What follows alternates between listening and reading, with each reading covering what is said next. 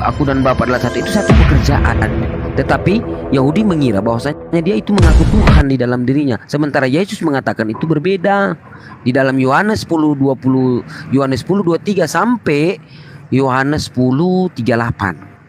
Nah, itu kamu baca itu loh. Kalau pengetahuan soal Alkitab tidak perlu ditanyakan lagi. Yang perlu saya tanyakan jadi kamu imani pengetahuan aja. soal Al-Quran. Jadi kamu imani saya aja. perlu menanyakan soal Al-Quran yang saya tidak tahu, Bang. Kalau Alkitab tidak perlu dipertanyakan lagi karena Oh itu iya, keimanan ada Gurunda saya. ini. Assalamualaikum warahmatullahi wabarakatuh, Gurunda. Waalaikumsalam warahmatullahi Os, wabarakatuh. besarin Gurunda, os. Kok saya di atas? Ah, os ini nggak di ya. Gak apa-apa, gak apa-apa. Jangan Gurunda. Saya lihat laptop, saya nggak tahu Gurunda ada tuh. Loh. Silakan Gurunda. Iya, apa masalah, apa materi? Iya. Tadi sih Gurunda kan dia naik bertanya kan, tapi kami sudah menjawab gitu kan. Nah, terus kami juga bertanya gitu loh Gurunda.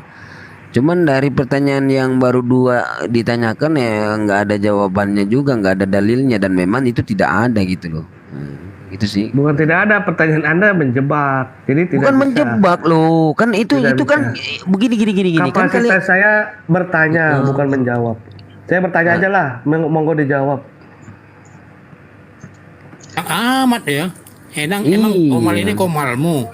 Bukan menjebak gitu kan. Kalian kan jargon-jargon katanya Yesus menebus dosa, disalibkan menebus dosa. Sesuai dong. Di mana Yesus menyatakan bahwasanya dilahirkan untuk menebus dosa? Adam atau dosa waris kan gitu. Sudah Emang banyak menjebak seperti apa? berpuluh-puluh kali dalilnya sudah banyak disebutkan di beberapa komal-komal di Kristen. Silakan dicek, masuk ke kolom-kolom sana biar Anda tahu tentang kebenaran. Kalau mau tahu lebih dalam tentang kekristenan itu, Bang. Waduh, satu pertanyaan aja dikit kok. Immanuel. Ya, Bang Tri, gimana, Bang? Dari narasi Anda aja udah kacau. Anda punya berkapasitas bertanya, tapi tidak mau ditanya. Ini apa-apaan? Nggak mau diskusi namanya. Kalau kapasitas hanya bertanya, kamu masuk fakultas saja, masuk universitas. Bertanya sepuasnya di sana. Bukan dong. Sekarang gini, Abang Tri saya tanya balik. Abang mengerti kekristenan nggak? Sekarang Anda bertanya sudah dijawab, kemudian Enggak, si saya tanya yang dulu, menjawab Bang bertanya Tri kok Anda tidak Bang mau Tri menjawab. mengerti kekristenan nggak? Saya tanya dulu sekarang. Apa Tidak kan? Karena bukan pada kapasitasnya, sama seperti saya. Gimana ulang-ulang nggak dengar? Bang Tri Tumbal mengerti kekristenan nggak sekarang saya tanya? Wah, kalau nggak ngerti kekristenan ya, saya nggak akan mungkin ada di komal debat agama begini, ya. Oke, saya tanya. Sekarang saya tanya satu kalau mengerti. Saya tes ya. Apa yang dimaksud dengan Tritunggal? Trinitas. Tritunggal. Nah, coba dijawab. Ya, Tritunggal itu adalah pengertian salah. Nah, berarti salah dong. Bagi Anda. Anda dari awal sudah salah. Saya akan menunjukkan yang benarnya, gitu loh maksud saya. Saya akan tunjukkan persepsi yang Anda beda dengan persepsi saya. Dari situ aja kita sudah beda pendapat, Itulah namanya Bang. diskusi. Kalau Makanya tidak bisa. kalau diskusi Kapasitas kita saya tadi bebas saya menjawab. kembali. Ya, saya kita katakan bebas kapasitas menjawab sesuai dengan saya porsi. bertanya. Dengar dulu kalau orang lagi bicara. Dengar dulu. Anda berapa orang? Saya sendiri kapasitasnya saya bertanya. Kamu itu dengar dulu kalau bicara. Kan tadi kamu tanya apa arti Tritunggal? Saya bilang Tritunggal itu sudah salah. Saya akan benarkan yang benarnya. Itu jawaban saya. Itu hak saya menjawab. Iya.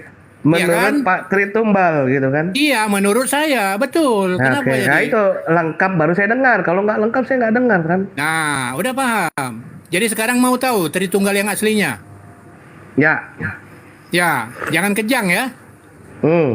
Oke, Tritunggal adalah bukan Allah Bapa, bukan Allah Putra, bukan Roh Kudus.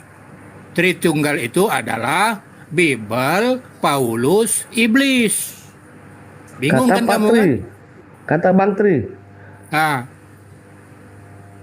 Iya, tapi saya bisa punya alasan. Tidak hanya bicara begitu aja, saya punya alasan kuat.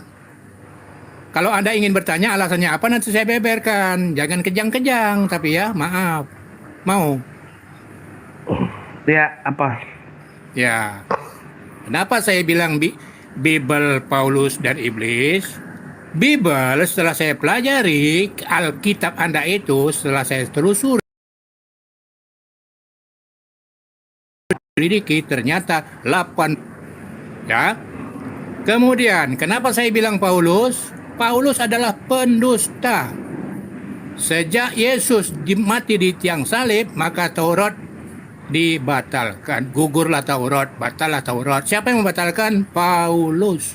Setelah itu, dia mengangkat dirinya, menunjuk dirinya sebagai Rasul. Nggak ada yang nunjuk dia sendiri yang menunjuk Rasul. Berarti dia pendusta.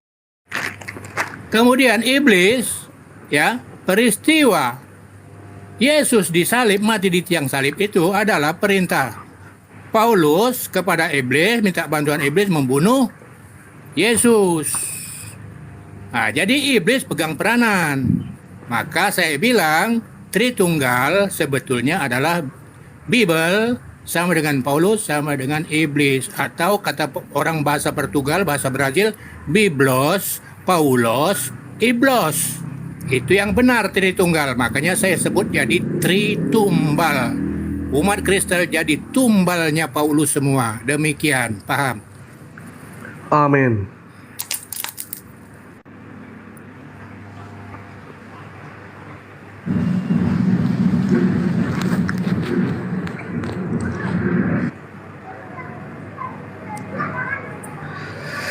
Ya, silakan lanjut. Silakan Gurunda. Oke, baik. Kalau ditanya tentang Trinitas, itu di dalam Al-Quran dikatakan gini. Bismillahirrahmanirrahim. Laqad kafaral ladina qalu innallaha thalithu thalatha wa man ilahin illa ilahu wahid wa illam yantahu amma yaquluna la yasannal ladzina kafaru minhum azabun alim. Sesungguhnya kafirlah orang yang mengatakan bahwasanya Tuhan Allah salah seorang dari yang tiga, padahal sekali-kali tidak ada Tuhan selain daripada Tuhan yang esensinya Maha Esa. Jika mereka tidak berhenti dari apa yang mereka katakan itu, pasti orang-orang kafir di antara mereka akan ditimpa siksaan yang pedih. Nah, sekarang ini Al-Quran. Bagaimana kata Yesus? Ya, jadi Al-Quran, umat Islam ketika membahas tentang keislaman itu pasti tersangkut paut dengan agama-agama sebelumnya. Yesus mengatakan di dalam Yohanes 17 nomor 3, hidup kekal itu adalah mereka mengenal Engkau, satu-satunya Tuhan yang benar. Jadi hidup kekal itu hanya bisa diperoleh dengan cara meluk agama Islam. Karena hanya di Islam kemudian mengajarkan pencipta langit dan bumi itu cuma satu, bukan membelah diri. Ya, seperti yang diimani oleh saudara barusan, mengatakan 3 serangkai. Ada 3 Tuhan, ada satu Tuhan yang memiliki 3 pribadi. Itu adalah pengajaran yang muncul belakangan. Nah, karena itulah kemudian kalau kita umat Islam itu, laqad kafaral ladina qalu innallaha thalithu thalatha. Harusnya teman-teman Kristen kalau mengingkari bahwasanya yang dimaksud Al-Quran ini adalah Tuhan pencipta dan bumi itu adalah Allah, seharusnya kata Allah itu dihilangkan segera dari terjemahan, untuk supaya mensucikan, membersihkan Bible dari kata Allah, dari tuduhan Al-Quran yang mengatakan bahwasanya kafirlah orang yang mengatakan Allah itu bagian daripada 3 Tuhan. Nah, jadi hidup kekal itu adalah mengenal satu-satunya Tuhan yang benar dan mengenal Yesus sebagai utusan. Jadi ada 2 hal yang harus dikenal ketika kita ingin memperoleh hidup yang kekal pada perspektif pengajaran Yesus ketika datang kepada Bani Israel. Apa itu? Mengenal Tuhan. Yang kedua, mengenal utusan Tuhan. Jadi tidak menjadikan orang yang kemudian mengatakan Tuhan menjadi manusia berarti dia tidak mengenal Tuhan. Orang yang mengenal utusan adalah Tuhan itu sendiri berarti sama, dia juga tidak mengenal utusan. Sedangkan kunci hidup kekal harus betul-betul mengenal sang pengutus dan mengenal sang utusan. 2 pribadi yang harus didudukkan pada koridor yang sesungguhnya. Jangan dicampur adukkan. Kapan dicampur adukkan? Berarti posisi orang tersebut yang mencampur adukkan ini adalah orang yang tidak mengenal Tuhan. Kalau dikatakan Tuhan menjadi manusia, dia tidak mengenal Tuhan. Kalau dia mengatakan manusia yang adalah Tuhan itu sendiri, berarti dia tidak mengenal utusan. Baginya, kata Yesus, enyahlah daripadaku, engkau semua pembuat kejahatan. Jadi solusi di akhir zaman ini hanya Islam. Kalau mau memperoleh hidup yang kekal hanya Islam. Apa itu? Menyembah, mengenal Tuhannya Yesus, satu-satunya Tuhan yang benar, dan mengenal Yesus hanya sebagai utusan. Selesai. Jadi tidak usah lagi ada doktrin, tidak usah lagi ada dogma. Kenapa? Cukuplah pengajaran Yesus kepada Bani Israel yang masih tersimpan di dalam kitabnya teman-teman Kristen. Permasalahannya kemudian adalah teman Kristen ini di dalam Al-Quran disebut sebagai umat yang buta huruf, buta kitab. Dia tidak ngerti apa yang tertulis di dalam kitabnya dengan bahasa Indonesia. Mereka nggak bisa memahami. Padahal sudah sangat jelas. Satu-satunya, tidak ada yang lain. Siapa itu? Yang mengutus aku. Dan aku kau kenal harus sebagai utusan. Jangan ditambah-tambah. Sekira begitu, saudaraku as-sidik.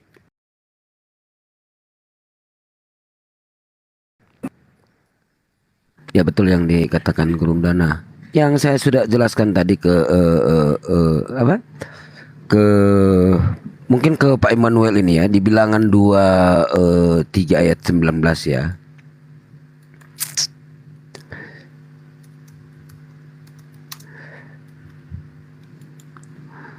Nah ini, di Bilangan 23 ayat 19, Allah bukanlah manusia sehingga ia berdusta, bukan pula anak manusia. Jadi ini sudah jelas sekali gitu. Di dalam Hosea 11 ayat 9 gitu kan. Hosea 11 ayat 9 juga sudah memaparkan seperti ini ya.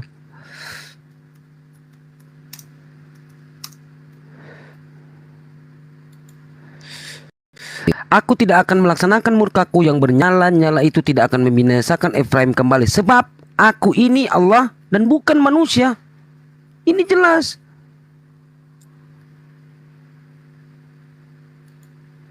Nah, mungkin bisa ditanggapi Pak Framing, silakan, atau Bang Immanuel.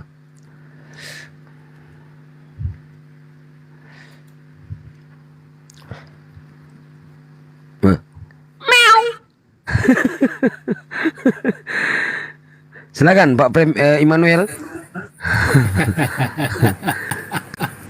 Ya, cukup jelas penjelasannya abang saya nih, Bang Zuma nih, keren nih.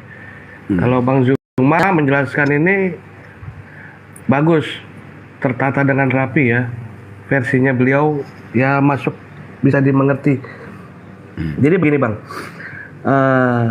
kekristenan untuk kami pribadi ya, menurut hakikatnya dalam hal ketuhanan Trinitas itu adalah tetap satu, esa, tapi 3 pribadi yang berbeda.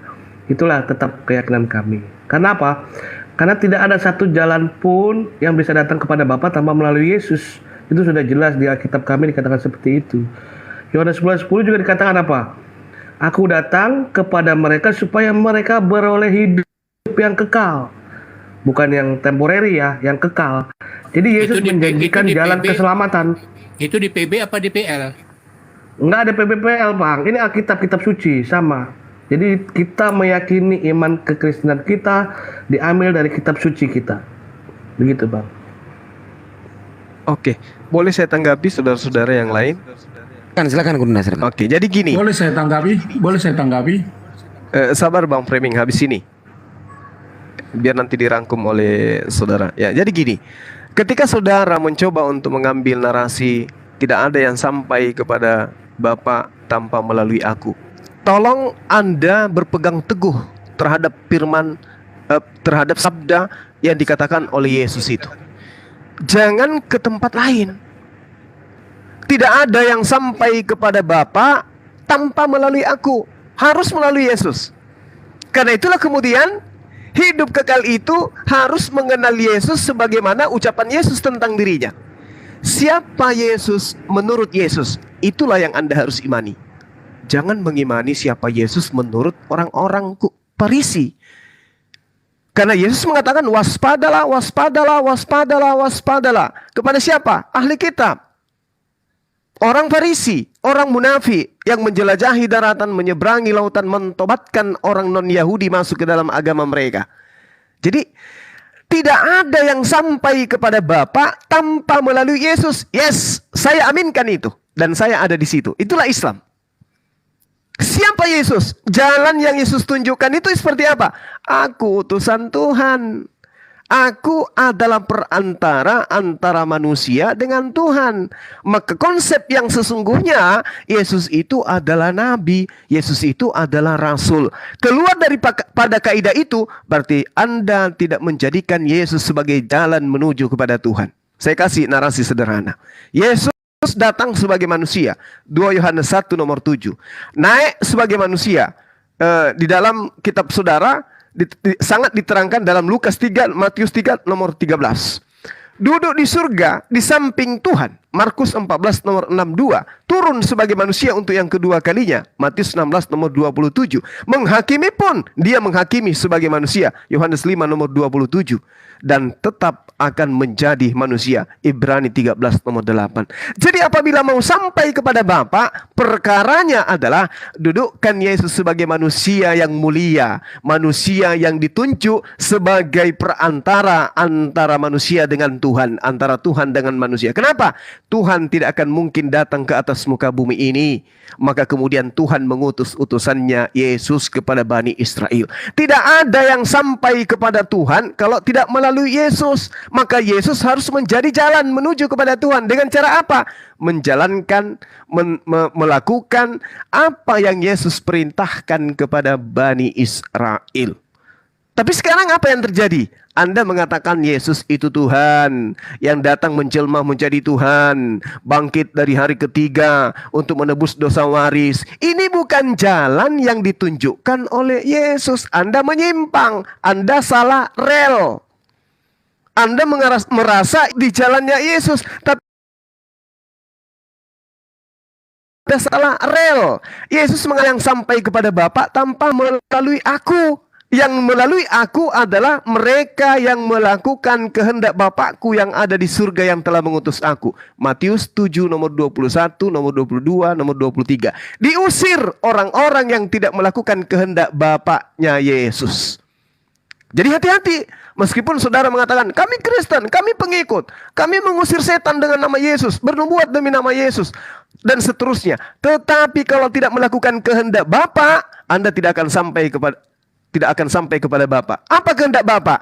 Jadikan Yesus sebagai utusannya. Inilah anakku yang kukasihi, kepadanya aku berkenan. Jangan dikutukin. Oh, Tuhan aja berkenan sama anaknya, dikasihi sama Tuhannya, Anda kutukin dia demi untuk membebaskan Anda dari aturan-aturan Tuhan itu sendiri. Tinggalkan pola seperti itu. Jika Anda meyakini Yesus adalah jalan, yuk mari menjadi Muslim. Tidak ada jalan menuju kepada Tuhannya Yesus tanpa mengimani Yesus sebagai utusan Tuhan. Lebih daripada itu, Anda murtad, Anda kufur dari ajaran Yesus. Demikian, silakan.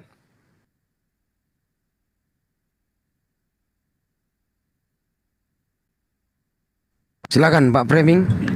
Ya, jadi Tritunggal di Islam itu ada namanya Al-Latah, Al-Uzza, dan Allah.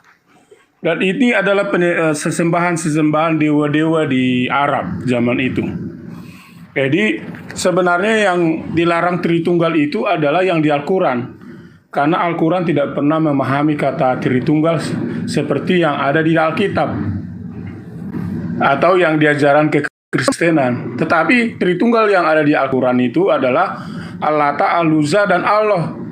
Yang dikatakan mereka ini adalah Tritunggal penyembahan dewa-dewa yang ada di Arab. Itu yang pertama. Yang kedua, mengenai Yesus. Yesus itu sudah disebutkan di dalam Alkitab. Sabar. Datanya mana dulu? Dalilnya mana itu? Dalilnya mana kau katakan tadi? Sementara kami di sini, sementara kami diskusi sini bawa data kamu. Kami membacakan tentang data-data itu, ada data di situ dari Gurunda dan kami teman-teman. Sekarang mana datamu tadi mengatakan itu? Datamu Al-Quran. Tritunggal dalam Al-Quran mana datanya? Dalilnya mana?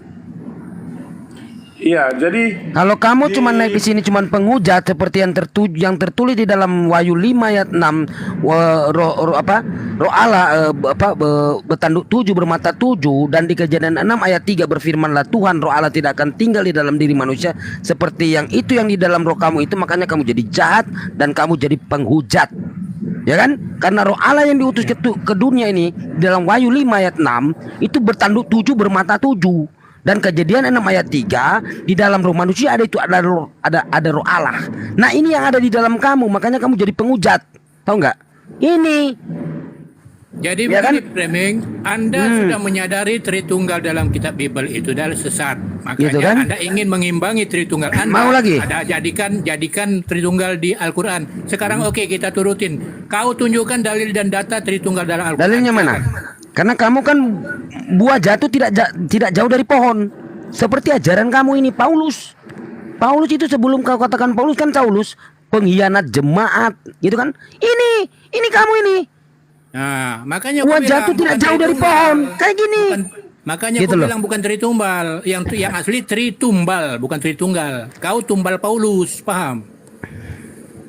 Mana datanya? Kalau kamu ngomong datanya mana? Gitu loh. Silakan lanjut. iya, jadi kalau Anda baca di tulisan-tulisan orang-orang yang mengkaji tentang sesembahan berhala di Arab, Ya, itu sebutkan tiga- dalilnya. Dalilnya dalil mana, datanya. Bung? Bung, di dalam Islam itu, Bung, ya, tidak seperti Tidak. kalian. Walaupun tidak tertulis Ya, Paulus dia- dinyatakan itu- sang pencipta adalah Rasul, kalian Bentar imani. dulu, Malapun surat-surat sebentar Paulus kalian dulu. imani. Gitu loh. Nah, seperti itu di dalam Islam. Mana dalilnya, data mana? Gitu loh. Mana dalilnya tertulis? Silakan.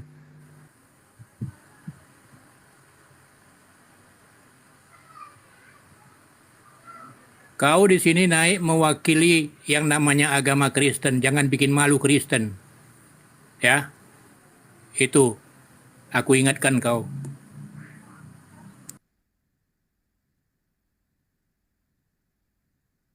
Mungkin maksud saudara ini siapa? Premi ini An-Najm kali, Al-Quran surah An-Najm.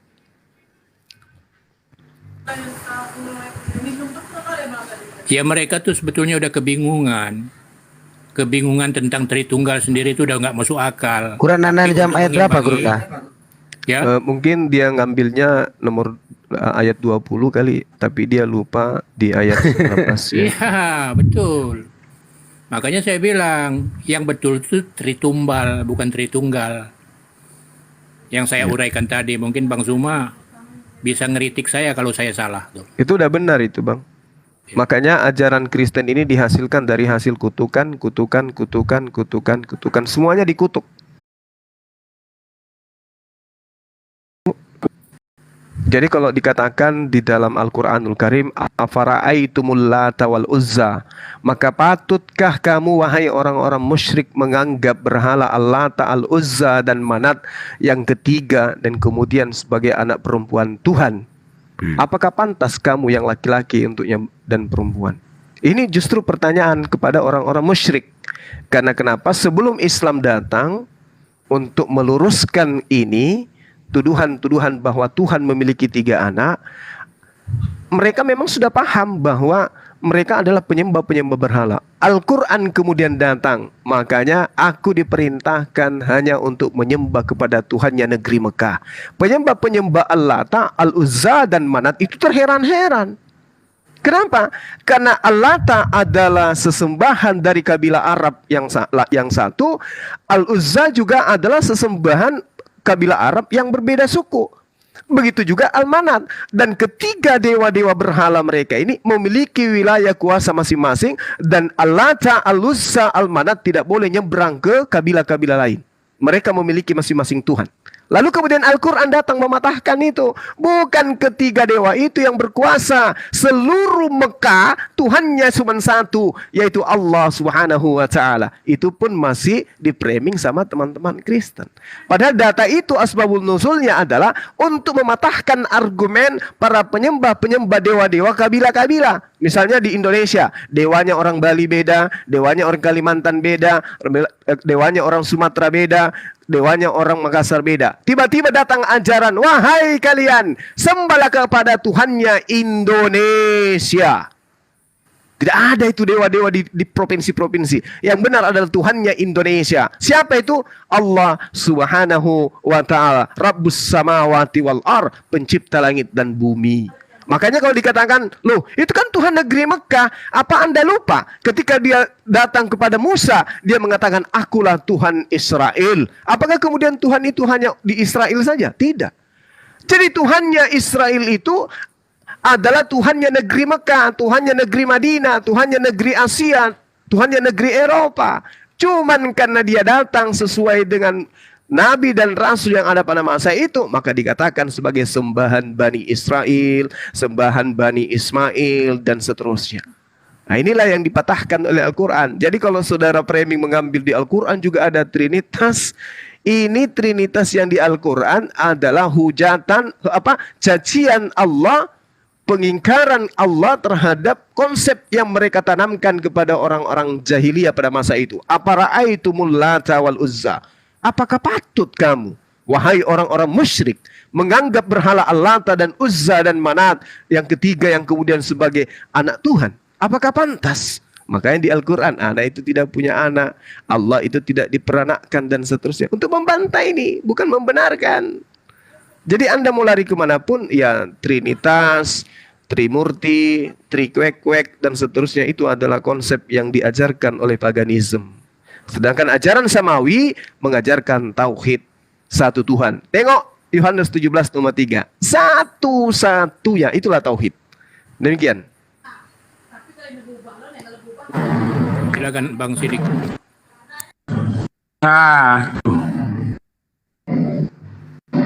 Silakan Framing. Jadi jangan kamu nggak ada dalil ya. ya. Jadi,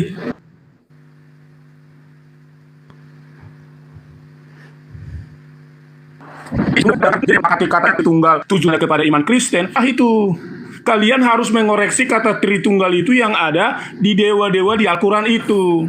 Sudah Itu teguran saya kepada koreksi. kalian. Sudah saya Karena koreksi. konsep Sudah saya karena koreksi. konsep tar dulu, Sudah diam saya dulu. koreksi. Iya, Kasih sudah dulu saya waktu. koreksi.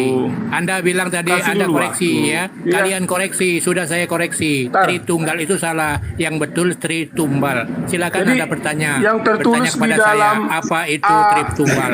Surat Al-Isra tafsirannya di Al-Quran itu sudah jelas bahwa di dalam Islam itu di Al-Qurannya ditulis ada Tritunggal, dewa-dewa berhala, kafir, orang-orang yang ada di Arab zaman itu. Jadi kalian jangan menuduh ke Alkitab kami yang mana itu muncul di Israel. Kata Tritunggal itu tidak sama seperti yang ada di Al-Quran.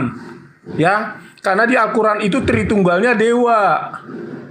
Ya, penyembahan berhala. Penyembahan Tetapi di Tritunggal di kami nggak- itu konsepnya dia bukan dewa dari patung-patung Dia nggak seperti dengar itu. uraian Bang Zuma tadi, nggak dengar dia rupanya. Memang sengaja nggak dengar ini. Ini Iya. ini ajaran 7 ini nih. Ini di Wahyu 5 ayat Iya. 6 dan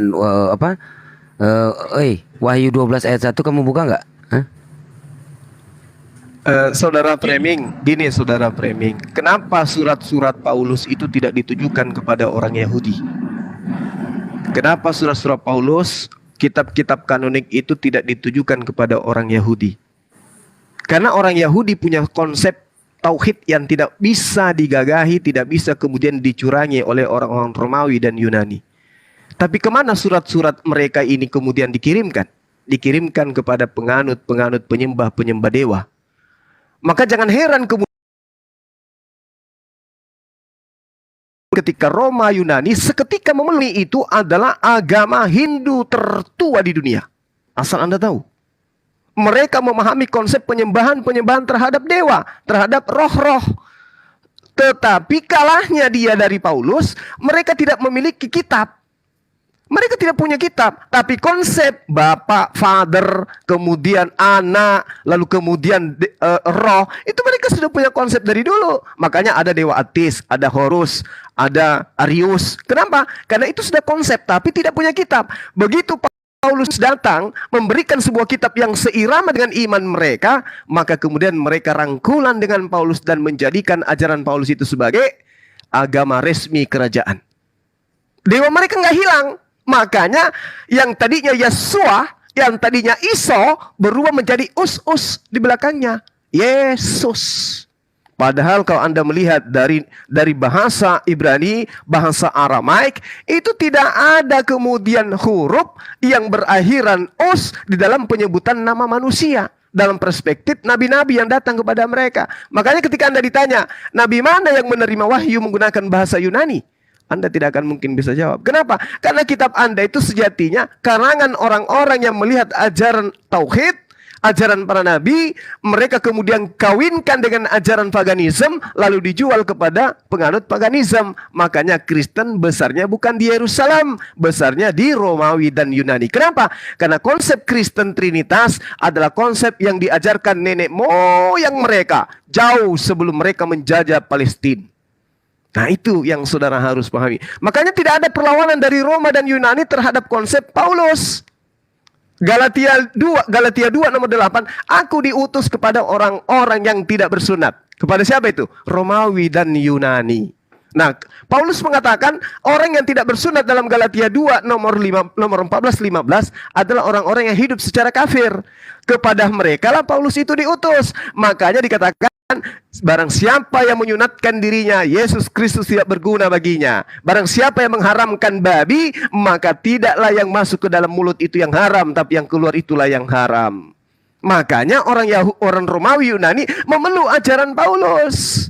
Makanya ada yang dikatakan tadinya dewa Zeus berubah menjadi Yesus. Begitu Pak Preming, supaya dipahami konsepnya. Kata kuncinya ada di Matius 23 nomor 15. Celakalah engkau orang Yahudi, orang Farisi, ahli Taurat, orang munafik. Engkau menjelajahi daratan, menyeberangi lautan untuk mentobatkan orang masuk ke agamamu. Setelah mereka bertobat, mereka menjadi orang neraka dan 2 kali lebih jahat daripada engkau. Agama apa yang didirikan oleh orang Farisi rupanya? Kalau kita mau jujur, agama yang didirikan oleh orang Farisi adalah agama Kristen, yaitu agama penyembahan terhadap dewa-dewa. Nah, saya bantah pernyataan Juma. Silakan. Kata kamu, Paulus tidak mengajarkan Esa. Salah. Justru Paulus juga mengajarkan bahwa Allah itu Esa. Dalam 1 Timotius pasal 2 ayat 5. Karena Allah itu Esa. Jadi kalau kamu tadi mengatakan bahwa Paulus itu tidak mengajarkan Esa, Paulus lah yang mengajarkan Allah itu Esa. Namun Esa yang kalian pahami itu beda dengan yang kami pahami. Tritunggal yang kalian pahami itu Tritunggal yang berbeda dengan yang kami pahami. Tritunggal kalian saya sudah kasih tahu tadi, Allah Ta'aluza dan Allah SWT. Sementara kami, Tritunggal kami adalah Bapa, Anak, dan Roh Kudus. Itu jauh bedanya, seperti langit dan bumi. Bang Manru, Siotang tidak akan kondusif, ganti saja yang lain.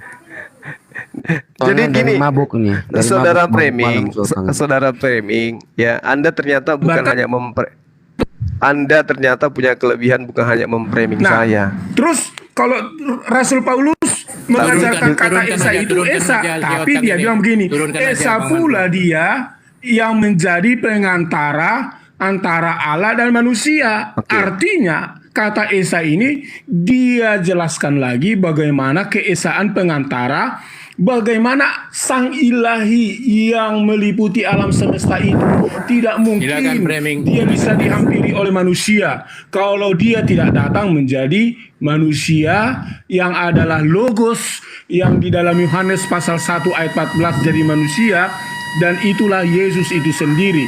Bahkan di dalam berbagai pernyataan Yohanes sudah jelas, aku dan Bapa satu. Bahkan Nabi Yohanes yang kalian juga sebut sebagai nabi kalian, Yohanes mengatakan bahwa Yesus ini sudah ada sebelum aku. Padahal Yohanes lebih dahulu lahir 6 bulan daripada Yesus. Artinya Yesus ini diakui adalah bukan sosok dari kelahirannya, tetapi Yesus ini ada datang sebelum dunia ini. Bahkan Yesus sendiri berkata kepada orang Israel, ditulis di dalam Yohanes, Sebelum Abraham ada, aku sudah ada. Abraham itu kalau diukur dengan ukuran waktu, itu kurang lebih 1500 tahun duluan daripada Yesus. Tapi Yesus berkata, sebelum Abraham ada, aku sudah ada. Itu artinya dua tokoh ini, termasuk pernyataan Yesus dan pernyataan Nabi Yohanes yang kalian akui sebagai nabi, adalah valid. Bahwa dia bukan hanya sekedar kemanusiaan, tetapi dia adalah Tuhan yang supaya barang siapa percaya kepadanya, di dalam Roma pasal 10 ayat yang ke-9 dan 10, mereka akan diselamatkan. Karena barang siapa mengaku dengan mulutnya, percaya dalam hatinya bahwa Yesus adalah Tuhan. Itulah dasarnya kekristenan, keselamatan. Mengaku dalam mulut, percaya dalam hati bahwa Yesus adalah Tuhan, maka kamu akan diselamatkan. Itu ajaran-ajaran Yesus itu sendiri. Jadi kalau kalian tidak ada juru selamat kalian, tidak ada yang datang dari Sang Ilahi yang meliputi alam semesta itu datang kepada kalian, kalian tidak akan pernah bisa masuk melihat kerajaan Allah. Jadi kalau Yesus berkata, jikalau kamu tidak percaya kepada Allah dan kepada Yesus itu sendiri, maka kamu tidak akan pernah masuk surga. Itu harus disertakan dengan Yesus itu sendiri. Tidak hanya cukup Allah, tapi harus Yesus. Kalau Allah itu Allah yang meliputi alam semesta, kita nggak bisa menjangkau dia. Dia harus menjangkau kita. Caranya bagaimana? Jangkauannya itulah yang nyata datang melalui. Itulah yang kedua dikatakan, Yesus juru selamat satu-satunya dunia ini. Gitu. Silakan. Baik, kalau di dunia hayal mungkin. Kalau di dunia hayal, Pak. Tapi saya salut kepada saudara framing karena memang kelebihannya adalah memframing. Selain memframing saya, ya, juga memframing Al-Qur'an. Tidak ada di Al-Quran dikatakan Allah itu kemudian seperti yang Anda katakan di Trinitas. Enggak. Afara'aitumul Lata wal Uzza. Di situ ada dua. Yang ketiga adalah Al-Manat. Ya. Yang ketiga itu adalah Manat. Tidak ada kemudian dikatakan Allah. Tidak ada. Yang pertama adalah Al-Lata, yang kedua adalah Al-Uzza, yang ketiga adalah Manat. Tidak ada Allah di situ. Jadi ini tidak sedang membahas tentang Trinitas dalam Al-Quran ini, bukan. Ini membahas tentang dewa-dewanya orang kafir, orang jahiliyah. Ada 3 dewanya orang kafir dan di situ tidak ada Allah di dalamnya. Yang pertama adalah Al-Lata, Al-Uzza, dan Manat. Jangan Anda memframing, karena kami paham Al-Quran.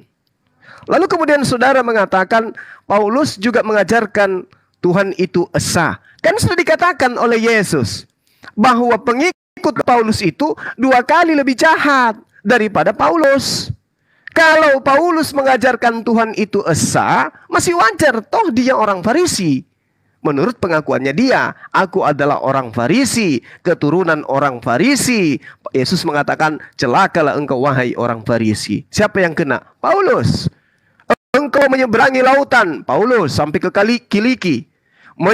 Menjelajahi daratan sampai ke Roma. Engkau mentobatkan orang masuk ke dalam agamamu. Berarti orang non-Yahudi, orang non-Farisi masuk jadi pengikut Paulus. Berarti kemudian kenapa mereka menjadi orang neraka? Kata siapa? Yesus. Yesus yang mengatakan Kristen itu adalah orang neraka. Dan 2 kali lebih jahat daripada orang Farisi itu sendiri. Kata siapa? Yesus. Matius 23 nomor 15. Orang Kristen adalah orang neraka dan 2 kali lebih jahat daripada orang Farisi. Anda mengatakan Paulus mengajarkan tauhid karena mereka orang Farisi, dia orang Farisi. Nah, pengikut Paulus kata Yesus 2 kali lebih jahat daripada Paulus. Maka Anda mengatakan Yesus itu adalah Bapa yang datang menjelma menjadi manusia. 2 kali lebih jahat dari Paulus. Itu yang perlu Anda pahami. Kemudian, kalau Anda mengatakan Yesus itu adalah Tuhan karena dia mengatakan aku ada sebelum Abraham ada. Inilah yang dikatakan 2 kali lebih jahat. Karena Yesus mengatakan itu tentang kemuliaannya, bukan tentang wujud dirinya yang adalah manusia. Apa pembuktiannya? Coba Anda lihat dalam Yohanes 17 nomor 14. Murid Yesus sama seperti Yesus, bukan dari bumi, tapi dari surga. Berarti sebelum kemudian murid-muridnya itu terlahir di dunia, murid-muridnya sudah berasal dari surga duluan. Sejak kapan kemudian murid-murid Yesus itu berasal dari surga?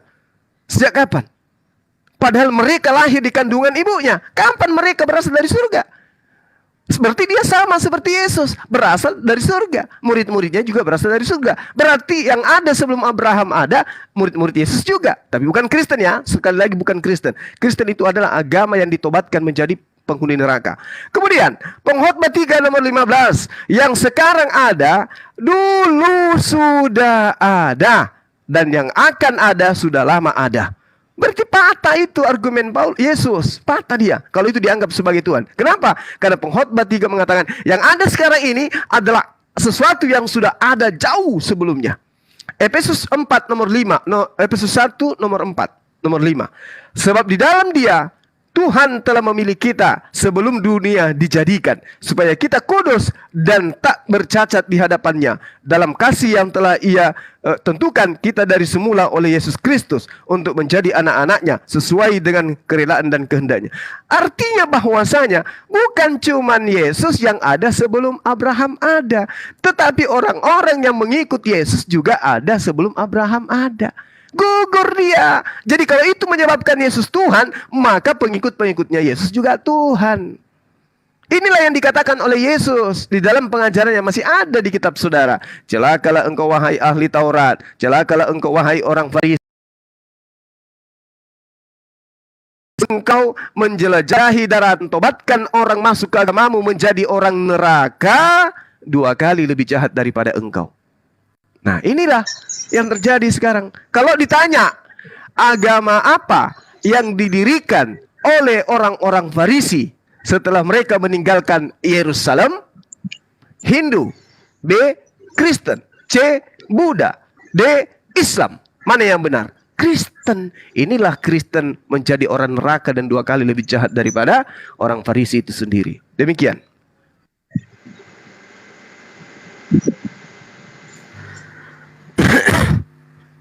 Jadi Al-Quran kalian dan Juma sudah tidak lagi memframing, sudah terbuka, jujur Al-Qurannya disebutkan bahwa penyembahan Tritunggal itu ada di dalam Al-Quran. Ya, entah mau dewa apalah, mau dewa dari mana terserah, tapi itu. Jadi sesungguhnya itulah yang dikoreksi oleh Al-Quran kalian, supaya kalian jangan lari kemana-mana. Itu adalah cambuk kepada Islam, introspeksi diri. Di dalam Al-Quran mereka juga ada yang namanya Tritunggal. Tritunggal ini juga sering dituliskan di dalam Al-Quran kalian yang berkata kami dan kami, kami. Kalian berkata tauhid, tetapi Allah kalian berfirman pakai kami. Karena kalau kami itu kalian artikan, oh itu kemuliaan. Bagaimana Tuhan mengatakan kemuliaannya sebagai Tuhan berdasarkan kata kami, sebagai dalil-dalil kebohongan kalian, bahwa itu untuk menyatakan kemuliaan Tuhan. Emang Tuhan itu kurang mulia sehingga dia berkata kami? Nah, disinilah kajian-kajian dari apologet termasuk si Juma ini, mereka tidak memahami secara ilmiah kata pengertian kami itu dari sisi tata bahasa Indonesia. Sering mereka dibodohi dengan tata bahasa Al-Quran yang tidak menggunakan fungsi waktu, fungsi bentuk kalimat. Sehingga kata kami itu masih saja mereka ngeles. Itu yang pertama. Yang kedua, perlu saya katakan bahwa Yesus di dalam Yohanes pasal 8 ayat 42 berkata, kata Yesus kepada mereka, jika Allah adalah Bapamu, kamu akan mengasihi aku. Jika Allah adalah yang kalian sembah, sesembahan kalian, kalian harus mengasihi Yesus. Itu perkataan Yesus. Kata Yesus kepada mereka, jika Allah adalah Bapamu, kamu mengasihi aku. Itu kata Yesus. Nah, kalian apakah kalian mengasihi Yesus? Yang ada kalian di dalam Al-Quran kalian menghujat Isa itu bahwa anak dari anak haram. Alkitab kami tidak pernah berkata itu. Al-Quran kalian yang menyebutkan itu. Saya hanya menambahkan saja.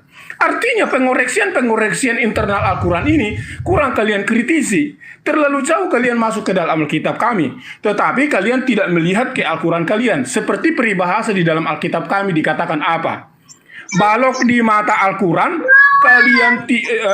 kalian tidak lihat, sementara upil di hidung orang kamu lihat. Ini yang menjadi kelemahan termasuk Jumat dalam hal melihat Al-Quran kami. Oke, Begitu banyak naga balok-balok berantai. yang Naga ada di dalam berantai. Al-Quran kalian. Diam Oke, dulu, naga berantai. jangan. Terlalu panjang, Diam terlalu dulu, panjang. diam Terlalu dulu. panjang, terlalu panjang. Diam Saya mau dulu, tanya. diam Saya dulu. mau tanya. Gimana Saya nih? mau tanya Cuma dulu. tertibkan Anda dulu terlalu nih kakek panjang. tua ini. Anda Tertibkan terlalu dulu nih panjang. kakek tua ini. Kamu kakek juga tua nggak ini. ada Tertibkan data dulu. udah dijelasin Aduh. tadi, kamu bawa-bawa Diam Tritunggal. dulu. Emang di mana? Nah, Tritunggal dalam jadi mana? kalau Yesus Kamu berkata, asal-asal kata ngomong nggak ada Yesus kepada datanya mereka, kamu. jikalau Allah adalah Bapamu, kamu akan mengasihi Ya, aku. di mana? Harusnya Di mana kalian dalilnya? Dalilnya di mana? Kau sujud. tunjukkan dalilnya. Yohanes 8 ayat 42. Yohanes Dalil 8 dalam 42. Al-Quran. Dalam Al-Quran. Tunjukkan. Ntar dulu kakek tua. Aduh, Udah kalau udah dijelasin tua jangan dong, kena Ngeyel. cerewet lah. Diam Bahasa dulu. kami, Anak emang muda kayak cuma bahasa aja kami, diam kok, kamu sopan. kamu tahu nggak Lempar damir Orang kamu? tua yang satu ini, diam dulu. Bang Mandro, diam lempar dulu. ke laut Bang Mandro. Ini penghujat ini. Cuma Lempar ke laut. diamkan dulu kakek tua yang satu ini. Aduh, kakek tua yang satu ini nggak Bang sopan. Mandro. Ini penghujat Kau ini. harus Nggak beres tiru ini. itu gurunda. Karena Cuma kamu, itu. karena kamu Masih sudah dipaparkan muda, tadi, kamu bawa terus. sopan. Nggak ada Aduh, dalilnya gimana itu nih? pula. Oh, sos, tolong dulu Oh, kakek tua ini. udah Diamkan dulu, tua-tua, diamkan bukan dulu nih. nadar kamu. Oh, sos, tolong dulu. Ah, Udah tua-tua, bau tanah malah. Udah dijelasin malah Ngeyel. Oke, saya sedikit boleh, sahabat. Silakan Gurunda, silakan. Ya, di sini udah mau buka Iya, saya. iya. Jadi gini, kita sudah menjelaskan di Al-Quran tidak mengajarkan Trinitas. Trinitas itu satu golongan manusia menjadikan satu konsep Tuhan. Maksudnya Set Bang Juma. Bang Juma set Bang. Sabar pula kau ah. Kau diam dulu ah. Jadi di dalam Al-Quran Iya, surah betul, An-Najm itu tidak sedang membahas tentang Trinitas. Al-Quran justru kemudian menghujat. Udah itu Bang. Bang Juma udah itu. Udah padat abang menerangkan. Salut aku. Weh, kau diam ah. Kau mabuk ah. Afara'aitumul Lata wal Uzza, tenang. artinya orang-orang Mabuk, musyrik, orang-orang kafir terdahulu sebelum Islam datang itu menganggap Tuhan memiliki anak, yaitu Al-Lata, Al-Uzza, dan Manat. Nah, Tuhan itu yang ada di dalam Al-Quran. Bukan Tuhan menjelma menjadi tiga seperti Trinitas, beda. Lalu kemudian kata nahnu, saudara framing layaknya menggantikan Tuhannya Abraham menjadi manusia. Dia juga ingin menggantikan kata nahnu dalam Al-Quran dengan kata kami. Tidak bisa. Anda harus tahu Al-Quran itu kata nahnu itu berasal dari Al-Quran. Sedangkan kata kami itu berasal dari bahasa Indonesia. Nah, sekarang Anda ingin menggeser kata nahnu menjadi kata kami. Nggak bisa. Yang kami pahami adalah kata nahnu. Bahasa Indonesia tidak mampu kemudian menggantikan kata damir yang ada di dalam bahasa Al-Quran dengan kosakata yang ada di Indonesia. Sehingga untuk memaknai kata nahnu ada beberapa poin yang harus dipahami. Dan ini saya sudah bosan menyampaikan. Kalau kata nahnu itu maknanya selamanya adalah jamak, maka tidak ada orang Arab yang akan menyembah kepada Allah. Tidak ada. Kenapa? Karena Rasulullah Muhammad SAW itu datang menyuarakan tauhid. Tidak ada Tuhan selain Allah. Tauhid itu segala-galanya cuman satu. Esensinya itu cuman berdiri sendiri. Tidak ada menjadi ini, menjadi itu, memecah diri, membelah diri, dan seterusnya. Tidak ada. Itu tauhid. Nah, sedangkan orang-orang yang didatangi oleh ajaran Islam adalah orang yang menyembah banyak dewa-dewa, banyak pagan, banyak berhala-berhala. Bagaimana mungkin kemudian baginda Rasulullah Muhammad SAW mengajak mereka menyembah kepada Allah yang satu Tuhan untuk meninggalkan banyak Tuhan dengan menggunakan kata nahnu, kalau nahnu itu artinya jamak semata-mata? Tidak. Orang Arab ketika dikatakan kata nahnu, dilihat dulu dari konsep muatan kalimatnya. Nahnu di sini bisa menjadi tunggal, nahnu juga bisa menjadi jamak. Nah, adakah bahasa Indonesia yang dalam keadaan jamak tetapi tunggal? Adakah bahasa Indonesia? Tidak ada. Maka untuk membantu orang Islam memahami kata nahnu, cukup menggunakan kata kami. Tapi bukan kami dalam perspektif bahasa Indonesia, tapi perspektif bahasa Al-Quran. Bahasa Indonesianya yang tidak ada untuk kemudian menerjemahkan kata nahnu ini, maka digunakanlah kata kami. Kenapa tidak menggunakan kata saya atau aku saja kalau ada kata nahnu? Karena kata nahnu muatannya adalah kemahabesaran, kemahakuasaan meliputi segala sesuatu. Logika sederhananya gini. Ketika saya datang menghadap atau saya berbicara di hadapan banyak orang, ketika saya mengatakan aku adalah, maka konsep pemahaman kita menangkap orang ini cuma sendiri, orang ini kecil, orang ini tidak berkuasa. Kenapa? Dia cuma sendiri, muatannya sempit. Tapi kalau ada orang yang datang mengatakan, kami tidak akan menyerah, artinya muatan apa? Orang ini orang besar, orang ini orang hebat. Kenapa? Ternyata dia memiliki kekuatan-kekuatan lain. Nah, inilah kenapa Allah menggunakan kata nahnu untuk menjelaskan kemahaagungan, kemahabesaran, kemahakuasaannya dia. Kenapa? Karena dia meliputi segala sesuatu, makanya dia mengatakan kami, bukan aku. Dan tidak ada satupun data di dalam Al-Quran ketika Allah memerintahkan menyembah dirinya, tidak pernah dia katakan sembahlah kami, tidak pernah. Atau sembahlah minta mereka yang jamak dalam makna jamak ini minta disembah, tidak pernah. Selamanya dia mengatakan aku, ana, ni, innani, ta'budni. Dia dikatakan ta'budna. Tidak ada. Tapi selalu merujuk kepada satu hakikat. Sembahlah aku. Dia tidak mengatakan sembahlah kami. Berarti kata kami, kata nahnu di situ hanya untuk menjelaskan keluasan, kemahabesaran, kemahaperkasaan Allah. Bukan membahas tentang ada satu pribadi, dua pribadi, tiga pribadi, empat pribadi, bukan. Dan itu hanya bisa dimaknai oleh orang yang mengerti bahasa Al-Quran, orang yang mengerti bahasa Arab. Makanya orang-orang Arab itu ketika mereka diminta untuk meninggalkan dewa-dewa mereka yang jamak, menuju kepada Tuhan yang mengatakan nahnu, mereka tidak mengatakan, loh kok bisa? Katanya satu, kok banyak? Mereka tidak memaknai seperti itu. Si framing memaknai seperti itu. Kenapa? Karena dia merasa bahwa kata nahnu itu harus diganti dengan kata kami. Layaknya firman Tuhan yang datang kepada Nabi Musa, Daud, Salomo, dan Yesus, mereka gantikan dengan bahasa Yunani. Bahkan lebih jauh, mereka gantikan dengan bahasa Indonesia. Dan mereka tidak mau tahu original teksnya seperti apa. Yang penting, menurut mereka pesan agama mereka itu tersampaikan. Oke teman-teman, saya kira seperti itu. Jadi si framing ini memang jagonya framing. Kemudian satu lagi. Tadi dia sempat mengatakan sebagaimana peribahasa di dalam kitab Kristen. Nah, apa itu maksudnya? Ini sudah membuka tabir luas sekali bagi mereka penikmat akal sehat. Bahwa ternyata orang-orang Kristen mengakui di dalam kitabnya ada peribahasa. Seperti Yohanes 7 nomor 34. Ya. Kalau saya tidak salah di dalam Yohanes 7, bentar ya teman-teman, nomor 34 kalau nggak salah itu seperti itu bunyinya. Sorry. Yohanes 7 nomor Yohanes 4 nomor 37 kalau nggak salah. Saya lupa. Saya hilap. Yohanes 4 nomor 37 kalau nggak salah ya. Di situ dikatakan bahwa benarlah peribahasa yang berkata. Sebab dalam hal ini benarlah peribahasa yang berkata seorang penabur dan yang lainnya menuai. Yohanes 4 nomor 37.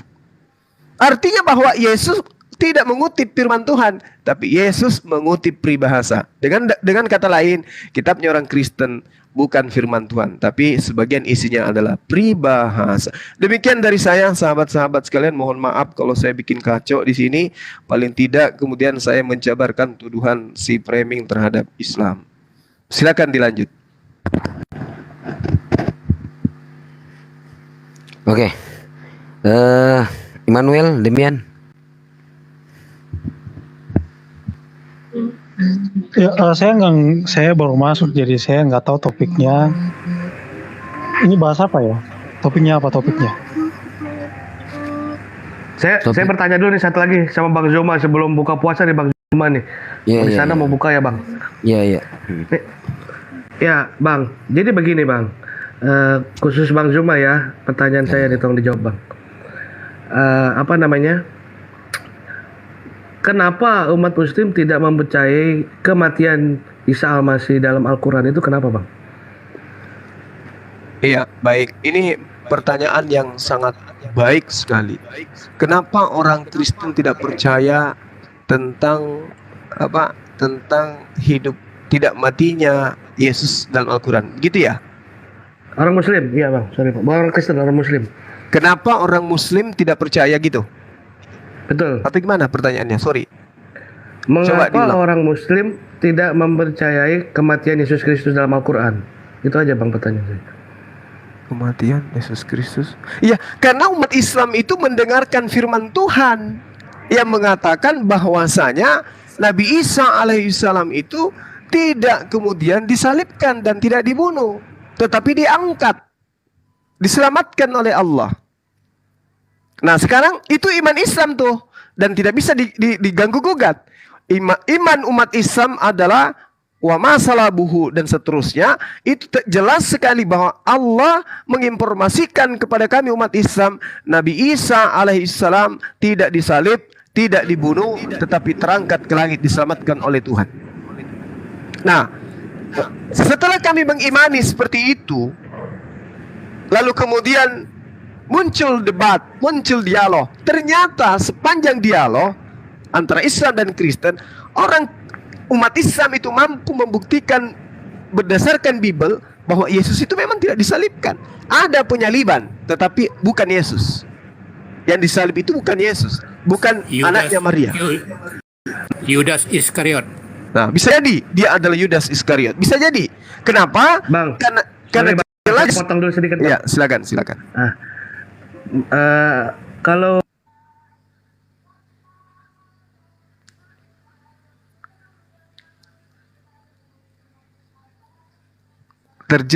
terjeda ya teman-teman ya.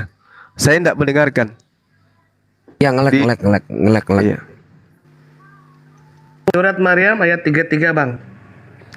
Surat Maryam ayat isinya. Oke. Boleh Anda pernah baca enggak ayat 15-nya? Sebelum ayat 30, ayat 15-nya boleh dibaca enggak? Di situ diterangkan wasalamun alaihi yauma wulid wa yauma yamut wa yauma yub'atu hayya. Ini untuk siapa? Untuk Nabi Yahya. Nabi Yahya kemudian dikatakan kesejahteraan bagi dirinya pada hari ia dilahirkan, pada hari wafatnya, dan pada hari dia dibangkitkan hidup kembali. Ini untuk siapa ini? Ini adalah untuk Nabi Yahya. Bagaimana dengan ayat 30-nya? Ayat 30-nya untuk Isa Al-Masih.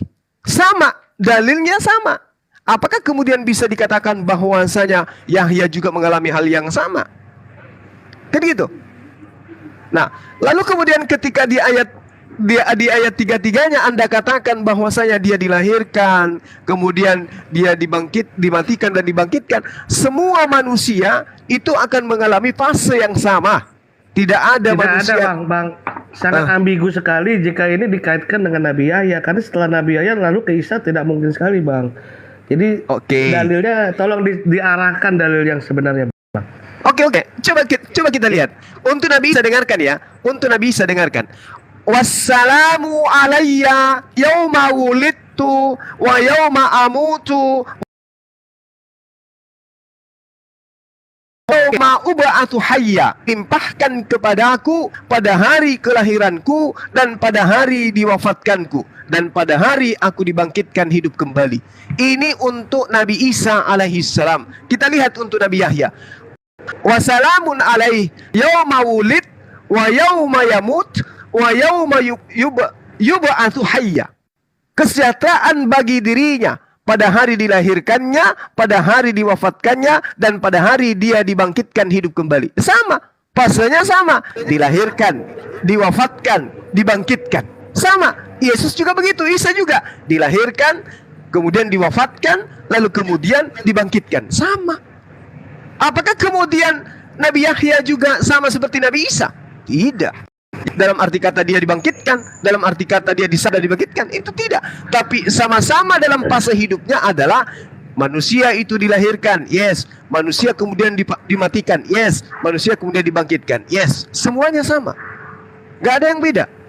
Nah, kuncinya antara Nabi Yahya dengan Nabi Isa alaihissalam sama, dilahirkan, diwafatkan, dan juga dibangkitkan. Nah, ini di dalam surah Maryam yang saudara harus pahami, ini adalah bercerita tentang masa yang akan datang, bukan pada masa itu. Dengarkan, ini adalah doa Nabi Isa alaihissalam, harapan Nabi Isa alaihissalam ketika kemudian beliau masih kecil, masih bayi, masih anak-anak. Beliau berkata, wassalamu alayya assalamu alayya yauma ulid wa yauma amut wa yauma ub'atsu hayya. Ini doanya dia. Kesejahteraan semoga dilimpahkan kepadaku pada hari aku lahir, pada hari aku wafat, pada hari aku dibangkitkan ke hidup kembali. Jadi ini bercerita masa yang akan datang. Nabi Isa sekarang prosesnya adalah diangkat ke langit, kemudian dia akan datang, lalu diwafatkan. Setelah diwafatkan, hari kiamat terjadi, dia dibangkitkan kembali. Sama seperti nabi-nabi yang lain, sama seperti manusia yang lain. Gak ada bedanya. Berarti Al-Quran mengakui bahwa Isa mati dan dibangkitkan, begitu Bang ya? Betul, dan semuanya akan mengalami fase yang sama. Ya. Tapi ingat, bukan pada saat ini dia masih sedang mati. Tidak, Nabi Isa tidak mati, dia masih hidup. Kalau Anda tidak percaya Al-Quran, silakan Anda baca di dalam Mazmur 91 nomor 16. Nabi Isa, Yesus, sampai hari ini, sampai detik ini masih hidup. Dia terangkat ke langit dan dia dikenyangkan oleh Tuhan dan menyaksikan kefasikan orang-orang yang telah kemudian membuat fasik terhadap dirinya. Makanya di Amsal 21 nomor 18 jelas dikatakan, orang fasik menggantikan orang benar, pengkhianat menjadi pengganti, menjadi tumbal bagi orang yang beriman. Baca Amsal 21 nomor 18. Itu nubuatan yang sangat jelas.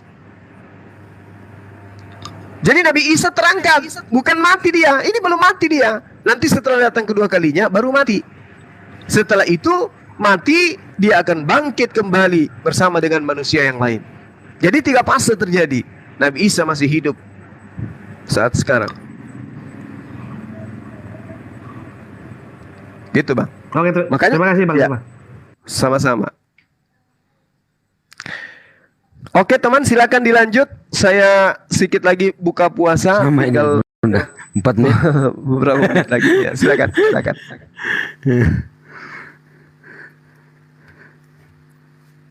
Silakan Dem.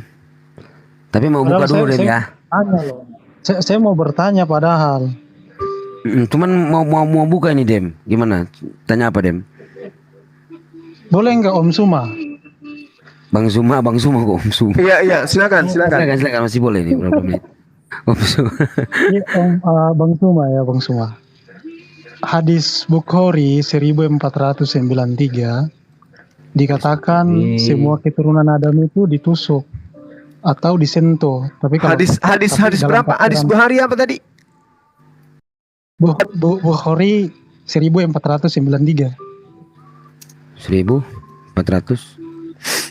1493. Kan kawan-kawan muslim selalu memuliakan Nabi Muhammad, kan bahkan dianggap sebagai nabi yang paling mulia. Bahkan namanya kan Ahmad, itu kan artinya terpuji. Nah di Bukhari 1493, semua manusia itu lahir disentuh oleh setan. Dalam tafsiran Kemenak mengatakan disentuh itu ditempeleng. Kalian bisa buka tafsiran dari Kemenak. Nah, jadi pertanyaan saya, apakah Nabi Muhammad juga ditempeleng atau disentuh gitu? Karena di sini kan kalimatnya kan setiap anak Adam yang baru lahir disentuh oleh setan yang terkutuk ya kalau bahasa Arabnya. Ketika dia lahir kan. Jadi pertanyaan saya, kan orang Islam selalu menjunjung tinggi nabinya sebagai nabi yang paling mulia kan. Apakah Baginda Muhammad juga pernah disentuh sama setan? 1943. Rasulullah Muhammad Sallallahu Alaihi Wasallam itu diceritakan kemudian bahwa dia itu adalah orang yang diridai oleh Allah. Nah, beliau disentuh oleh setan. Baginda Rasulullah Muhammad SAW. Jadi gimana bang? Hadisnya nggak benar atau gimana? Yang mana? Yang mana dikatakan bahwa Rasulullah Muhammad SAW itu disentuh oleh setan, dijamah oleh setan? Ya, kan di sini kan dibilang setiap keturunan Adam kecuali Isa putra Maryam dan ibunya. Kalau setiap keturunan Adam kan artinya selain daripada ini Maryam dan ibunya, Isa dan ibunya. Kalau bilang Baginda nggak ditusuk berarti hadisnya nggak benar dong. Iya, kita harus melihat dulu muatan hadisnya itu bercerita tentang apa, disentuh dalam arti kata apa. Ini kan jelas dikatakan setiap anak Adam yang baru lahir disentuh oleh setan ketika ia lahir, lalu ia memekik menangis karenanya, kecuali Maryam dan anaknya, Nabi Isa alaihissalam. Iya kan, kecuali kan Maryam dan anaknya. Berarti kan ya, terus selain itu kan semuanya. Apakah Baginda juga termasuk? Ya kan dikatakan kalau kita mengikuti narasi ayatnya ini jelas Nabi Musa, Abraham, Daud, Salomo. Karena Al-Quran juga mengatakan di dalam surah Maryam ayat 19, aku hanya utusan Tuhanmu untuk memberitakan kepadamu seorang anak laki-laki yang suci, yaitu Nabi Isa alaihissalam. Ya. Terus apa masalahnya? Berarti semua nabi selain Isa itu ditusuk ya kalau tafsiran Bukan ditusuk, tidak ada dikatakan ditusuk. Tafsiran disentuh tentang hadis itu. Disentuh, ya. bukan ditusuk, disentuh. Tahu itu hadisnya, tapi tafsirannya. Abang bisa buka tafsirannya. Disentuh ya, kenapa banyak nangis? Karena terus apa masalahnya, Bang? Nah, jadi masalahnya berarti kesimpulannya Bang Zuma bahwa setiap Nabi Muhammad juga disentuh kan, Bang? Ya gak apa-apa, sama seperti Nabi Musa disentuh, emang kenapa? Apa masalahnya? Iya, poinnya udah ada poinnya. Oke, nah sekarang permasalahannya adalah setelah dia bayi, pada saat dia bayi dia tidak disentuh oleh iblis. Ketika kemudian dia dewasa, siapa yang kemudian dicobai oleh setan? Nabi Muhammad atau Yesus? Ya, tapi kenapa cuma Isa yang gak disentuh? Kenapa Nabi Muhammad disentuh? Oke, kita sedang, ini kan Al-Quran sudah mengatakan, aku hanyalah utusan Tuhanmu untuk memberikan kepada seorang laki-laki yang suci. Oke, nah berarti dia bukan anak haram kan? Nabi Isa bukan anak haram seperti pemahaman Bani Israel. Oke, sekarang permasalahannya, dengarkan. Sekarang permasalahannya, ketika dewasa, apakah Baginda Rasulullah Muhammad SAW pernah digendong oleh setan? Enggak, saya nggak ngomong Bible, Bang. Saya ngomongin iya. Cocok, saya juga sedang membahas tentang kitabmu. Iya, kan saya bertanya tentang Islam, kok lari ke Bible sih? Kan nggak nyambung. Iya, saya sudah mengiyakan. Dia sama seperti Nabi Musa. Oke, karena hadis yang saudara bawa, dengarkan. Setiap anak Adam yang baru lahir disentuh oleh setan ketika lahirnya, lalu ia memekik menangis karenanya, kecuali Maryam dan anaknya. Nah sekarang Nabi Isa alaihissalam tidak disentuh oleh setan pada saat dia bayi, tapi ketika dia besar, di dalam kitab saudara dia digendong oleh setan. Enggak, Isa kan nggak pernah digendong di dalam Quran. Saya kan ya alhamdulillah kalau begitu. Alhamdulillah kalau Nabi Isa tidak pernah digendong oleh setan. Terus apa? Korelasi dengan iman Anda apa? Korelasinya dengan iman Anda apa? Gini, Bang Suma. Korelasinya dengan iman Anda apa? Gini. Kan di sini kan timbul problem. Apanya? Problemnya di mana? Kenapa cuma Isa? Kenapa nabi-nabi yang lain itu mereka disentuh sedangkan Isa enggak? Oh, ini makna hadisnya untuk menjawab tuduhan Bible dan tuduhan orang Yahudi bahwa ibunya ini adalah bertunangan dengan seorang laki-laki dan mau diceraikan oleh seorang laki-laki yang bukan suaminya. Makanya dikatakan dia suci, tidak tersentuh oleh setan. Kemudian Nabi Isa alaihissalam juga disucikan dari tuduhan orang Yahudi yang mengatakan bahwasanya Nabi Isa itu adalah anak haram, yang mana dia adalah anak dari hasil zina. Makanya dikatakan, Kenapa Isa itu makanya dia nggak dikatakan disentuh? engkau Karena ada adalah dia seorang Maryam perempuan. saudara Harun. Kenapa seperti Iya. itu? Karena orang Yahudi menuduh Maryam itu melakukan persinahan sehingga dia hamil. Maka hadis ini mengatakan setiap anak Adam yang baru lahir disentuh oleh setan ketika lahirnya itu. Lalu ia memeki, menangis karenanya, kecuali Maryam dan anaknya. Membuktikan bahwa hadits pun membela tuduhan orang-orang Yahudi dan Kristen terhadap Maria dan juga terhadap Yesus. Itu poinnya yang harus Anda pahami. Nah, materi selanjutnya adalah baginda Rasulullah Muhammad SAW itu tidak pernah kemudian digendong setan. Enggak bang, saya kalau lihat tafsirannya itu bukan karena alasannya dia dituduh, tapi Nah, ada tapi- doa seorang siapa namanya, ada seorang wanita yang berdoa sehingga permohonan doanya itu dikabulkan. Makanya Isa itu dia enggak disentuh sama setan, jadi enggak ada. Terus apa korelasinya? Nabi Isa alaihissalam tidak disentuh setan. Alhamdulillah. Maryam tidak disentuh oleh setan. Alhamdulillah. Terus masalahnya apa? Nih bang Suma ini saya Poin apa yang Anda ingin sampaikan dari Alhamdulillah? Bang Suma Ibunya bilang tidak kan- disentuh setan juga. Alhamdulillah. Bang Suma kan Terus bilang, tafsirannya kan karena Maryam dituduh. Faktanya enggak nih, saya bacakan tafsirannya ya. ya tafsiran itu Jadi kan ada banyak, dua- Bung. Kenapa dua siapa Anda namanya, kenapa Anda harus berfokus kepada Salah, tafsiran Bang. Bang satu Suma salah tafsiran? gitu loh. Kan Bang Suma buat tafsiran sendiri nih. Ya betul, memang saya Coba buka tafsirkan surat seperti tiga. itu. Saya tidak Buka mengatakan surat ini tiga, tafsiran ayat jalan lain, 36. tidak. Saya mengatakan itu tafsiran Suma. Oh iya. Ayo. Terus Tafsiran apa Suma masalahnya? ya, Bang, ya. Terus apa masalahnya? Tafsiran Anda salah, nggak sesuai dengan ayatnya nih. Coba kau Mana buka surat ayatnya? 3 ayat Mana 36. coba ayatnya. Sementara Surat ayatnya 36, mengatakan saya dalam baca. surah Maryam ayat 19, Nabi Isa alaihissalam adalah seorang laki-laki yang suci. Bahkan ibunya Oke, adalah seorang Bang wanita Suma, yang suci. Bang Suma. Hmm. Coba bukakan surat 336. Terus? Dan sesungguhnya aku mohon kepadamu perlindungan untuk dia, Maryam, dan keturunannya Isa dari gangguan setan terkutuk. Nah, terus? karena ada dua ini, makanya Isa itu dia tidak disentuh. Jadi bukan soal tuduhan. Jadi tafsiran Bang Suma ini Iya. nggak sesuai gitu, Iya, Bang. sekarang permasalahannya apa? Kalau Nabi Iya. Isa alaihissalam tidak disentuh setan, dia menjadi Tuhan gitu. Iya, jadi salah ya Bang ya. Salah. Pokoknya salah. Iya, maksudnya kalau dia tidak disentuh setan, dia menjadi Tuhan gitu maksudnya.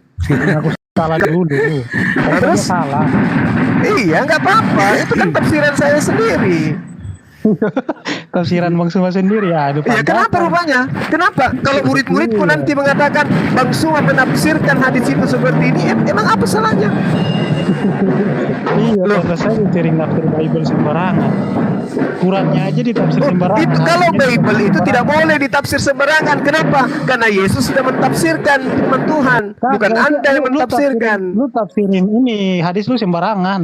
Siapa lu Enggak, tafsirin saya hadis lu mengambil sembarangan? rangkuman dari Al-Quran surah Maryam ayat 19. Dia tidak disentuh setan, maka dia bukan dari hasil zina, seperti yang dituduhkan di dalam kitabmu. Ayo. Loh, itu penjelasannya tadi kan pertanyaan saya, kenapa dia nggak ditusukkan? Bang Suma jawab alasannya. Iya, terus kalau misalnya Nabi Isa karena tidak disentuh dia setan, difitnah. kenapa rupanya? Karena dia difitnah. Kenapa? Tadi kan Bang Kamu Suma mau bilang kan, menuhankan dia aduh.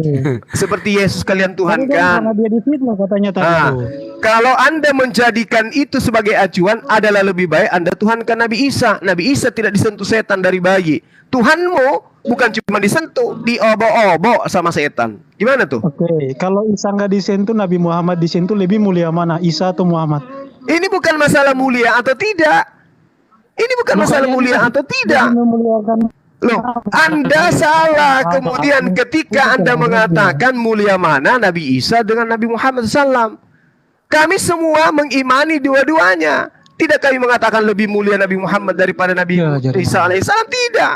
Tidak seperti di agamamu. Di kitabmu semua nabi-nabi itu dihujat. Kalau kami tidak. Nabi Muhammad Loh, kemuliaannya faktanya sebagai lebih khataman menjunjung nabiyyun. Muhammad, brother, Ya, brother beliau Kalian digelari kan sallallahu lebih alaihi wasallam. Muhammad. Nabi Isa hanya alaihi salam.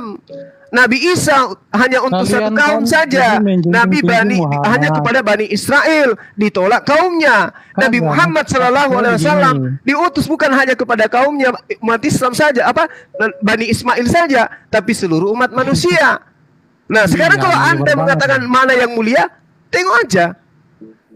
Iya, aja. lebih mulia mana bang? Yang satu disentuh, yang satu enggak. Loh, kenapa Anda jadikan Anda dasar? Kalau saya balik pertanyaannya, Nabi Isa hanya untuk Bani Israel, Nabi Muhammad SAW untuk seluruh umat manusia. Mulia Nggak mana? dijawab. Mulia mana? Iya, lebih mulia mana antara Nabi Isa dan Nabi Loh, Muhammad? kok jadi itu yang dasar jadi kemuliaan?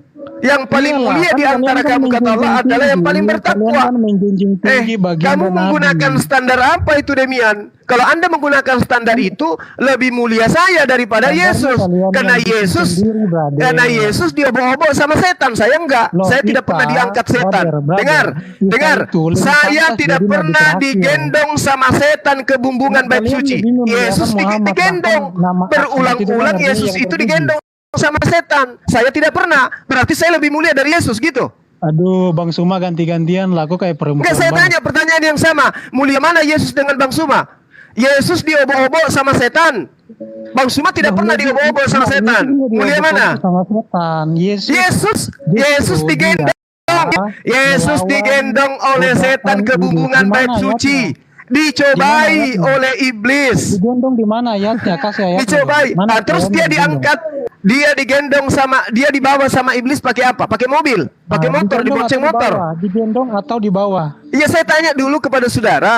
Yesus Nah, lu tidak. bilang nggak digendong? Di mana gendong? Iya, iya. Digendong atau di bawah? Jangan fokus kepada kata gendong. Aduh. Seakan-akan Anda menangis. Baca Matius Kan 4. orang-orangmu. Baca Matius 4. Yesus dibawa oleh iblis ke Dibawa bumbungan atau bait suci. digendong? Dibawa Pertanyaan atau digendong? saya kepada saudara, jangan cuma gendong, bahkan dibunuh dia. Bukan cuma digendong, dibunuh melalui Oke, pengkhianatan Yudas. berarti- Sekarang dengarkan dengarkan Berarti saya. Dalam Islam, Dengarkan. Nabi Isa lebih mulia dong. Kalau itu yang Anda jadikan dasar Demian, bahwa disentuh Bukan iblis kau lebih yang mulia, jadikan dasar. maka saya mengatakan saya Hadis lebih mulia Quran daripada itu kan Yesus. menjelaskan Kenapa? kenapa Maryam- Yesus itu Maryam 19 dicobai itu di siapa bawah oleh setan. Di mana nomor Apakah 6. Muhammad itu suci? Dengarkan. Bisa nggak kau Kalau kasih Anda dalil Muhammad itu suci? Demian, kalau Anda menjadikan itu dasar Bisa kemuliaan nggak kau adalah kasih disentuh dalil oleh Nabi setan, Muhammad itu nabi yang suci? Demian, dengarkan. Kalau itu yang Anda jadikan dasar pijakan nggak mau kemuliaan jadi- disentuh oleh kau setan, ganti-gantian lah. maka saya katakan kepada Demian, lebih baik kau menyembah manusia lain, karena manusia lain tidak pernah digendong oleh setan ke bumbungan bait suci. Yesus itu dibawa. Maka dikatakan begini,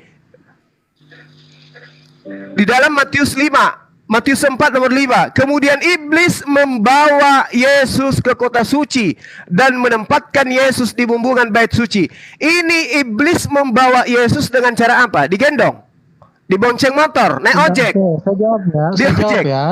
Ah, Saya coba. jawab ya. Coba. Gantian Bang Suma, jangan terguncang lah Bang Suma. Bukan terguncang, justru ini menertawakan Anda. Anda menilai kemuliaan itu karena disentuh oleh setan. Sekarang kemuliaan mana Yesus dengan saya? Saya tidak pernah dibawa oleh iblis. Saya tidak pernah dibawa oleh iblis. Yesus dibawa oleh iblis. Mulia mana? Mulia mana? Pertanyaan yang sama. Pertanyaan yang sama dengan Yesus dengan saya. Jawab. Mulia mana? Ganti-gantian loh. Jawab dulu. Aku takut banget.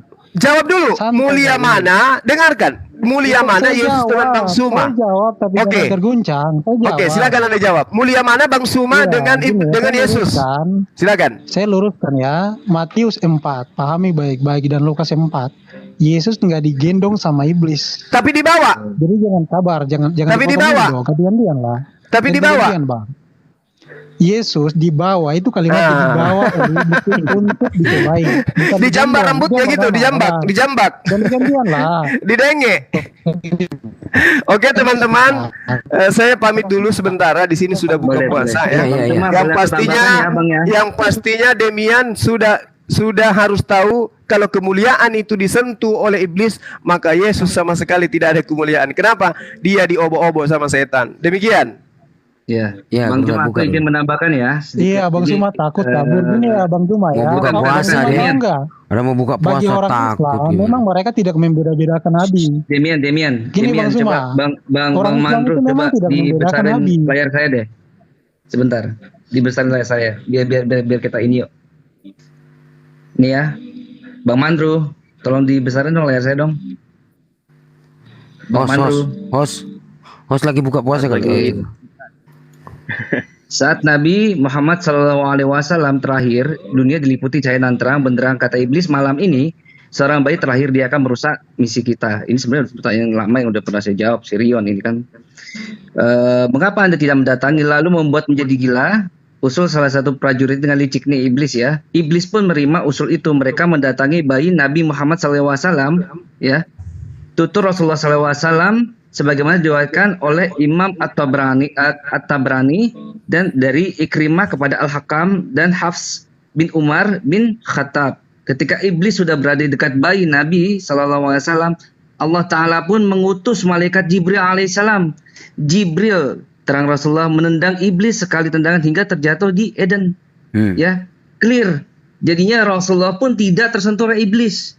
Masya Allah, udah dijawab ya. Selamat datang di kebenaran. Makanya kalau belajar Ya, hadis, boleh ku tanggapi ya Bang ya. bentar. Kalau Ya, belajar boleh ku tanggapi hadis, ya Bang ya. iya, kalau belajar hadis jangan kayak begitu, Demian. Dikeluarin di gini. Oke, Kalau di boleh hadis ada udah bagian nggak Bang? Ku dirayahnya juga, tanggapi, itu harus jangan kita dijelaskan kan juga. gantian lah Bang. Iya, jadi clear Iya, ya. siap ya. Berarti gini Bang Kurios. Berarti surah hadis yang tadi kutunjukkan itu nggak benar. Oh Kenapa? enggak, gini. Hadisnya Kalau mengatakan gini, di dalam mempelajari matan hadis, gini. Aduh, Gini. jangan Wait. dipotong lah. Enggak, Ganti-gantian. Kok kalian takut enggak, banget. sebentar. Iya, saya belum selesai. Nggak ada yang Ya udah, takut ya sama udah. kamu. Saya belum selesai. Takut apa ya. sama kamu? Tapi kalian makanya ganti-gantian Tanya lah. takut Kalian apa sama selesai kamu? ya. Saya tanya takut apa sama kamu? Makanya ganti-gantian kalau nggak takut. Ya udah lanjut. Premis ya.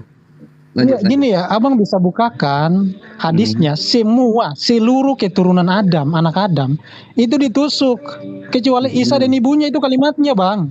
Kalau Iya, abang terus? mengatakan Nabi Muhammad juga nggak ditusuk, berarti hadisnya palsu. Kenapa? Karena hadisnya mengatakan semua keturunan Adam yang dilahirkan. Nabi Loh, Muhammad gini. keturunan Adam bukan. Gini, Tidak ada jangan- pengecualian di situ, entar bang. Tidak ada pengecualian kecuali Maryam dan anaknya. Kalau abang kasih ayat itu dan menyimpulkan bahwasanya Nabi Muhammad tidak disentuh atau dalam tafsiran Kemenak mengatakan ditusuk, ya berarti hadisnya palsu. Poinnya itu. Udah. Jadi Udah. lucu sekali bang. Kok lucu sekali gini, pemahaman Muslim ya. Nih, belajar hadis tuh. Di dalam matan hadis itu ada yang namanya bagian itu dirayah. Dirayah itu adalah salah satu cara untuk membandingkan matan hadis yang satu dengan matan hadis yang lainnya. Gitu. Dilihat dari cara apa? Dari sanad, matan, cara menerima dan cara menyampaikan hadis dan lain-lain termasuk bagian dari dirayah hadis. Makanya untuk melihat satu hadis itu dikeluarkan semua ke hadis yang samanya. Enggak langsung kita ngambil satu hadis harus disimpulkan begini hadis yang enggak gitu. Makanya ketika Bang. dilihat itu lihat bangunannya, oh kita langsung paham gitu. Itu yang pertama. Yang kedua hadis itu di bawahnya Quran. Nah, ini harus demikian paham. Sumber Paham, otoritas Bang. kami pertama Quran dan hadis gitu kan. Yang kedua Gini, Bang, udah kita kan dijelaskan. Gini, Iya bang Kurios. Kita kan berakal kan bang ya. Kita kan paham bahasa Indonesia yang baik dan benar. Kecuali kita nggak berakal bang. Itu kalimatnya seluruh. Kalau misalkan abang mengatakan Nabi Muhammad enggak, berarti hadisnya gimana itu? Kok kalimatnya Iya, berarti seluruh? Di Rasulullah setiap itu anak Adam yang baru lahir, ini setiap anak Adam setiap anak Adam yang baru lahir ditulis. Setiap. Terus? Setiap. Ya terus Kecuali kenapa? Isa dan ibunya gitu kan. Kalau misalkan abang bilang Nabi Muhammad enggak, berarti kan hadisnya enggak benar itu. Ternyata ada, ternyata tidak semua. Tapi kalimatnya semua, setiap. Di dalam Kan Al-Quran lucu. kan itu menjelaskan bahwasannya nabi-nabi itu kan punya kelebihan sendiri-sendiri. Saya paham. Ya. Apakah hadisnya tidak dibenarkan, tidak bisa dipertanggungjawabkan kebenarannya? Artinya kan ada yang tidak selain dari Isa, sedangkan hadis itu mengatakan cuman Isa. Kan itu problemnya. Dengar nih bang. Siapa ini? Jack. Oh, Jack. Ya ini bang Demian, ingat nih bang, di kitab 2 Timotius 3 ayat 2. Dengar ini bang ya. 2 Timotius 3 ayat 2, manusia akan mencintai dirinya sendiri dan menjadi hamba uang. Mereka akan membual dan menyombongkan diri. Mereka akan menjadi pemfitnah, Mereka akan berontak terhadap orang tua dan tidak tahu berterima kasih, tidak mempedulikan agama, tidak tahu mengasihi, tidak mau berdamai, suka menjelekkan orang, tidak dapat mengekang diri, garang, tidak suka yang baik. Ya, begitu aja sih Bang. Ya, amin Bang, amin, amin. Nah, kalau dari gua gini Bang, kalau kenapa kita harus debat-debat kayak gini ya? Kalau Tuhan itu banyak, otomatis di atas sana mereka udah saling bunuh Bang. Iya, berarti Tuhan cuma satu ya, Dek ya? Betul ya? Tuhan tuh cuma satu. Cuma satu banyak, ya, Bang. seperti contoh Yohanes 17 ayat 1 kan? Ya, Iya. Tuhan intinya Tuhan itu cuma satu, bukan kayak ya memang sih agamanya itu bermacam-macam. Ya, macam gini, Dek. Yohanes 17 ayat 1 gini ya bunyinya. Coba kamu lihat ya. Nah, demikianlah kata Yesus ya kan? Yesus ini kau anggap apa, Dek? Ya, Yesus ini kau anggap apa ini? Yesus Yesus itu Tuhan. Tuhan. Lalu ia menengadah ke langit dan berkata, Tuhan Bapa. Jadi Tuhanmu udah berapa, Dek? Tuhan itu satu. Nah, ini Tuhan Bapa sama Tuhan Yesus ada berapa Tuhanmu, Dek? Enggak, Tuhan kami itu roh. Tuhan kami itu roh. Jangan, Roh saya kita nggak mau. Tuhan kami itu Demikianlah roh. kata Roh kita nggak Yesus. dijumlahkan. Iya, Wait. sebentar. Roh kita Yohanes nggak 17. dijumlahkan. Demikianlah Sang kata firman Yesus yang di bumi ya. berkomunikasi dengan Bapa. Ini kan Tuhan Yesus. Iya. Kau sudah imani Jadi Yesus sebagai Tuhan. apa? Yesus sebagai firman. Dia komunikasi dengan Bapa.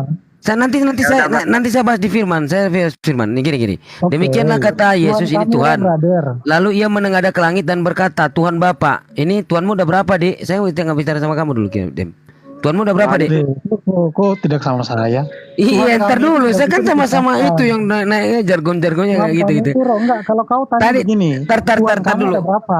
Entar, Ntar saya dulu. koreksi. Kalau kau tanya Siapa begini, namanya tadi, Tuhan Jack? kami Tadi ada kamu berapa? buka di surat berapa tadi? Kamu baca tadi yang pertama? Sabar Demian. Ya, di surat berapa tadi, Dek? Di dalil berapa, Dek? Tadi kamu baca tadi? 2 ayat 3 pasalnya. Berapa? Kurang kuat. 2 Timotius 2 Timotius itu dari Sang Pencipta, dari Yesus atau dari Paulus? Surat-surat Paulus. itu. Maaf nih Bang ya. Gini. Iya, dari surat-surat. Saya tanya 3 aja, kamu jawab. Dari Sang Pencipta, atau dari Yesus utusan, atau dari Paulus? Ya dari langsung Tuhan lah. Langsung Tuhan. Itu surat-surat Paulus. Kamu baca, kamu tahu nggak surat-surat Paulus? Iya, gini.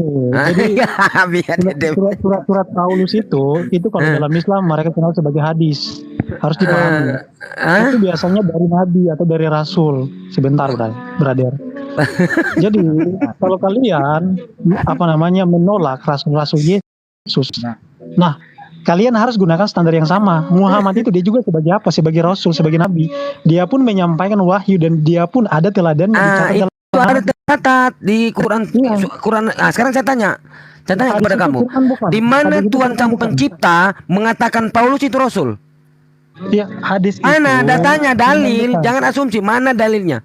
Dijawab dulu kalau orang nanya, kalian jawab. Enggak. Saya tanya ke adek ini gitu kan. Dia nggak tahu surat-surat Paulus. Kalian bertanya, kami jawab. Ya, Kita sekarang saya bertanya, tanya, kalian saya dulu balik. tanya tadi gitu kan. Sekarang saya tanya, di mana Sang Pencipta mengatakan Paulus adalah rasul? Kalau di dalam Quran Asy'ara, Quran surat Asy'ara ayat 192, 195 jelas. Al-Quran diturunkan, diwahyukan kepada Jibril dan kepada Nabi Muhammad. Ada datanya. Sekarang saya minta kepada Saya Anda. duluan. Mana Brother. datanya? Naik soal bawa satu ayat. Duluan bertanya. Saya duluan bertanya. Ntar. Firman Tuhan bukan. Udah biar aja Bang Demian. Nah, Ganti-gantian gitu loh. Kalian bertanya, kami jawab. Kami bertanya, kalian jawab. Jangan Bukan, kami emang nanya, kalian apa yang nanya saya balik. tanya dulu tadi sama adik ini emang belum bertanya. Itu kan saya tanya, dia Oh, juga belum duluan. menjawab. Loh, kau itu cuman dari tadi bisanya nanya-nanya doang gitu loh. Kita nanya, kalian nggak boleh jawab. Lah. Gini ya kawan-kawan ya, Tuhan Kenapa? kami itu Iya, roh. nanti Itu saya nggak jawab. bisa dibedakan. Apa yang diwahyukan? Brother. Apa yang diwahyukan Allah Brother, kepada Nabi Muhammad? Itu wahyu yang kejadian diwahyukan. 1:2. Itu jelas. Saya jawab. Itu Brother. jelas. Itu jelas. Oke. Apa yang dikatakan Hadis Nabi itu itu- wahyu yang diwahyukan ya. Nah, Brother, sekarang saya itu tanya firman kepada juga. kamu. Hadis itu firman juga. Yang saya tanya kepada kamu, sekarang saya hadis tanya, itu di firman mana juga Tuhan Hadis itu firman juga enggak? Itu yang diwahyukan kepada Nabi Muhammad. Sadar nggak berarti kau firman Tuhan hadis? nggak? Berarti Nah, apa firman yang di? Tuhan nggak? Sabar dulu, sabar dulu. Sabar. Firman atau bukan, pertanyaan saya Jangan. sebentar, firman atau bukan? Aduh, saya paparkan ya Kalau tentang wahyu, hadis ya. kalau wahyu berarti firman atau bukan? Aduh, kasihan kamu. Coba saya paparkan dengan hadis. Nih, Bukan dem. Hadis bukan firman. Itu Dem, kalau bukan jangan firman masuk di berarti situ dulu, bukan Dem. wahyu. Loh kok gitu? Bukan, kamu aja di situ. Di mana sekarang saya tanya, Yesus? Di mana? Di mana Tuhan mengatakan Paulus Rasul? Mana datanya? Mana datanya? Mana hadisnya yang dibawa? Kalau kami di dalam hadis itu jelas yang bawa Nabi sabar. Yang bawa Nabi Muhammad jelas. Itu diutusan sabar dulu. Kamu ini nggak nyambung. Kamu ini sekolah apa enggak sih, Dem? Ya udah silakan. Kamu Demian, kamu sekolah apa enggak gitu loh? Silakan. Nah, sekarang saya tanya, kamu mengatakan itu Paulus hadis, sementara tidak ada isyarat dari Tuhan. Kalau Nabi Muhammad jelas, jangan kamu tarik di firman dengan hadis. Sabar dulu. Kita cari poin dasarnya dulu, Bung. Kita diskusi santai. Iya, jelas santai ini. Sekarang saya sekarang tidak ada legitimasi dari Tuhan. Dia itu rasul, dia itu apa? Kalau para rasul 9, kisah para rasul 9. Ya, silakan kamu baca. Silakan. Para rasul 9 dibacakan.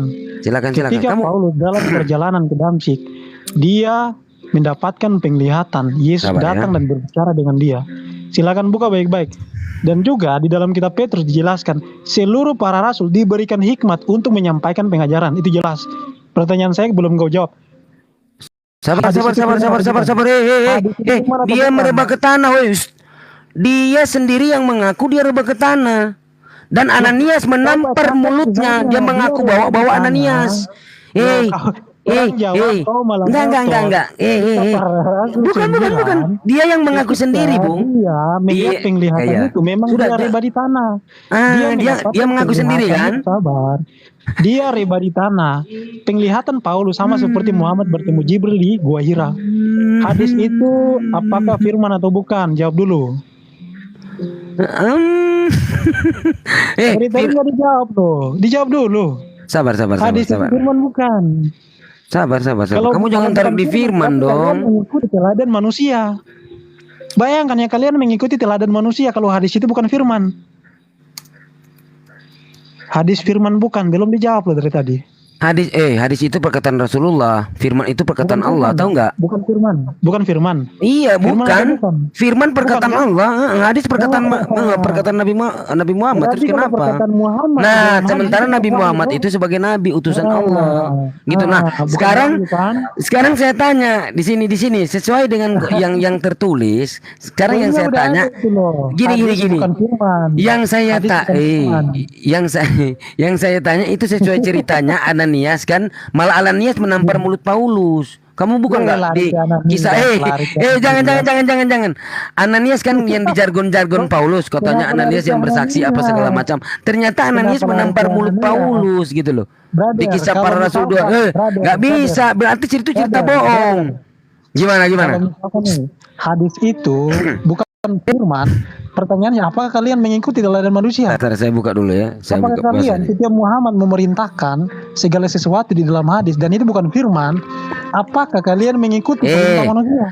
Nabi Muhammad jelas sampai sekarang ya, sanadnya terbukti jelas ya. Jelas sampai sekarang ada tentangan juga di Al-Quran tentang. Sekarang saya tanya, Paulus namanya bapaknya, ibunya kamu tahu nggak? Hadis bukan firman. Kan kacau ini, hadis bukan firman. Kalau hadis bukan firman berarti kalian mengikuti perintah manusia. Sabar dulu, nyambungnya seperti ini ya, seperti firman itu ya, perkataan Allah ya. Tapi kalau hadis itu perkataan Nabi Muhammad. Tetapi Nabi Muhammad ini adalah Rasul Allah.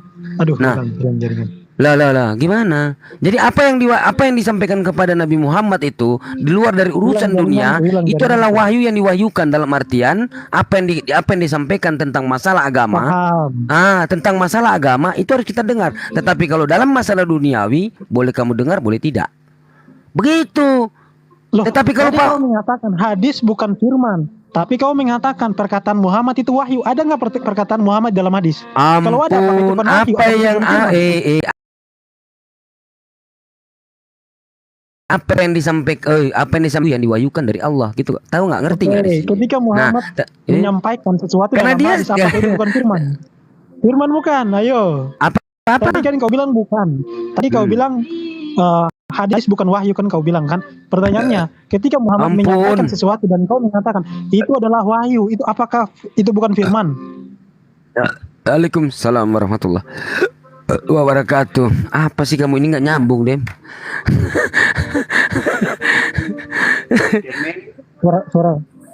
Suara saya kecil ya? Enggak, dia sudah tahu, cuman dia biasa ngeles.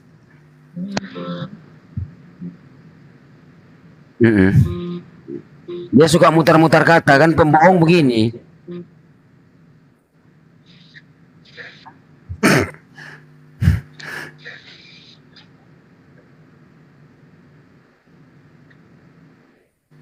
Lo pertanyaan kau nanya ke Luga dia bukan ke saya, kan ngawur. Nah, sama. Aduh, giliran gua udah bisa kalahin Juma dimasukin lagi. Kulahin Juma. Suara saya kecil ya, brother. Suara saya kecil ya. Juma itu tidak mampu ngadapin saya kalau berdebat. Langsung saya patahkan ilmunya. Bang belajar, ntar saya buka sedikit ya. Ntar saya makan sedikit.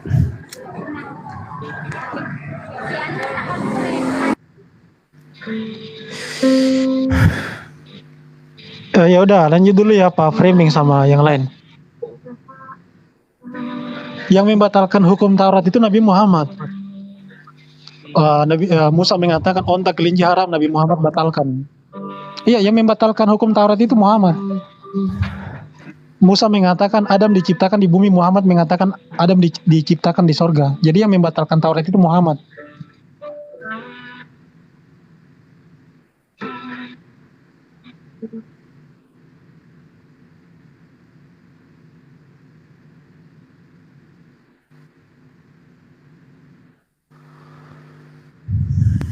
Iya, belajar logika. Pak belajar logika. Kalau Muhammad menggenapi hukum Taurat, kenapa dia mengatakan onta dan kelinci halal? Kan dia menggenapi kan, kenapa dia batalkan Taurat?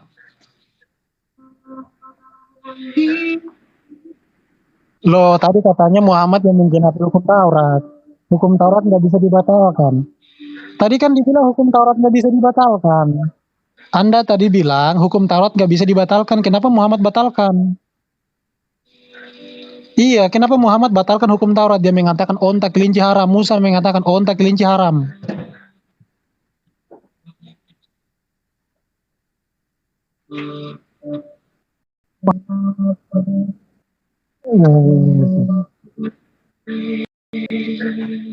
Suara siapa yang putus-putus ya?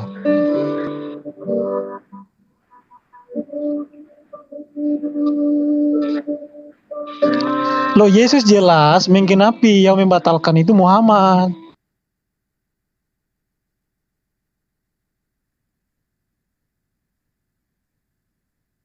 Karena di dalam hukum Islam, belut halal, ikan lele halal, gurita halal, hewan-hewan yang tidak bersisik di laut itu halal. Dalam hukum Musa itu haram. Yang membatalkan hukum Taurat itu Nabi Muhammad, bukan Yesus. Yesus menjelaskan Taurat dalam porsinya, sedangkan Nabi Muhammad ini udah over, udah out, udah keluar gitu loh. Jadi yang membatalkan hukum Taurat itu Nabi Muhammad, bukan Musa.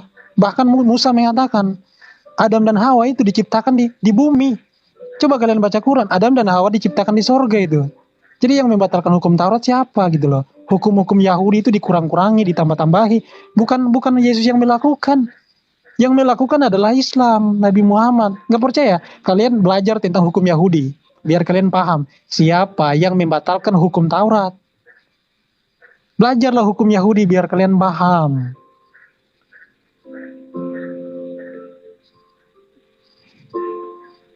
Ya gitu kawan-kawan ya. Jadi saya kasih tahu sama kalian ya, yang membatalkan Taurat adalah Nabi Muhammad. Bukan itu saja. Nabi Muhammad pun mengajarkan kalian menyembah Tuhan lain.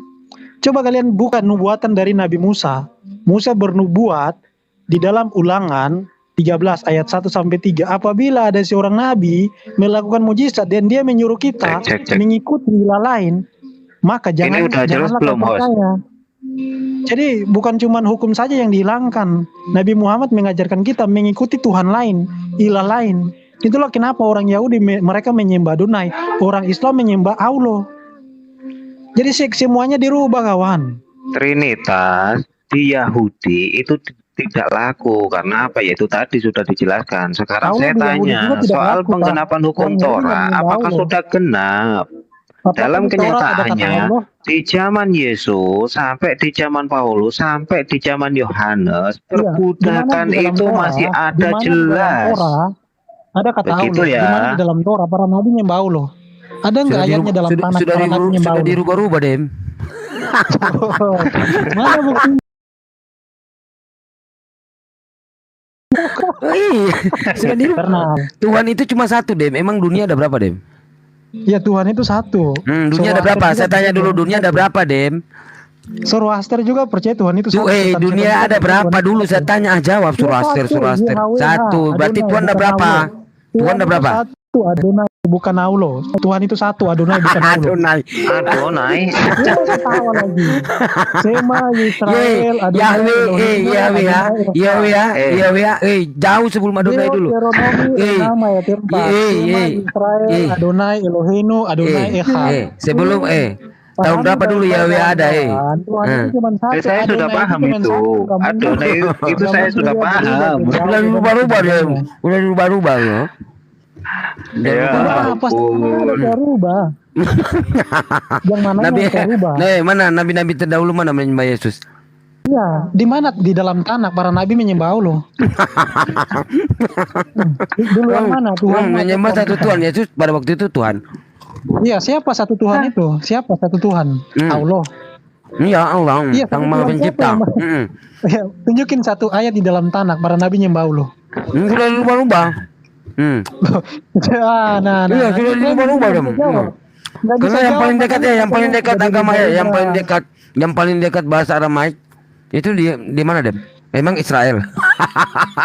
Bahasa Ibrani itu seribu dengan bahasa Aramaik, gimana sih kok banyak kurang jauh? Iya, terus kenapa? Terus kamu bawa di Adonai tahun berapa, Dem? Apa dulu Ya, sebenarnya? Adonai Sebelum berapa? Adonai. Enggak. Jauh sebelum Adonai. Sebelum Adonai masih ada Adonai aja Yahweh kau dulu. nggak tahu. Baru Adonai. Adonai aja kau nggak tahu. Emang kau tahu Adonai itu apa? Kamu berubah-ubah, Dem. Iya. Bedakan antara Adonai sama Elohim. Yahweh ya, Adonai. Disamaratakan itu sama saja. Yahweh. Teos. Kocak kamu ini. Teos apa ya, Dem? Udah diubah kan, Dem? Ngaku aja. Iya kan? Suara saya kecil ya. Kamu alasan. Adonai Elohim itu Tuhan. Gitu ya, Tuhan Allah ya. Tapi kalau Adonai saja itu bisa berarti Tuhan. Allah itu Kurios. terjemahannya dari kata Elohim. Allah itu artinya Tuhan. Iya. Enggak. Adonai itu sabar. Kebalik kamu itu, kebalik. Bacaan vokal. Anda ngerti nggak? Ya Adonai itu bacaan vokal dari Lari-lari nama kau. Tuhan. Makanya belajar. Adonai itu bacaan vokal dari nama Tuhan. Makanya belajar. Lari-lari Kamu itu kau. kebalik Para loh. nabi itu nggak pernah. Para nabi itu Adonai, nggak pernah Yud menyembah Vav, Allah apa Subhanahu ya? wa Ta'ala. Iya, para nabi itu nggak pernah nyembah Allah Subhanahu wa Ta'ala. Tuhan Anda itu baru diciptakan oleh nabi Anda. Terus Tapi kenapa pada kalian pakai kita nama itu, Allah? Kenapa kalian pakai nama Allah? Saya Allah tanya. itu kesembahan mau pakai kata Kenapa Theos, kamu mau pakai nama kata Allah? Kenapa? Takut Yahweh? Siapa Yahweh? Bebas pun boleh. Kamu Bebas takut pun siapa boleh. Yahweh? Kenapa kalian takut Ilahi? Bebas Takut pun pakai Yahweh? boleh. Intinya di dalam Kenapa Alkitab kalian tidak takut? pernah Saya tanya. jadikan Coba kata kamu tanya Allah ke Ilahi. sebagai nama. Kenapa kamu coba tanya di Ilahi? Alkitab nggak Kenapa pernah pakai kata Allah? Allah sebagai nama. Keunikan atau coba ya, keunikan Ya, nama Allah kata itu Allah coba di kamu Bible itu hapus, bukan nama. kamu klik di Google itu bahasa Indonesia A Kata dihilangkan. Allah di Bible itu A dihilangkan. Kata Allah di Bible itu gendernya. Enggak Coba apa-apa, kamu mau klik di pakai apa Google aja nggak apa-apa. kata Allah itu ya, kamu hilangkan huruf A, tetap muncul Lo titik apa? pertanyaan saya belum dijawab. Muncul tetap Pertanyaan Allah, nggak usah saya, kabur kau. kenapa para nabi Itu tidak pernah menyembah tuh Allah? itu nama Allah itu. Musa, Daud, Sulaiman, Ibrahim tidak pernah menyembah Allah. Kenapa? Kitab kita Ngarang kau ini ngarang. Coba Coba kamu hilangkan YHWH, hilangkan huruf Y. Jadi gabrol gitu. Kenapa tidak ada kata Allah di situ? Ya atau Yahweh kamu hilangkan huruf Y bahasa Indonesia terus jadi Ahwe. Itu muncul apa? Jadi kue. Karena diterjemahkan menjadi Allah. Yahweh tidak pernah Gini. Coba Kenapa Yahudi itu tidak mengikuti ajaran Trinitas? Keunikan nama Allah kamu nggak bisa pungkiri. Bahasa Indonesia aja kamu hilangkan huruf A. Kamu nggak usah kabur. Kau hilangkan huruf A, terus di situ cuma muncul LLAH. Tetap tetap menunjuk kepada Allah Subhanahu wa taala gitu loh. Nah, coba kamu hilangkan Yahweh ya. Kamu hilangkan. Jadi apa? Jadi kue di situ. Apalagi kalau masuk di bahasa Arab, Allah hilangkan alif lillahi ma fis samawati, tetap kepada Allah sang pencipta. Data dari dalam tanah para nabi menyembah Allah Subhanahu wa taala. Itu di mana ayatnya? Udah terbukti, udah terbukti. Kosakata bahasa Indonesia itu enggak diciptakan oleh Muhammad di abad itu keagungan nama Allah itu coba. Iya, coba tapi kamu akui dulu ya. Kamu akui dulu. Kata Allah itu dihilangkan huruf A, ditulis LLAH. Kalau klik kamu di Google tetap muncul Allah Elohim, bukan muncul Elohim, tidak ada atau muncul Yahweh, tidak ada, tetap kepada Allah. Itu terbukti. Kamu tahu nggak dalam bahasa Arab penjelasan ulama kabur. Kabur. Inilah problemnya Trinitas ya. Problemnya Trinitas itu tidak mengerti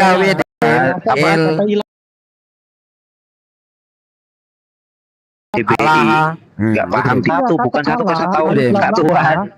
Alif lam lam itu berasal dari kata ilah. Di kitabnya ada tulisan Esa kok. Itu artinya sesembahan. 3 jadi 1 lah. Kata Allah. Para Apalagi ulama pun mengatakan bahwasanya Allah itu akar katanya ilahun. Ilah itu sesembahan. Tidak ada yang salah. Itu ulama kalian sendiri ya lo yang bilang. Jadi kata Allah itu setara dengan kata Elohim, atau kata Tuhan, atau kata Theos, atau sekarang kata KBBI ya. Kenapa kalian nggak pakai? Esa itu apa sih? Apa sih Demian? KBBI, Esa itu apa sih? Lu mengakui nggak Esa itu apa? Ayo. Kenapa kamu nggak pakai? Sekarang saya tanya sama kamu ya. Allah berasal dari kata ilahun. Mengakui nggak? Kenapa kamu nggak pakai Yahweh Adem? Kenapa? Enggak, mengakui nggak kata Allah berasal takut dari sebenarnya kata siapa Yahweh atau siapa Elohim? Mengakui nggak? Kalian mengakui nggak? Kamu takut siapa Elohim? Siapa Elohim? Siapa Yahweh takut? Loh, nggak dijawab. Atau saya buka siapa Yahweh di sini? Atau saya buka siapa Yahweh atau siapa Elohim? Mau saya kasih data? Aduh, nggak bisa jawab. Aduh, kata Allah itu artinya sembahan, karena dia berasal dari akar kata ilahun. Ilah di Arab sana mereka memahami penyebutan kepada sesembahan. Patung pun disebut sebagai ilah. Itu kata yang plural. Itu penjelasan ulama kalian itu sendiri. Itu asumsimu. Bukakan Google. Sekarang saya buka ya siapa data Yahweh ya, boleh? Saya buka data Yahweh ya. Saya buka data Yahweh sama Elohim. Itu ya, dewa loh. Dewa tertinggi. yang dewa itu siapa? Yang Elohim itu bisa penyebutannya kepada dewa, kepada batu. Makanya di dalam Alkitab Allah pun batu pun disebut sebagai Allah. Kamu tahu nggak dewa orang Kanaan itu juga disebut sebagai Allah. Jadi Allah itu kata yang plural, brother. Masalahnya para nabi itu nggak pernah nyembah Tuhanmu. Tuhanmu itu baru diciptakan di abad ke-7 oleh nabimu. Tidak ada buktinya, kawan. Kalau ada tunjukin satu ayat di dalam tanah, tunjukin. Sampai mampus pun nggak akan temu ayatnya. Karena kalian menyembah Tuhan yang baru, yang diciptakan oleh nabi kalian. Kamu pun nggak kalian. bisa menjawab pertanyaanku kok tentang itu, tentang penggenapan hukum Torah. Misalnya malah memframing. Saya jawab tadi loh. Saya takut penggenapan hukum Torah tentang perbudakan. Ayat 16 sampai 17 bacakan. Matius 5 ayat 17 sampai 18. Kenapa sih Dem kalian nggak pakai nama Dem? Kenapa kalian nggak pakai nama Yahweh aja Dem di LAI? Kenapa takut Dem? Kenapa pakai nama Allah? Kenapa? Ya oke, saya jawab ya. Kenapa kita pakai kata Allah? Kata Allah itu bukan terjemahan dari Yahweh, kau salah. Allah itu terjemahan. Ya udah pakai Yahweh aja kalian ini. Loh, terjemahannya nggak sesuai. Kau dengarkan baik-baik. Kata Allah itu terjemahan dari bahasa Yunani Theos, bahasa Ibrani Elohim. Jadi jangan kau bilang terjemahan Allah itu dari Yahweh. Adonai itu salah. Nah, kenapa tidak diterjemahkan nama Tuhan? Karena di dalam Kamu Ulangan sebenarnya dikatakan, masuk kemana sih? wait. Masuknya ke Jangan Yunani, menyebut apa nama ke Tuhan dengan Yahudi, sembarangan. apa ke Ulangan. Israel? Sabar. Ya, Keluaran 20 dijelaskan. Jangan Padahal di menyebut Yahudi nama sendiri agama Yahweh itu tidak dengan sembarangan. laku loh. Di dalam Lakunya itu di Ulangan Yunani. 20, sebentar. Dalam Ulangan 20 dijelaskan, jangan menyebut nama Adonai dengan sembarangan. Itulah kenapa terjemahannya dipakai kata Tuhan, supaya kita nggak melecehkan nama Tuhan. Nggak ada problem di situ. Kedudukan Allah, kedudukan kata Tuhan itu jelas dalam Bible. Masalahnya kalian nggak bisa jawab. Kenapa kalian Ini menyebut tadi Bang Tuhan Siti baru? nggak ngomongin soal Tuhan kok, tapi Allah, kata-kata Allah. Iya. Iya, tadi udah Iya, jelas. kenapa pakai kata Allah, Dem? Kenapa? Kenapa, Dem? Makanya tadi ku bilang kan, Pak belajar logika. Kau mengakui enggak pendapat para ulama yang mengatakan kata Allah itu berasal dari kalimat ilahun? Kau mengakui enggak? Itu pendapat ulama kalian sendiri. Terus? Mengakui enggak? Problemnya apa? Ilah itu apa? Iya, Ilah itu iya, apa? la ilaha illallah. Terus kenapa? Tidak Problemnya Tuhan apa? selain Allah. La ilaha illallah. Ilah itu apa? Ilah itu Tidak apa? ada Tuhan selain Allah. Terus? Ilah Tidak itu ada apa sesembahan artinya? selain Allah. Terus kenapa? Ilah itu apa artinya aku tanya? Tidak ada Ilah Tuhan. itu apa? Ilah. Tidak ada Tuhan Tidak ada selain Tuhan. Allah. Ilah itu Gak bisa jawab. terus Ilahun itu apa kenapa kamu nggak pakai artinya? YHWH? Ilahun itu apa artinya? Kenapa nggak pakai? Ilahun itu apa artinya? Udah kamu udah clear dengan Allah. Sekarang saya tanya, kenapa kalian tidak pakai YHWH? Kenapa di Indonesia tidak Ilahun pakai itu YHWH? apa, brother? Kenapa Jadi tidak jawab pakai dari tadi. YHWH? Lah, Ilahun itu apa artinya? iya sesembahan. Terus kenapa? La ilaha Sesembahan, terus kenapa kamu harus kalau pakai Bible, kata kalau bisa-bisa? bahasa Oh, nggak Indonesia, bisa. kita bahasa Indonesia, Tidak kau bilang bisa, kan, tidak ilahun bisa, itu kan, tidak bisa kau dong. bilang kan, La ilahun ilaha itu artinya illallah. sesembahan. Tidak Tuhan Kalau sesembahan. Bible gunakan Tiada kata sesembahan, Allah, tidak apa Tuhan selain problemnya? Allah. Ngerti nggak? Tiada Tuhan Kalau selain Allah. ilahun itu Sekarang saya artinya tanya, sesembahan. kenapa lain nggak pakai Allah? Kenapa nggak pakai Brother, YHWH? brother. Brother. Loh, tadi kan- Sekarang saya Tadi tanya, udah kenapa kau kamu jawab takut pakai sendiri. YHWH? Tadi kamu udah jawab. Ilahun itu artinya Kasihan sesembahan. deh lu. Kalau Bible gunakan kata Allah itu nggak salah. Wong ilah itu artinya sesembahan. Gimana sih? Oh enak aja lu. Kau Kamu enak aja enak, emang kata Allah Jadi Karena kenapa kamu pakai kata Allah coba di dalam lu kitabmu? orang Kristen Arab. Ilahun, itu kata Allah, ilahun, nggak ada yang bawa protes. ilahun Kenapa pisah-pisah. cuma kalian yang protes? Apa ini? Kamu Fil bad'i kanal kalimatu wal kalimatu kana indau. Itu Yohanes 1 ayat 1 dalam kata Allah. Tidak ada orang Arab yang protes. Kenapa? Karena mereka tahu kata Allah udah digunakan sejak Kristen mula-mula. Itu pemahaman orang-orang Kristen di Arab. Demian. Karena Kristen Arab memakai kata Allah itu dengan pemaknaan nama, bukan gelar. Beda dengan LAI. Allah Kata dinamai siapa? dengan gelar. Yohanes Gitu 1 loh. ayat 1 apa? Yohanes 1 ayat 1 dalam bahasa Arab apa? Coba dibacakan. Yohanes 1 ayat 1. Ya, Fil baca bad'i sendiri. kanal kalimatu wal kalimatu kana indaullah. Nah, kata Allah di situ itu terjemahan di dalam bahasa Yunaninya, bahasa Indonesianya itu theos. Jadi kalau kau bilang orang Kristen Arab gunakan kata Allah sebagai udah dia cuman premis orang ini nggak ada apa-apanya, cuman asumsi ya. Coba kamu Cuman lari muter-muter ke- aja dia. Coba lari ke original tag-mu. Apa itu? Ada nggak kata Allah itu? Oke, dalam original teks itu theos. Ya, theos, theos itu kan berarti bukan, itu kan pemahaman Tuhan itu. Hologos, kai hologos, proston theos, theon. Jadi bahasa Terus Yunani, bahasa kalau Yunani, Allah itu nama apa gelar? terjemahan Arabnya, Allah itu nama apa gelar? terjemahan Allah itu nama apa Arabnya adalah Allah. Allah Jadi itu nama theos apa dan Allah gelar? itu sama. Enggak, Kalau Arabnya nama digunakan apa? dimanapun ya nama itu nggak bisa berubah, berarti di Oke, dalam Yohanes Yunani 1 itu ayat nggak 1 ada nama Allah bukan. itu. Kata Allah di Yohanes 1 ayat 1 itu nama atau bukan? Kalau kata Allah itu, kalau di dalam Arab ya itu nama. Kalau di dalam Kristen itu dibikin gelar, ini yang rancu. Sejak kapan Yohanes 1 ayat 1 itu nama? Dapat dasar dari mana? Coba Dasarnya dari bacain mana? LAI, coba bacain LAI itu. Oke, LAI ya, pada mulanya adalah firman. Firman itu bersama-sama dengan Allah dan firman itu adalah Allah. Nah, di situ situ ngambil Allah itu dari mana itu? Lah dari bahasa Arab. Orang Kristen Arab juga gunakan kata Allah, kata Allah. Allah itu ngambil dari Arab kan, sedangkan punyamu Yunani. Iya. Terus Yang asalnya dari menerjemahkan mana kata tuh Allah di dapat dalam Allah itu? Alkitab. Asalnya orang Islam yang pertama kali menggunakan kata Allah dalam terjemahan Alkitab. Berarti kan Yang ngambil kan? menerjemahkan Ngambil dari Alkitab. Islam kan? Ngambil dari Arab Iya. kan? Ya, kamu tahu nggak? Kamu tahu bukan nggak dari siapa Yunani yang kan? pertama kali menerjemahkan? Iya, kamu tahu berarti nggak? Allah itu Kamu tahu ngambil dari nggak? Yunani, bukan dari Yunani kan? Dari Arab kan? Bukan, bukan, Nah, iya, bukan, ngambil bukan dari dari Arab Yunani. itu. Ambil dari Arab. Kalian aja nyolong-nyolong kok. Kalian kan nyolong-nyolong, Dem. Kan lah kitab itu kitab kamu yang kitab kamu pegang ini, kitab gabungan kamu ini, kitab gabungan yang kamu pegang ini diilhamkan kepada Nabi siapa? Kata siapa orang? Kitab gabungan Mazmur, Daud, Injil, surat-surat Paulus diilhamkan Nabi siapa? Tanya, jawab. Bagaimana? Jawab Nabi siapa? Mazmur diilhamkan kepada Musa. Taurat kepada Musa. Mazmur Daud kepada Daud. Yang kamu pegang sekarang kitab kanon itu, kitab kanon, kitab gabungan diilhamkan Nabi siapa? Nabi siapa yang diilhamkan kepada kau? Atau Islam dia? Di mana perintah Tuhan mengkanon buku itu? Itu kitab kanon itu dari Theophilus mana? Itu aja kamu ngabrol lah. Jangan lari dong. Jangan lari. Kenapa? Kalian itu kan, kamu kan kitab nyolong-nyolong. Jadi sudah banyak perubahan, penulisan apa segala macam kan? Mau dibawa kemanapun, Dem. Kalau bahasa Arab yaitu nama Tuhan dari sesembahan umat Islam.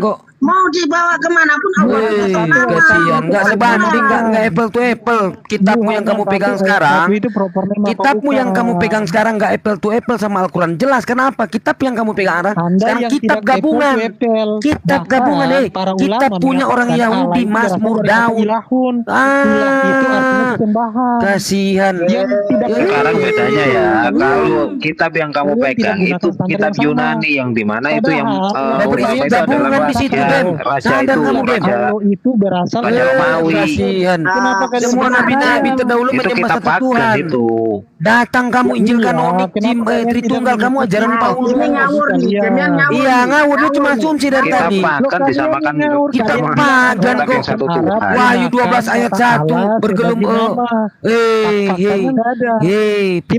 perempuan berselimuti naga matahari, perempuan berselimuti matahari. Kalian ini yang itu kalian ajaran-ajaran pagan. Kitab kanon. Ini lah Bang Sidik. Kalau tidak bisa membedakan gelar dan nama ini kayak gini. Iya, gini karena kan gini. Mereka bahasa Arab. Mau ditranslate kayak apapun tetap bahasa Arab itu Allah. Itu nama. Dan untuk Tuhan itu kata adalah Elohim. Ilah Tidak ada Elohim.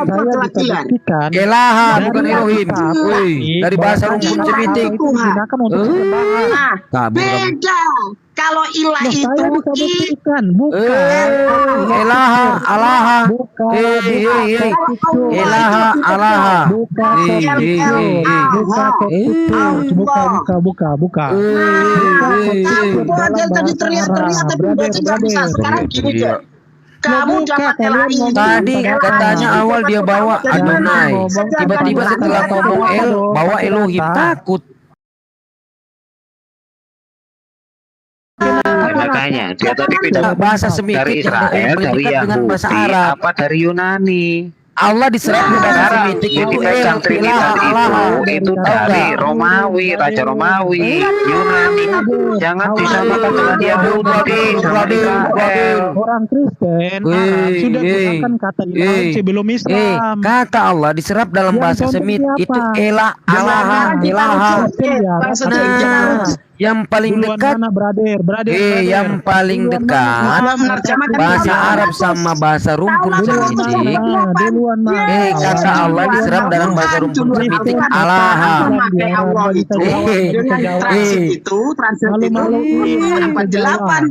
Ngawur kamu. Ngawur orang Kristen dari mana kamu ini? Kamu bukan ajaran para nabi-nabi kali ini. Kristen ajaran para nabi-nabi terdahulu menyembah satu Tuhan. Menyembah satu Tuhan. Kalian datang-datang kitab kanon ini, kitab gabungan ini datang-datang, kitab gabungan ini datang-datang Tritunggal. Di mana kalian ini ajaran Paulus, Kisah Para Rasul 236, Allah membuat Tuhan. Jadi kalian ini, Kisah Para Rasul 2 ayat 36, Allah membuat Tuhan Yesus itu setelah disalib menjadi Tuhan. Yang membuat Tuhan baru, yang membuat Tuhan baru adalah Nabi Anda. Yang membuat Tuhan baru itu kalian, Kisah Para Rasul 2 ayat 36. Kisah Para Rasul, kalian yang membuat Tuhan baru. Itu tidak Mengimani Trinitas baru, Bro Demian. Kisah-kisah para rasul sendiri itu tidak mengimani Trinitas. Paham palsu. Kisah Para Rasul 2 ayat 36. Dengar ya ini. Buka Ulangan. Kisah Para Rasul. Lari. Kisah Para Rasul. Jangan kroyok. Kisah Para Rasul 236. Nah, ini Tuhan Allah membuat Tuhan ini. Jadi seluruh kaum Israel termasuk Demian dan Oten-Oten seluruh dunia harus tahu dengan pasti bahwa Allah Sang Pencipta telah membuat Yesus yang kamu salibkan itu menjadi Tuhan. Tuhan itu Nabi Anda. Jadi Kisah Para Rasul 2 ayat 36. Jadi seluruh kaum Israel harus tahu dengan pasti bahwa Allah Sang Pencipta telah membuat Yesus yang kamu salibkan itu menjadi Tuhan. Jadi kalian ini membuat dia Tuhan. Biar. Selamat datang di Demian Asumsi sama Pak Framing. Itu derita kamu Framing. Jadi banyak yang nggak tahu ya Bang ya, nggak taunya begini. Shalom. Assalamualaikum. Sebentar. Jago banget. Jadi ya, banyak yang tidak tahu nama Allah yang dipakai di dalam Kristen Arab itu menjadi sebuah nama, pemaknanya nama sama dengan umat Islam. Nah, munculnya kapan Kristen Arab itu memakai bahasa Arabnya, mentranslate dari Yunani ke Arab itu di abad 8. Nah, tetapi pemaknanya sama menjadi nama. Untuk Tuhan, kata Tuhan itu diambil dari ilah, Rob. Nah, beda kalau dicampur adukan antara ilah dan Allah itu beda lagi. Tuhan sebagai gelar merujuk kepada nama yaitu Allah. Gitu loh. Ya, kalau Kristen Arab itu tidak mengimani Trinitas. Yang Trinitas itu dari Yunani. Itu sudah beda jauh. Makanya yang dibawakan tadi mau kemana dia? Larinya malah ke Yunani. Terus ke Israel, pakai tema Israel. Aduh, lompat-lompat jadinya dia. Enggak, sekarang gini Bang, terus lari sendiri katanya kick ini enggak sadar ya. Kalau seandainya ya, kita masuk ke room Kristen itu kuat berapa tahan berapa detik Bang Siti? Iya, larinya di Nabi Musa. Kalau mau merujuk, coba kita merujuk ke Abraham, gitu kan? Iya, ke Daud ya. Nah, ke Abraham ya, dari bahasa rumpun mana itu, gitu kan? Dari misalnya jadi coba kita lihat runutan Abraham gitu loh. Nah, historikalnya kemana, alurnya kemana itu malah jelas. Tapi kalau ke Yunani sendiri itu sudah pelebaran jauh, melenceng jauh itu. Melenceng jauh. Bahasa rumpun Semitik itu paling dekat dengan bahasa Arab loh. Masa kata Allah mau dari Theos kan lucu. Enggak, contohnya gini. Coba di Google kita klik Allah. Ya. Kenapa? Al-Lata, Al-Uzza juga Allah. Tadi udah dijelasin loh kamu. Udah dijelasin kamu. Malu di sini Pak Brandon. Udah dijelasin kamu. Sekarang saya tanya kepada kamu nih, hey, Framing.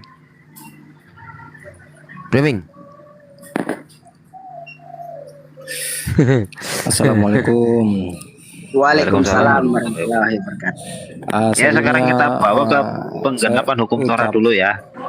Coba Bang selamat yang berbuka puasa, selamat ya. Allah itu juga alusa sama Allah kakak beradik itu. Aduh, Allah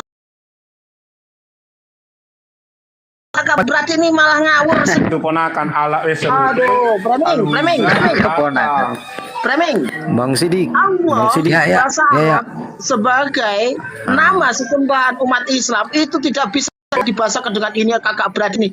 Waduh, ngawur kamu ini. Coba saya tanya sama kamu, itu sesembahan apa artinya sesembahan? Sesembahan itu, ya kan, gelar, ya, segelar untuk merujuk kepada satu-satunya sang pencipta alam semesta. Sesembahan, ya seperti apa itu sesembahan? Apa gelarnya seperti apa? Aduh, ini lama-lama ini Pak Prem ini kok ditanya sesembahan. Nah, dia mau giring kita kayak dia tuh nggak tahu membaca gitu kan? Masya Allah. Kalian kan bilang sesembahan itu banyak, ada patung, ada manusia, ada awan, ada bulan. Sesembahan apa? Itu gini loh, gelar ya merujuk kepada siapa? Kalau kepada batu berarti namanya batu. Kata kalian Allah itu bukan gelar tapi nama. Lalu kalian sebut nama sesembahan. Sesembahan kemana nama itu? Sekarang kita bawa langsung, jangan dipotong ya Pak Framing ya, Pak Framing langsung panjang aja. La ilaha illallah. Apa artinya? Tidak ada sesembahan selain Allah. Nah itu nyambung. Nah, bukan tidak ada sesembahan, yang diambil malah sesembahan doang. Kan parah ini. Sekarang Allah sesembahan itu seperti apa? Sesembahan itu seperti apa? Framing. Jadi gini. Nama itu bisa dimaknai lagi. Enggak, sesembahan itu seperti apa? La ilaha illallah. Lalu kalau iya, tidak Tuhan yang disembah selain Allah. Nah, sekarang kalau kamu di Yohanes 17 ayat 1 ini jelas. Kamu kan nggak di Yohanes 17 ayat 1? Coba buka kamu. Yohanes gini. Demikianlah kata, sini kan kamu katakan Tuhan, Yesus. Nah ini. Lalu menengadah ke langit dan berkata, Tuhan Bapa, Tuhanmu udah berapa?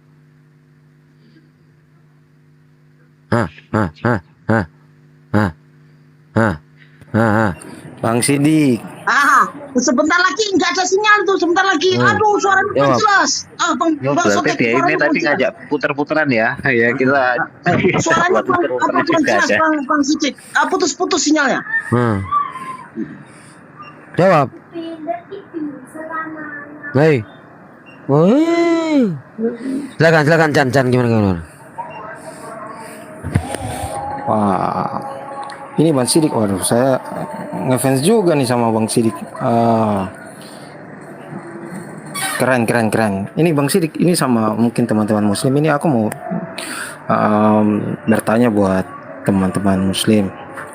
Sebentar kita selesaikan dulu satu dulu. Ini Pak Framing belum selesai. Ya, Chan ini apa? Kristen ya? Itu ya saya Kristen. Itu Bang Framing lagi nyari mungkin ya. Oke, coba kamu jawab dulu Yohanes 17 ayat 1. Sebenarnya simpel sih. Apa itu Bang Sidik? Itu coba Yohanes 17 ayat 1. Demikianlah kata Yesus. Yesus ini kan imani kan Tuhan. Sementara dia utusan, Yohanes 17 ayat 3 dan Ibrani 3 ayat 1, dia rasul. Nah, sekarang kalian menyatakan dia Tuhan. Yohanes 17 ayat 3. Yohanes 17 ayat 3. Yohanes 17 ayat 3. Ibrani 3 ayat 1 dia rasul kan? Ibrani 3 ayat 1. Coba baca Yohanes tadi berapa? Yohanes berapa? Ya, Yohanes 17 ayat 3, satu-satunya Allah yang benar. Oke, ya, Yohanes 17. Yang Anda kutip Yohanes 17. Coba baca di Yohanes 1. Yohanes 17 ayat 1, demikianlah kata. Coba baca Yohanes 1. Ya, siapa dulu? Kalau kamu nggak bisa menjawab nanti saya untuk menjawab itu. Oh, Yohanes 1 ayat 1. Oke. Pada Nah. mulanya sabar. Pada mulanya adalah firman. Firman bersama-sama dengan Allah. Firman adalah Allah. Ya kan? Betul ya? Betul lah. Sabar. Bisa mengerti itu. Sabar. Firman adalah Allah. Allah adalah firman. Betul? Yohanes 1:14. Iya kan? Firman adalah Allah. Allah adalah firman. Betul? Jangan lari. Betul. Yohanes 1:14, Allah telah menjadi manusia disalib mati. Habislah Tuhanmu.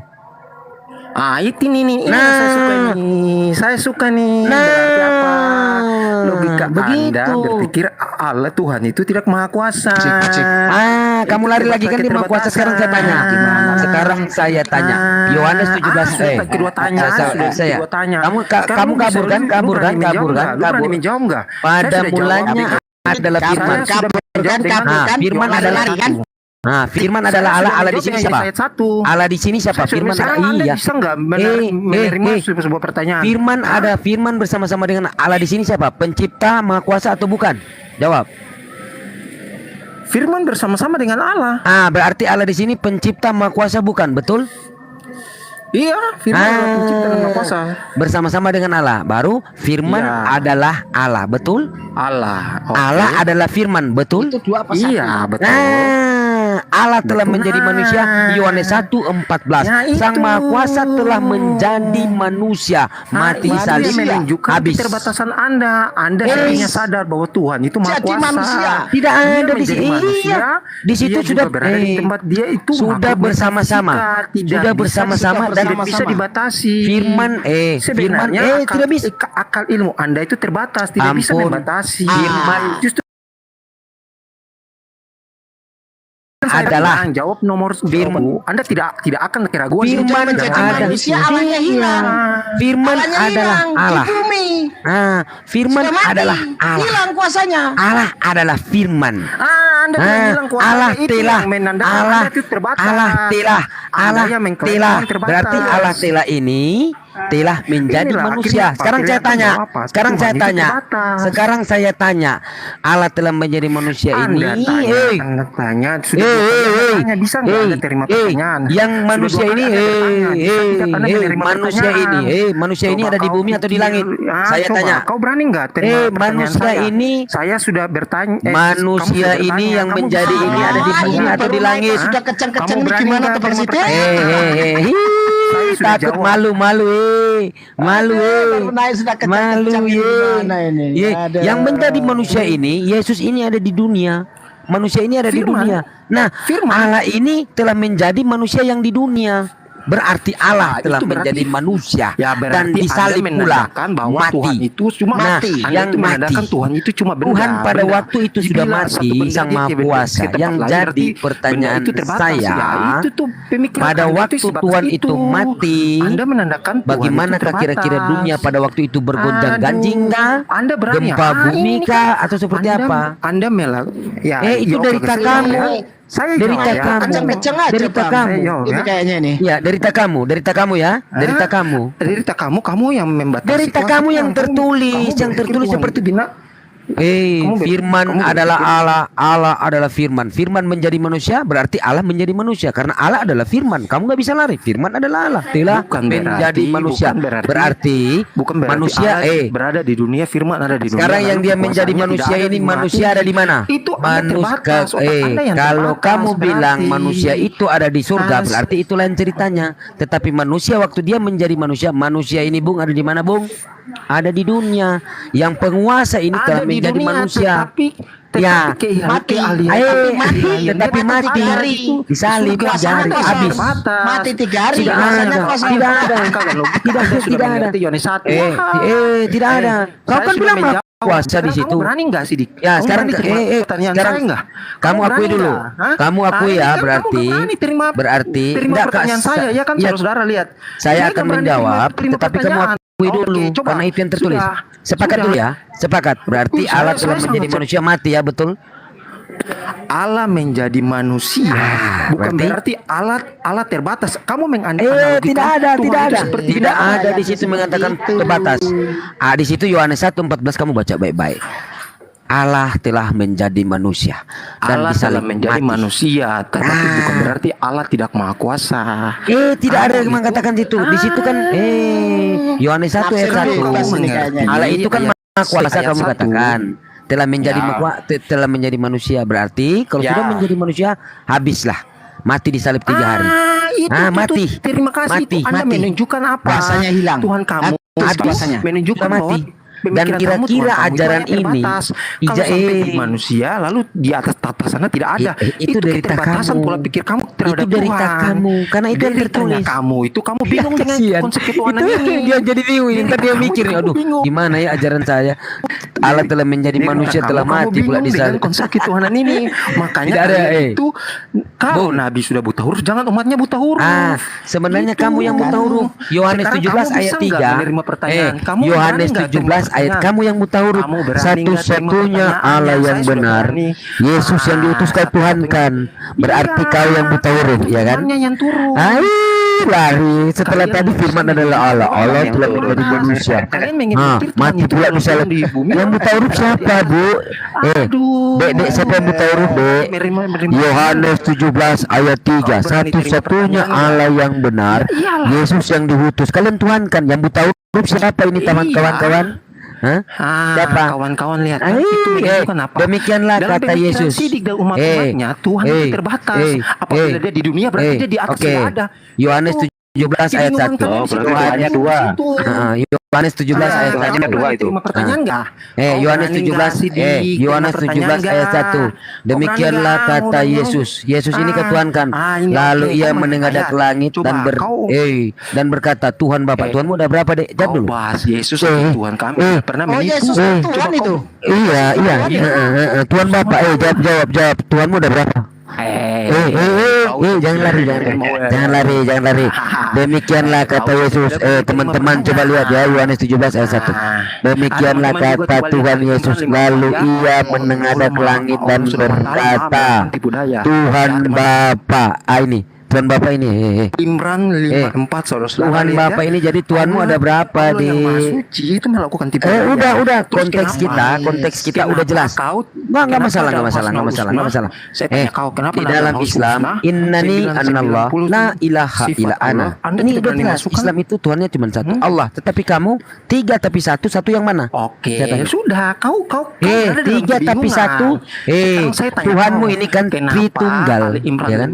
3 tapi 1. Ali Imran 54 Allah Maha. Yang saya tanya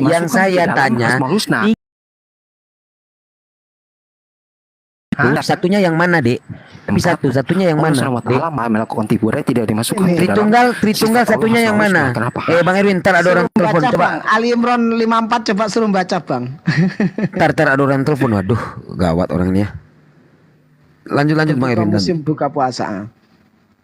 Jadi Ali Imran 54. Orang ini selalu membawa Ali Imran 54 yaitu tipu daya ya. Lucu kadang-kadang ini. Yang satunya diminta pernyataan dari Tuhan orang Kristen tentang siapa yang mengangkat Rasul Paulus menjadi Rasul. Katanya penglihatan. Kan repot ini. Yang satunya nama diterjemahkan. Ini repot lagi tambahan ini. Gimana ini Bang logika? Ya, mereka itu nggak bisa memahami KBBI. Yang dinamakan Esa itu adalah satu, bukan 3 jadi 1. Ini kan udah salah kaprah. Ya satu bagaimana? Kalian tahu Esa satu seperti apa? Coba. Satu biji atau apa? Coba. Ayo Bang logika. Ayo lanjut. Coba. Satu itu biji kopi atau satu biji apa itu? Coba biji yang namanya Esa itu ya 1 bukan 3. Iya, bukan 3 menjadi 1. Itu dari mana itu? Bukan satu kesatuan. Satu biji. Coba satu biji atau satu apa? Seperti coba aja lihat gitu. di KBBI. Kan ada penjelasannya, tinggal searching di Google kok repot. Coba satunya itu seperti apa? Sekarang kenapa kok 3 jadi 1? Sekarang kenapa kok 3 jadi 1?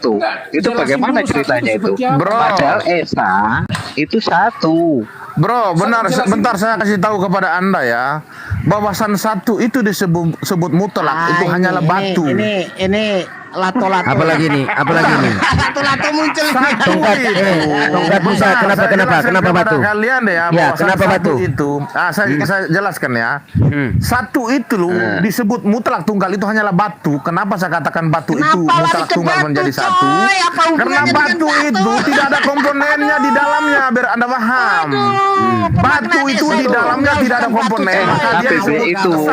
KBBI itu menulis Esa bukan 1. Pahami dulu. Sekarang batu itu bro. Batu itu disebut Esa itu karena tidak ada komponen di dalamnya. Bukan batu, kau ngawur kau. Asumsi batu itu disebut Esa karena tidak punya komponen di dalam. Tetapi batu komponen di dalam. Tongkat Musa. Kamu jawab Yohanes 17 ayat 1. Demikianlah kata Tuhan Yesus yang kau yakini Tuhan ya. Lalu menengadah ke langit dan berkata, Tuhan Bapa. Tuhanmu udah berapa, Musa? Tuhanku 1. Nah, ini Yohanes 17 ayat 1 kamu baca nggak? Demikianlah kata Tuhan yang Yesus ini kau katakan Tuhan kan? Demikianlah kata Tuhan Yesus lalu menengadah ke langit dan berkata, Tuhan Bapa. Jadi Tuhanmu ada berapa? Yesus Tuhan mengatakan Bapak tahu begini. artinya Tuhan Bapak. Saya Tahu jawab artinya Tuhan ya. Bapak. Iya, jawab aja, jawab aja. Iya, saya Bapak sini, jawab. Bapak ini siapa? Tuhan Tuhan Sang Pencipta. saya itu adalah satu ketika Yesus mengatakan aku dan Bapakku adalah satu tadi berarti di situ berbicara tentang satu hakikat. Yang menjadi permasalahannya ketika Tuhan Anda itu tiga. Di dalam Al-Ma'arij 40 di situ Tuhan Anda ada tiga di situ. Di mana? Apakah Anda tidak tahu bahwa Nanti saya jawab, nanti saya jawab. Bukan. Baca dulu, Anda harus baca dulu. jawab. Perhatikan Sini, Al-Ma'arij sini, 40 sini. bahwa Tuhan Anda ada tiga di situ. Bukan. Kamu sebenarnya kamu dulu, udah usah loncat-loncat kau. Bapak di sini ini siapa? Tuhan Sang Pencipta betul? Iya, Baik, udah saya dijawab tadi. Musa jangan lari. Bapak di Yohanes sini 10 Tuhan Sang ayat Pencipta 30. betul? Benar. Yesus di sini Sang Pencipta betul? Benar. Berarti ada berapa Sang Pencipta? Satu. Siapa yang pencipta? Satu ini yang mana ini? Yang satu yang mana? ini Bang Asetik? Satu yang mana? 30 ayat 30. Satu di sini yang mana? Bapak tuh Yesus, sabar. Satu sini yang mana? Aku dan Yesus satu. Jangan lari. Yohanes 17 ayat 1. Yang satu yang mana? Iya kan satu. Satu yang mana di sini di dalam konteks 17 ayat 1? Bapak. Yang satu mana? Yesus atau Bapak?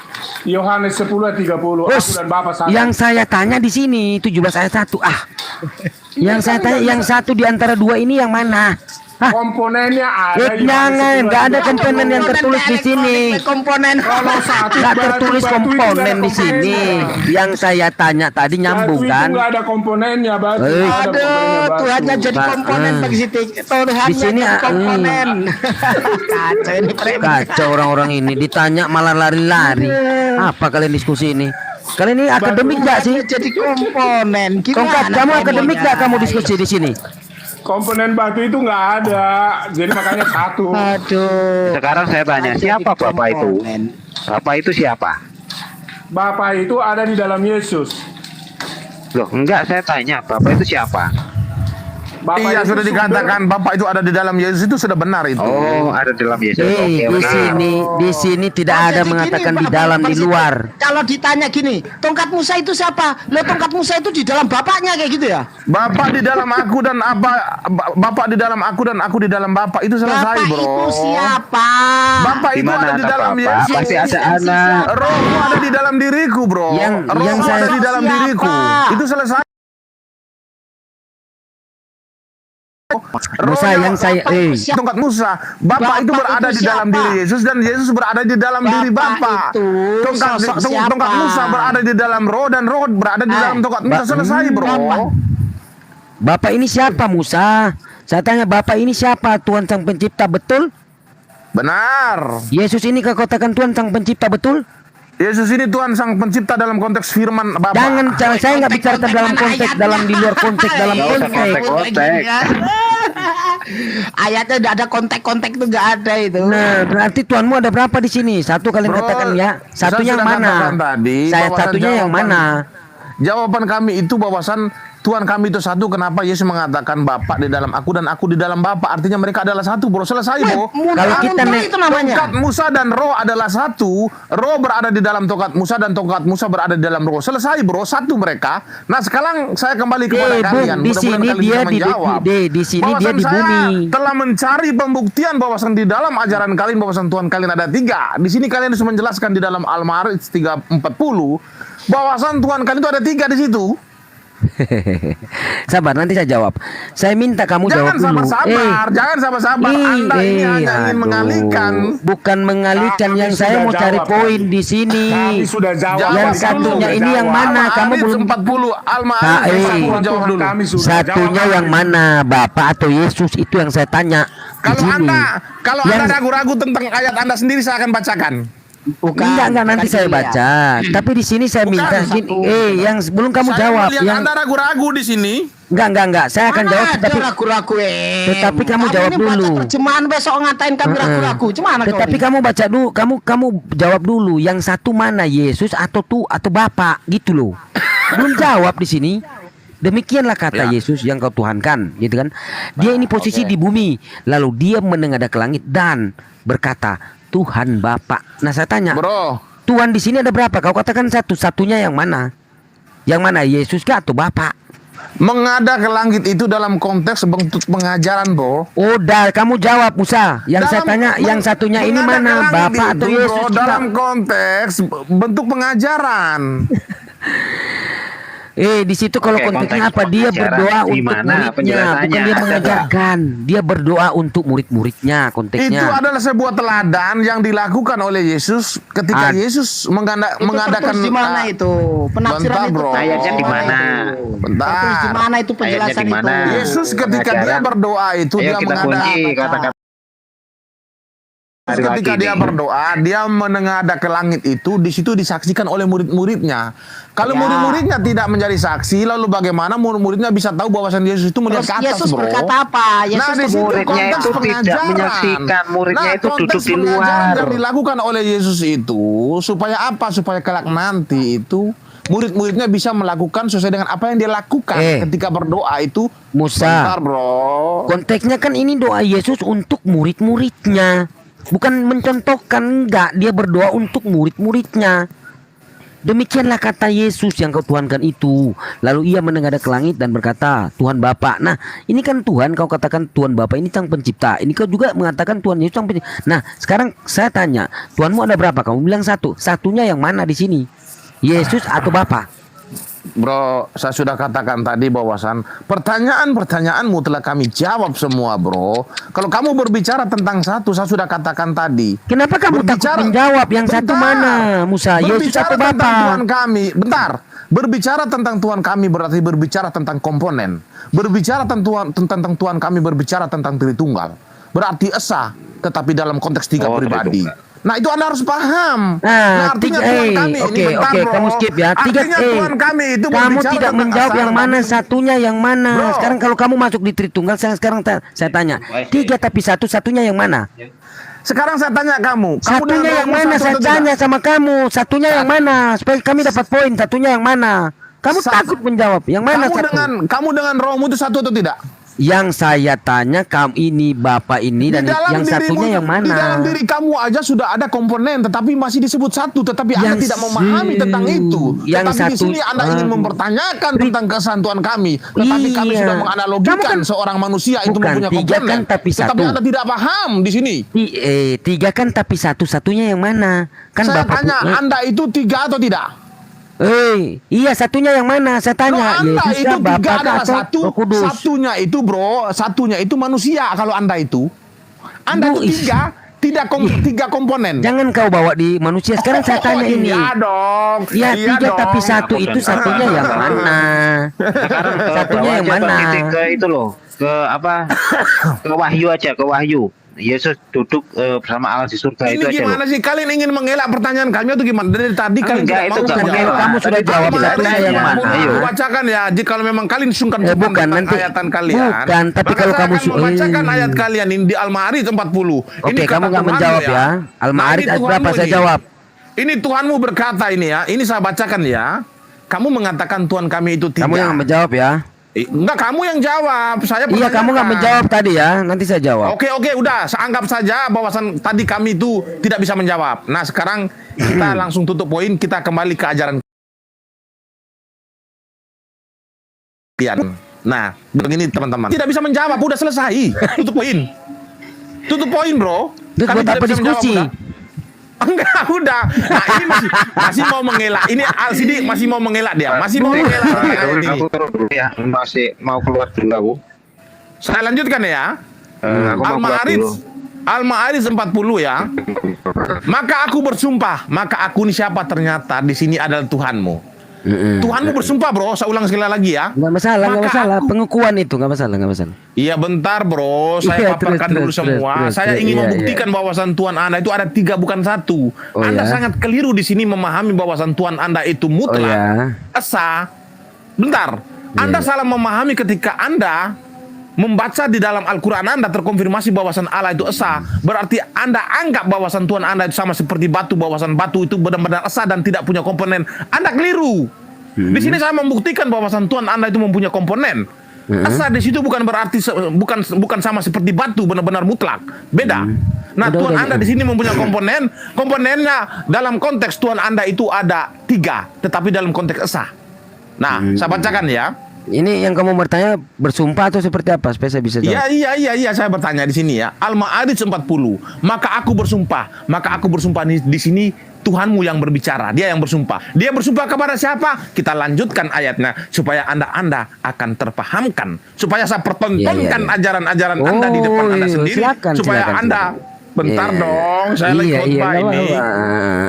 Saya akan pertontonkan ajaran Anda di hadapan Anda supaya Anda di sini terbelenggu oleh ajaran Anda. Tapi kamu sudah tahu, berarti kalau sudah bertanya begini sudah paham tentang nahu ya, nahnu. Oke, saya lanjutkan dulu supaya Anda tidak boleh menghindar dari pertanyaan-pertanyaan saya. Baik, saya akan membuktikan bahwa Tuhan Anda itu bukan mutlak, tetapi dia mempunyai komponen. Siapa mau jelasin ini? Kamu ini mau bertanya, baca penjelasin. Iya, oke, saya bacakan dulu. Maka aku bersumpah jelasin lagi. Maka aku bersumpah jelasin lagi. Lari ke batu lagi. Maaf, Bang. Maaf. Aduh. Nah, kata kasama. Oke, saya lanjutkan ya. Maka aku bersumpah. Nah, yang bersumpah sini Tuhan ya. Bersumpah kepada siapa? Demi Tuhan yang mengatur tempat-tempat terbit. Nah, ternyata Tuhanmu bersumpah kepada Tuhan yang mengatur tempat-tempat terbit dan terbenamnya matahari, bulan, bintang. Sungguh. Sebentar. Itu Bang Juma mau naik itu apa Bang Manru? Bang Mandu ada Bang Juma. Supaya di sini saya pertontonkan ajaran dia di sini supaya dia paham ajaran dia. Jawabannya sudah ada. Jawabannya di Al-Baqarah 115. Kan Bang Juma itu ke sini biar saya pertontonkan ajaran dia di hadapan dia. Udah ada jawabannya. Udah ada jawabannya. Assalamualaikum Gurunda, silakan. Hosos. Kasih besar Hosos. Apakah Bang Juma ini adalah salah satu andalan kalian? Iya, Gurunda kami. Iya, Gurunda kami. Iya, Gurunda kami. Terus kenapa? Terus udah ada. Maka hari ini dia akan berurusan dengan seorang meme bos, pendebat andal. Pendebat andal lah. Baik, topik pembahasan kita pada malam hari ini Bang Juma berkaitan tentang apakah Tuhannya Bang Juma bisa berinkarnasi ataupun berteofani sama seperti Tuhannya orang Kristen? Apakah Anda setuju? Enggak setuju. Hanya ajaran pagan yang Tuhannya berteofani. Kenapa Anda tidak setuju? Karena Tuhan itu maha kuasa selamanya, kekal dalam kemahakuasaannya, tidak pernah berhenti sedetik pun untuk tidak menjadi kuasa. Baik. Berarti Anda tidak meyakini bahwasan ajaran Anda itu berkaitan tentang Tuhan Anda itu bisa berteofani ataupun berubah wujud menjadi makhluk? Tuhan tidak pernah menjelma menjadi ciptaan. Oh, berarti Anda tidak paham tentang ajaran Anda sendiri. Baik, saya akan membuktikan dalil-dalil yang terkonfirmasi di dalam hadis Anda. Itu sangat terkonfirmasi dengan jelas bahwasan berkaitan tentang hari penghakiman ataupun hari kiamat nanti ataupun hari-hari kiamat. Itu berbicara tentang Tuhan Anda akan menunjukkan rupa dan bentuknya kepada orang-orang yang bertakwa. Dalam konteks dia menggunakan hijab dengan menggunakan bentuk-bentuk yang telah dikenali oleh makhluknya. Apakah Anda tidak paham tentang hadis Sahih Muslim 267? Paham. Apa yang Anda pahami tentang hadis itu Anda paparkan kepada saya supaya saya Anda bacakan dulu. Baik, terima kasih. Anda telah mengizinkan saya untuk membacakan sebuah hadis dari Sahih Muslim yang terkonfirmasi dengan jelas bahwasan Tuhan itu akan datang kepada orang-orang yang bertakwa dalam konteks menggunakan hijab, yaitu menggunakan bentuk-bentuk yang telah dikenali oleh makhluknya supaya apa? Supaya bermaksud makhluk-makhluknya bisa melihat dia. Baik, saya akan bacakan di dalam Sahih Muslim. Mudah-mudahan teman-teman Muslim yang ada di bawah komal tercerahkan oleh meme bos debater. Baik, saya akan bacakan Sahih Muslim 267 ya. Kenapa tertawa kau Sidik? Jangan kau tertawa. Enggak, maksudnya saya tertawa itu debater. Pelan-pelan aja. Tuh, debater kaget saya. Baik. Mau saya bacakan dari awal ya, begini ya ini. Ya. Abu Hurairah mengabarkan kepadanya bahwasan manusia berkata, "Wahai Rasulullah, apakah kami bisa melihat kami pada hari kiamat?" Nah, beliau pun balik bertanya, beliau ini siapa? Ternyata Muhammad balik bertanya kepada orang-orang yang bertakwa ataupun tidak bertakwa. Nah, apa pertanyaan Muhammad kepada orang-orang yang bertakwa ataupun orang-orang yang tidak bertakwa? Bunyinya begini, apakah kalian akan mendapatkan bahaya ketika awan? Mereka menjawab, tidak wahai Rasulullah. Beliau bertanya lagi, Apakah kalian akan mendapatkan bahaya ketika melihat matahari di siang hari yang terang tanpa awan di bawahnya? Mereka menjawab, tidak wahai Rasulullah. Lalu beliau bersabda, sesungguhnya kalian bisa melihatnya seperti itu juga. Allah akan mengumpulkan manusia pada hari kiamat seraya berkata, barang siapa menyembah sesuatu, hendaklah dia mengikuti sesuatu tersebut. Barang siapa menyembah matahari, maka hendaklah ia mengikuti matahari. Barang siapa menyembah bulan, maka hendaklah ia mengikuti bulan. Dan barang siapa menyembah takhut, maka hendaklah ia mengikuti takduk. Dan tersisalah umat ini yang di dalamnya masih terdapat orang-orang munafik. Lantas Allah tabaraka wa ta'ala menemui mereka dengan bentuk yang tidak mereka kenali. Kemudian dia berfirman, aku adalah Rabb kalian. Namun mereka menjawab, aku berlindung kepada Allah darimu. Ini adalah tempat kami hingga Rabb kami benar-benar menemui kami. Jika Rabb kami menemui kami, maka kami akan mengenalinya. Setelah itu Allah Ta'ala menemui mereka dengan bentuk yang mereka kenali. Apakah Anda tidak paham tentang hadis ini, bahwasan Allah Subhanahu wa Ta'ala akan menemui orang-orang yang bertakwa dalam konteks setelah divonis masuk ke dalam surga dalam bentuk yang mereka kenali? Saya ingin bertanya kepada Bang Juma, bentuk yang Bang Juma kenali ketika Bang Juma sedang berada di bumi, bentuk-bentuk apa saja? Silakan baca dulu, masih banyak di bawah itu. Bro, sedikit lagi bro ke bawah bro. Jangan kau menyusahkan saya. Saya sudah sakit. Jangan kau menyusahkan saya. Nah, pertanyaan saya langsung kepada Bang Juma harus dijawab. Ketika Bang Juma sedang berziarah di bumi ini, di buminya Allah Subhanahu wa Ta'ala, bentuk-bentuk apa saja yang Bang Juma sudah kenali? Silakan dijawab. Oke, baik. Jadi sebelum saya menjawab, saya ingin membacakan sebuah ayat dalam ayat Al-Quran, ya, kitab suci Al-Quran. Bismillahirrahmanirrahim. Wa minhum ummiyuna la ya'lamuna al-kitaba illa amaniya wa inhum illa yazunnun. Di antara mereka ada yang buta huruf, tidak memahami kitab kecuali hanya berangan-angan, dan mereka hanya menduga-duga. Al-Quran mengatakan gini, wujuhu yawma izin nadirah. Wajah-wajah orang-orang mukmin, orang beriman pada hari itu berseri-seri. Kenapa berseri-seri? Kemudian disebabkan karena mereka memandang Tuhannya, ila rabbiha nazirah. Nah, sehingga ketika saudara mengatakan bahwa umat Islam akan memandang Tuhannya, itu betul.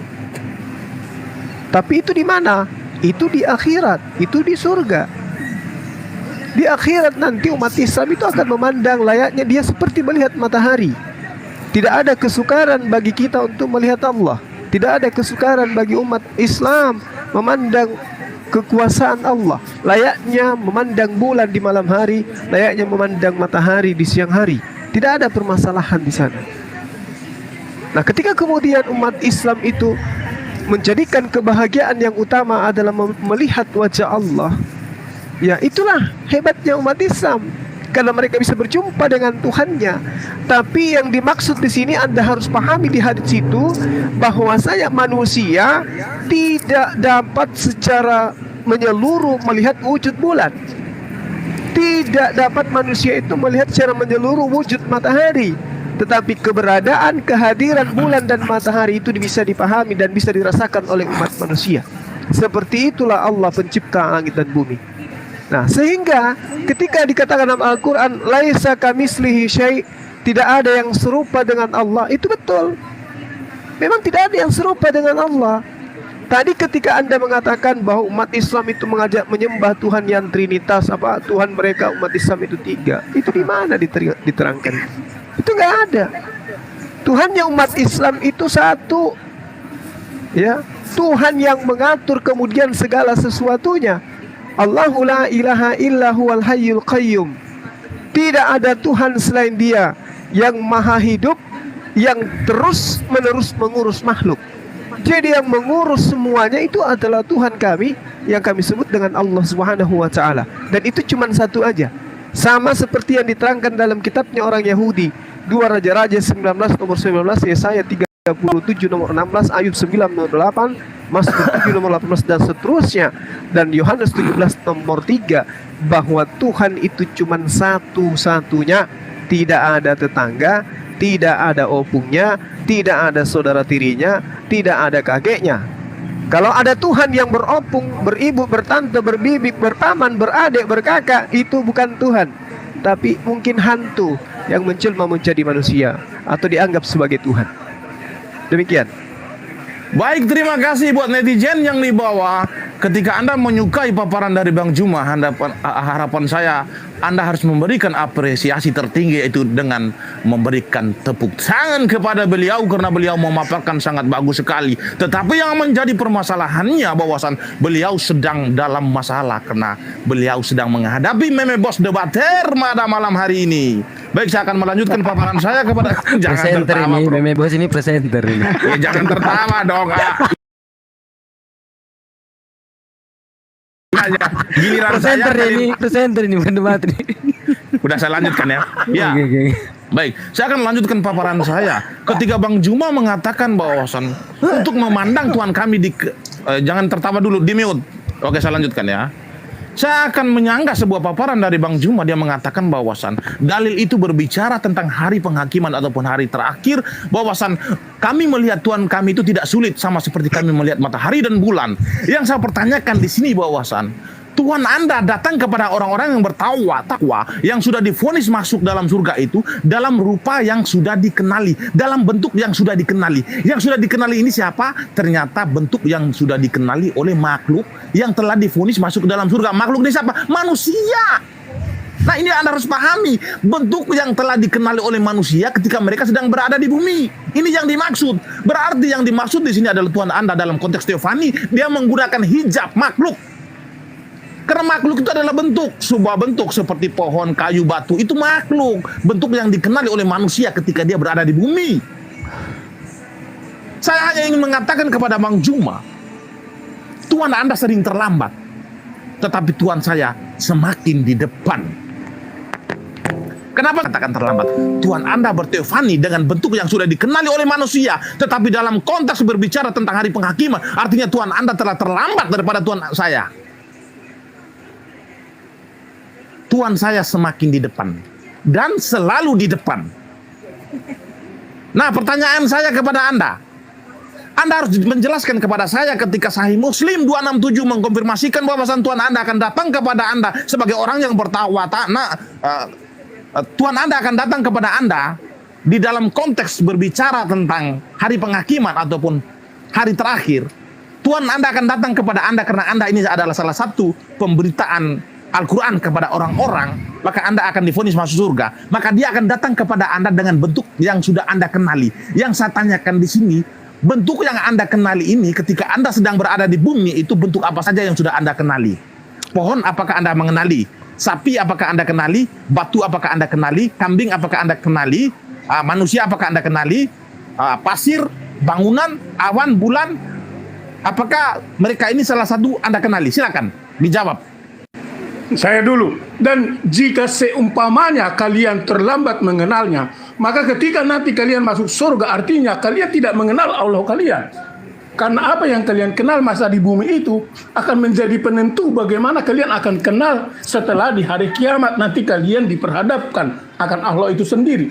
Jadi artinya kalian tidak memahami Al-Quran kalian. Oh, Al-Quran kalian menjelaskan bahwa jauh sebelum hari kiamat, hari penghakiman di bumi ini juga kalian harus kenal Allah itu sendiri.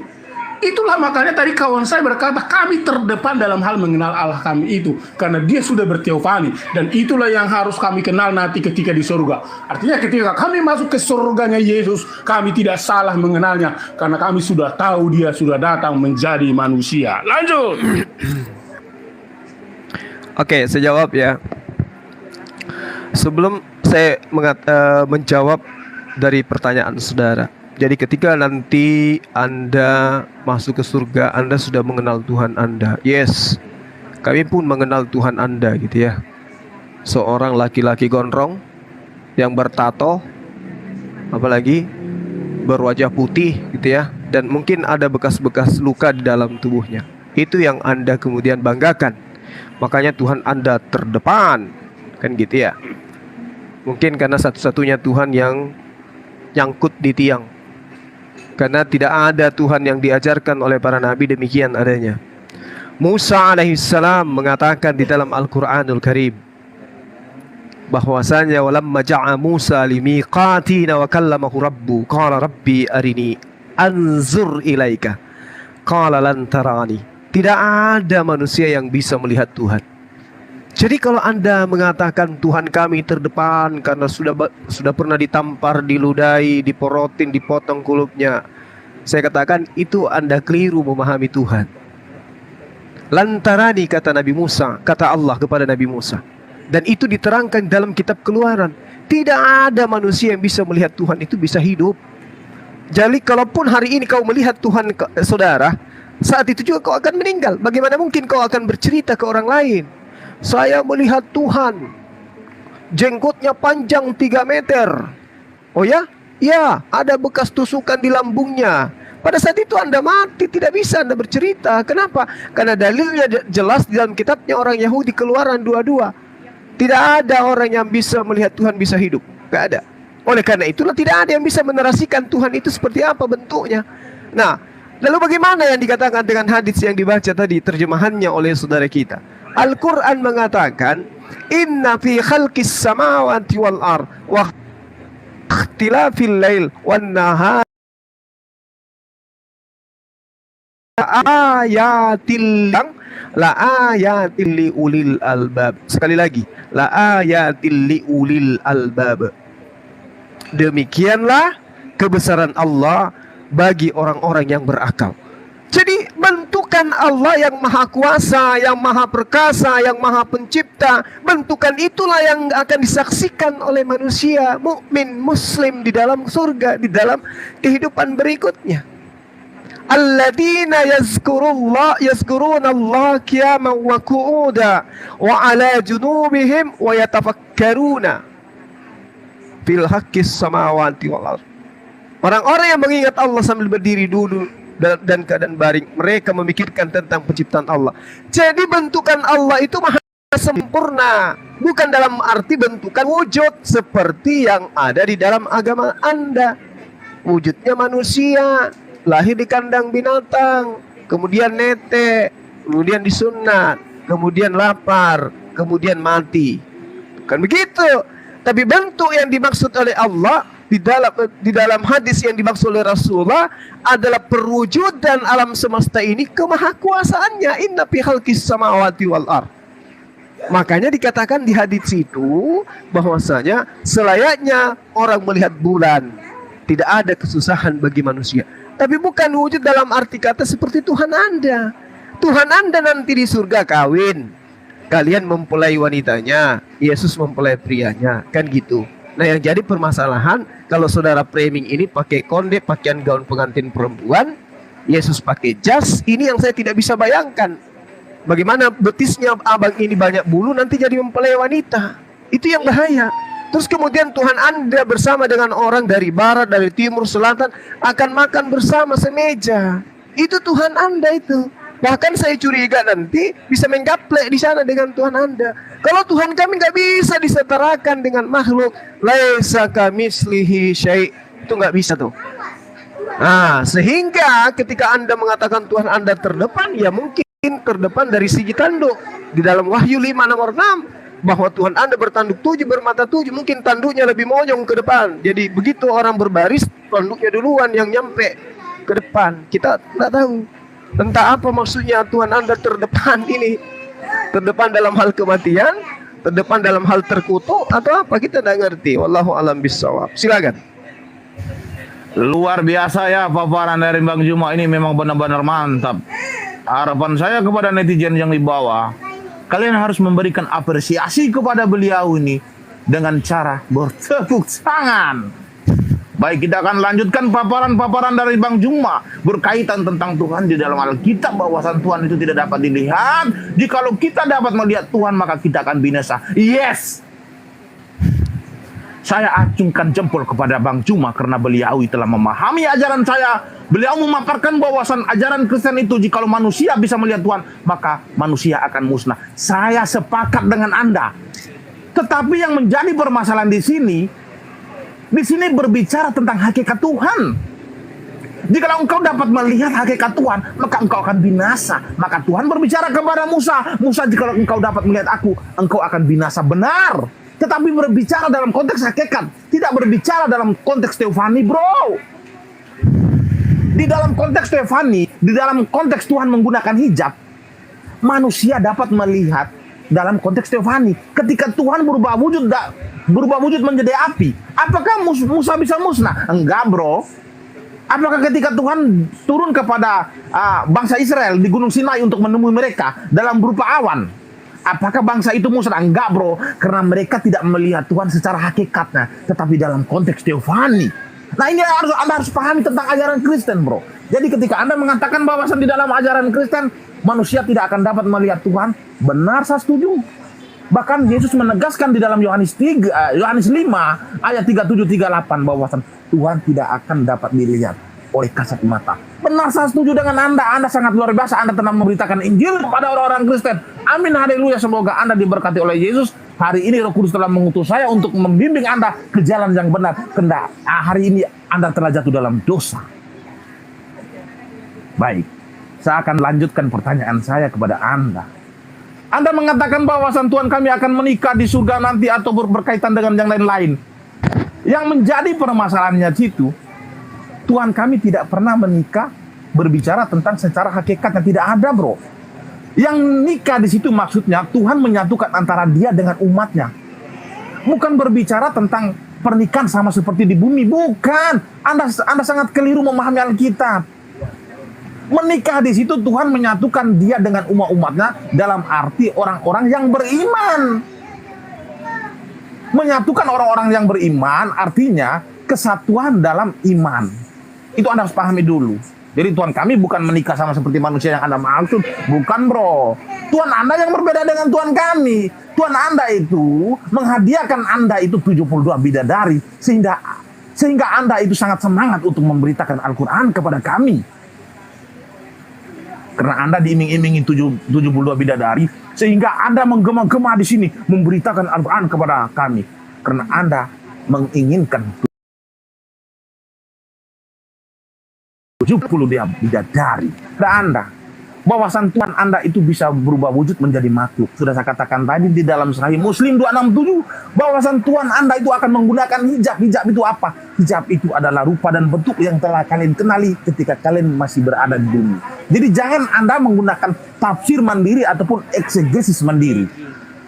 Anda menjelaskan kepada kami, dan termaksud saya salah satunya itu menggunakan eksegesis mandiri ataupun tafsiran mandiri. Salah itu. Anda di sini harus menjelaskan kepada kami bahwasan Tuhan kami itu memang benar. Dia akan datang kepada orang-orang yang bertakwa ketika orang-orang itu sudah divonis masuk surga. Supaya apa dia datang kepada orang-orang yang bertakwa?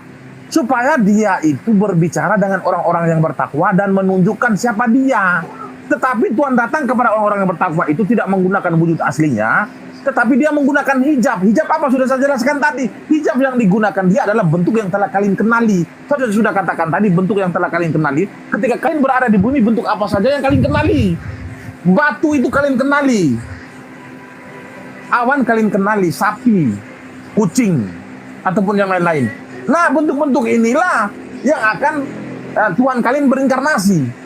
Harapan saya sih Tuhan kalian itu sama seperti Tuhan Kristen, ketika dia datang kepada orang-orang yang bertakwa itu, dia berubah wujud menjadi awan ataupun api ataupun menjadi manusia. Karena manusia itu adalah ciptaan Tuhan yang tertinggi di seluruh ciptaan Tuhan. Jangan sampai Tuhan Anda itu ketika datang kepada Anda sebagai orang yang bertakwa yang telah divonis masuk surga itu, dia berubah wujud menjadi batu. Bahkan dia menggunakan hijab batu ataupun kambing ataupun kayu ataupun aku nggak ngerti lagi untuk menjelaskan bentuk-bentuk yang telah saya lihat di bumi ini. Nah, sekarang jelaskan kepada saya. Oke, silakan Pak Fleming. Iya, jadi ternyata saya semakin mengenal Bang Juma ini. Ternyata dia punya ATM mandiri. Dia selalu menyimpan uang di ATM Bank Mandiri. Sebab dia menyimpan setiap tafsirannya, tafsiran Bank Mandiri. Maka sekarang janganlah menafsir secara Bank Mandiri. Karena kalau Anda menafsir secara Bank Mandiri, maka Anda akan salah. Salah satunya juga di Islam kan mengartikan hijab sekarang sudah salah, karena diartikan hijab itu harus tutup mata seperti ninja. Padahal kenyataannya kawan saya tadi Tokat Musa sudah menjelaskan, hijab justru kebalikan dari topeng ninja, harus dikenal. Jadi kalau Allah itu yang harus kalian kenal hijabnya, maka tadi Bang Juma justru tidak menafsir secara bebas, secara baik tentang Al-Qur'annya, karena dia mengartikannya melenceng. Saya menunggu dan menanti jawaban-jawaban yang konkret tentang Allahnya yang sudah berhijab itu dikenal dalam wujud. Seperti contoh, bulan dalam sinarnya, matahari dalam sinarnya, dalam berbagai bentuk hijabnya untuk dikenal oleh manusia. Hati-hati kalian, jangan sampai kalian disesatkan. Apalagi kalau Bang Juma tidak bertobat dalam hal mengenal sang Allahnya yang berhijab itu. Inilah artinya nanti kesesatan-kesesatan, penyesalan-penyesalan di akhir zaman tentang orang-orang yang merasa surga, tapi sesungguhnya mereka tidak mengenal surga. Itulah yang harus kalian pahami. Silakan lanjut terus. Signal itu ya Gurunda itu, Mandru. Iya signal. Signal. Jadi kalian harus mengenal signal-signal hijab itu supaya kalian tahu bagaimana sesungguhnya. Emang kamu tahu apa arti hijab? Allah itu hijab itu tahu enggak? Sekarang saya akan counter ya. Saya counter. Silakan. Tadi Tongkat Musa mengatakan bidadari ya. Bidadari nggak apa-apa. Itu buat hamba gitu. Itu balasan buat apa? Nah, di dalam bilangan 3136 32 orang perawan dipersembahkan untuk Tuhan. Gitu loh. Nah, ini buat apa? 36 perawan ini dipersembahkan untuk Tuhan, ini buat apa? Hah? Buka di bilangan 3136, silakan buka Preming. Dan kamu jawab Preming, hijab itu apa? Hijab yang kamu artikan itu apa? Hah? Silakan jawab. Kami nunggu Bang Juma, Bang Cindy, maaf ya. Oh, iya. Jadi Preming jangan premis-premis ya. Nama saya kan si Preming, jadi saya selalu mempreming. Karena data saya, aduh, kamu ini pasti.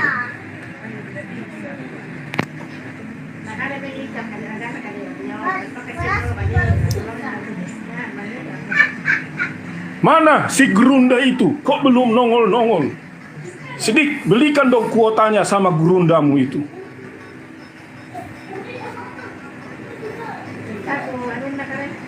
Sidik, Gurundamu udah jadi datang ke Jakarta. Ya. Gurundamu udah jadi datang ke Jakarta. Kayaknya jadi. Berarti ya, coba penyembah sempak di bawah ini jangan main lapor kau ya. Ini akun saya yang terakhir. Udah ada. Waduh. Tolong kalian jangan menyembah lato-lato ya, penyembah lato-lato di bawah, tolong jangan ini, jangan lapor-lapor akun. Bagus. Oh, dilapor ya. Silakan. Sudah 4 akun saya hari ini dimatikan sama mereka. Kurang ajar. Oke ya, jadi ketika Anda kemudian membangun sebuah narasi tentang Allah Subhanahu wa taala, sudah jelas dikatakan laisa kamitslihi syai'. Nah, sedangkan di kitab saudara Anda jangan bingung. Fakta wujud Tuhan kalian itu sudah menggambarkan dirinya sendiri. Maka aku melihat di tengah-tengah tahta dan keempat makhluk itu, dan di tengah-tengah tua-tua itu berdiri seekor anak domba, seperti telah disembeli, bertanduk 7 dan bermata 7. Itulah ketujuh roh Allah yang diutus ke bumi. Ini bentukan Tuhan kalian. Ini. 4 makhluk, di tengah-tengahnya ada tua-tua berdiri seekor anak domba yang sudah seperti disembeli, bertanduk 7 dan bermata 7. Jadi jangan kemudian kalian mau mencari impas. Oh, Tuhan kita berbentuk seperti ini, ayo kita cari data supaya Tuhannya Islam juga demikian adanya. Gak boleh.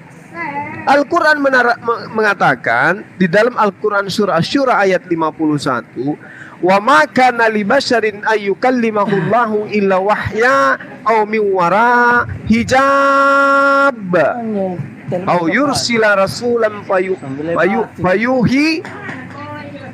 fayuhiya, ya, diterangkan fa isnihi ma yasha innahu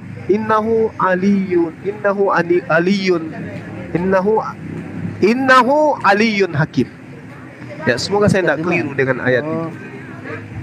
Tidak patut bagi seorang manusia bahwa Allah akan berbicara kepadanya kecuali melalui perantaraan malaikat, ya, perantaraan wahyu, dan dari belakang tabir.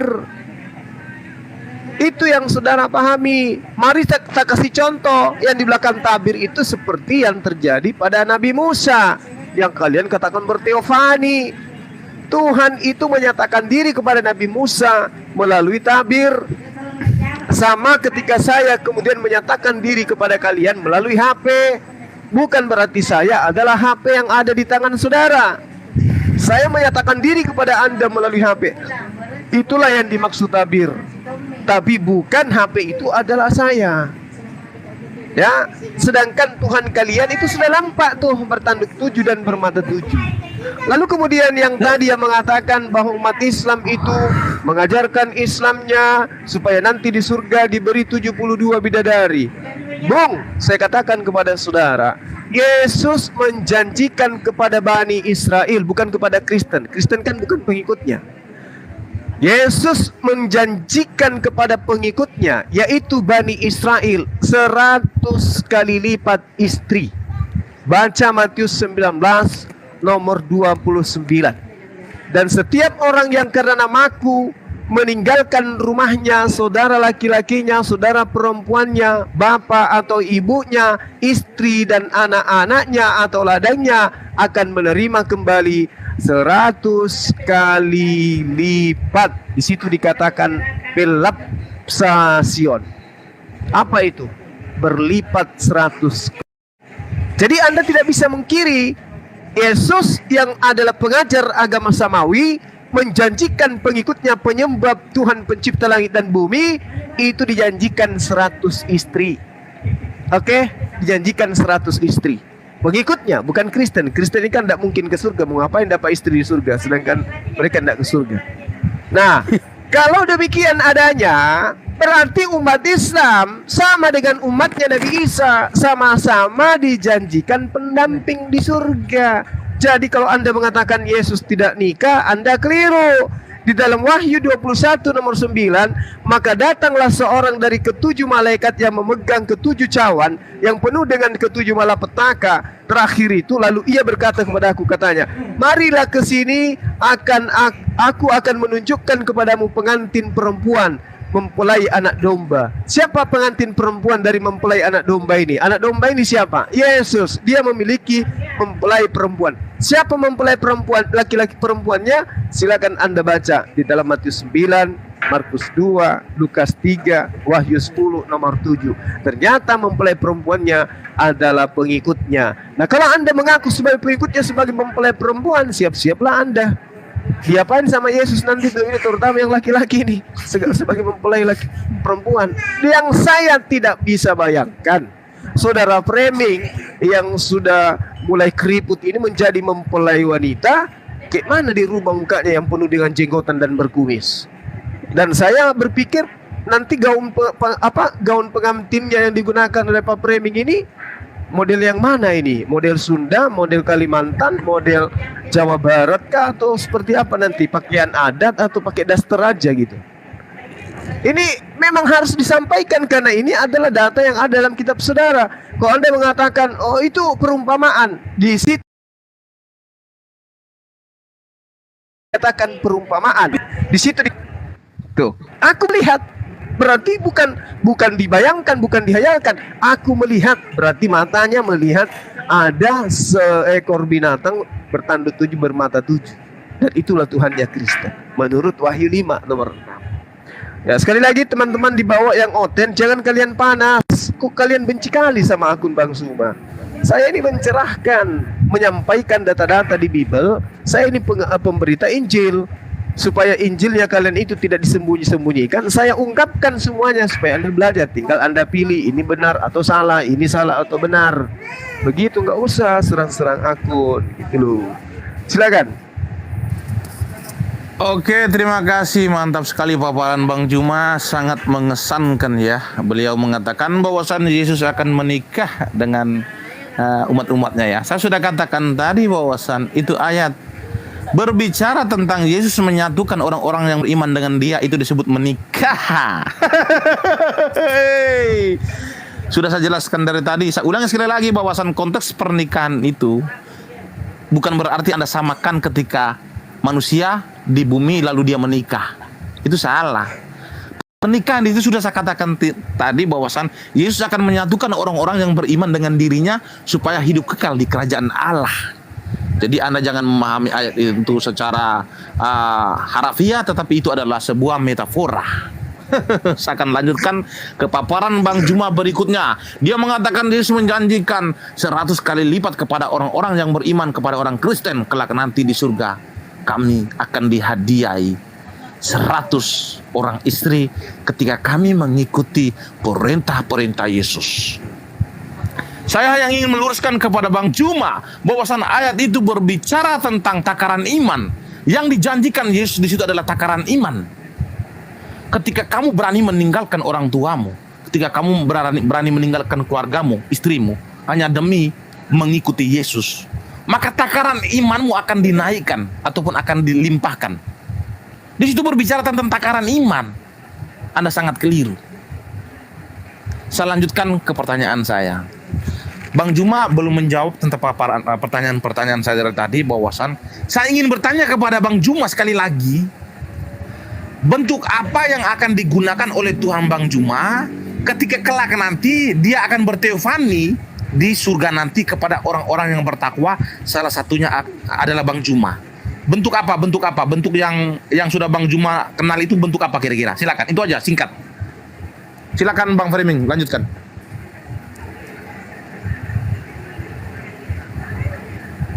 Pak Framing? Ya, dan seperti di dalam hadis-hadis dan juga di dalam iman Islam bahwa mereka akan berkata bahwa di surga ada bidadari. Bahkan dikatakan kepunyaan mereka begitu kencang sampai mengeluarkan hal-hal yang begitu hebat, sampai memuaskan, dan bagaimana dengan kalimat-kalimat yang lainnya. Artinya, kalau kalian punya bidadari seperti manusia, seperti tubuh manusia di surga, bagaimana Allah kalian bisa kalian lihat kalau tidak nyata seperti apa yang ada pada manusia?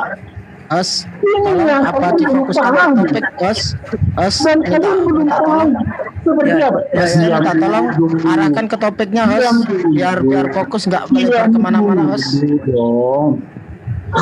Ya, ke topiknya, Pak, biar nggak lari kemana-mana. Di topik-topik dong, kok kamu lari kemana-mana? Diam dulu, si framing lah namanya. Ke topiknya terus. Nggak apa-apa, biarin aja. Mereka umat utama. Silakan. Jadi puaskan diri Anda, silakan. Artinya saya sedang memframing di sini. Kalau surga kalian nanti bertemu dengan bidadari, sampai sedemikian detailnya diuraikan kata per kata tentang bidadari itu. Ya, kalau saya jelasin nanti satu persatu ya. Takutnya nanti komal ini kena, tapi ya kira-kira begitulah kan, lato-lato lah kan begitu. Nah, bagaimana kalian mengenal sang hijab Allah kalian itu nanti di sana, sementara di bumi aja masih belum jelas pribadi awalnya. Ini yang kalian nanti akan keliru. Jangan-jangan nanti kalian ketika kalian bilang masuk ke surga, ternyata masuk ke neraka. Hanya di bumi belum dikenal hijab Allahnya itu. Kalian harus pahami ini. Karena Tuhan yang Maha Besar itu sanggup menyatakan hijabnya di bumi. Dan inilah yang sudah dikatakan oleh kawanku tadi. Jika Allah datang kepada Abraham, di mana dia lihat dalam bentuk wujud manusia, datang kepada Musa dalam bentuk api, datang kepada Daud dalam bentuk berbagai bentuk-bentuk yang lainnya. Itu artinya Tuhan kami yang meliputi alam semesta itu sanggup menyatakan pribadinya untuk kami kenal secara pribadi, terlebih secara khusus di dalam Tuhan kami, Yesus Kristus. Nah, sekarang kalian bagaimana? Di mana posisinya? Bagaimana sesuai dengan hadis dan surat tadi menjelaskan tentang hijab Allah kalian? Sadarlah kalian, jangan kalian sampai tersesat. Al-Quran kalian sudah mengajari kalian, tapi kalian buta dalam mengartikan Al-Quran. Hadis kalian, kawan saya setiap Bang Mandirinya Bang Juma ini, sehingga jangan hanya menafsir secara mandiri, tetapi tafsirlah secara yang makna arti. Jangan. Silakan. Oke.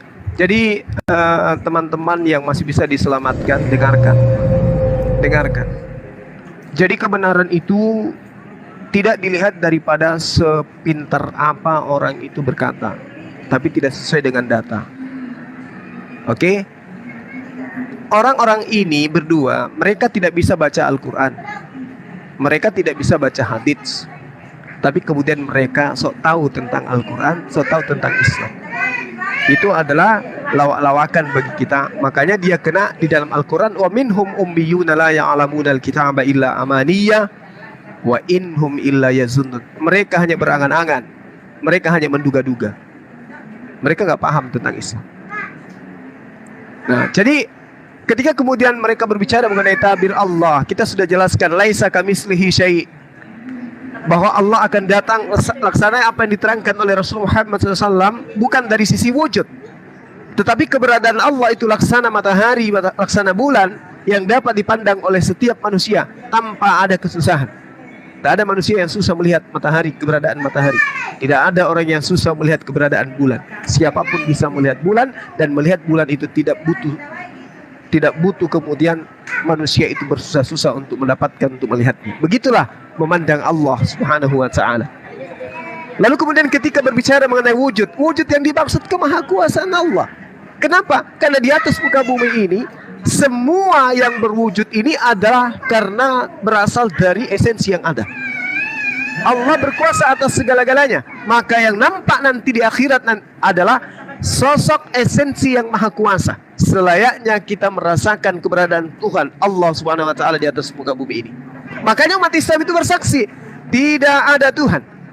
Aku bersaksi, tidak ada Tuhan selain Allah. Kenapa demikian? Karena dengan adanya alam semesta ini, manusia dapat melihat keberadaan Allah. Tidak sama seperti Tuhannya orang Kristen. Dikatakan Tuhan itu ada karena dia pernah menjadi mantan mayat. Dikatakan dia menjadi Tuhan karena dia pernah mati di atas tiang salib. Bukan seperti itu. Tapi ketika umat Islam menerangkan tentang wujud Allah, Allah mengatakan, kamu tidak akan mampu melihatku. Laisa kamitslihi syai'. Bahkan dikatakan kepada Nabi Musa, lan tarani, kau tidak akan bisa melihatku, tetapi untuk mengetahui keberadaanku, lihat ciptaanku. Mereka ada karena aku ada yang telah mengadakan. Itu konsep dalam Islam. Makanya ada yang disebut syahadatain. Tapi ini umat buta huruf tidak akan ngerti. Kenapa? Karena Tuhannya pun mereka tidak pahami. Yang mana Tuhanmu? Yang Yesus, yang manusia, atau yang roh? Bingung dia. Belum lagi yang burung merpati, bingung yang mana Tuhan mereka. Lalu kemudian ketika surga itu dihujat, kita sangat jelas mengatakan surga itu tempatnya pembalasan kebaikan. Umat Islam ketika masuk ke surga diupah dengan kebaikan-kebaikan, diupah dengan kebahagiaan-kebahagiaan. Bandingkan dengan surganya mereka, masuk ke dalam surga mereka dijamu oleh pesundal-pesundal, pelacur-pelacur. Kalau dulu terjemahan lamanya itu pelacur-pelacur, lama-lama biar agak santun dirubah menjadi sundal.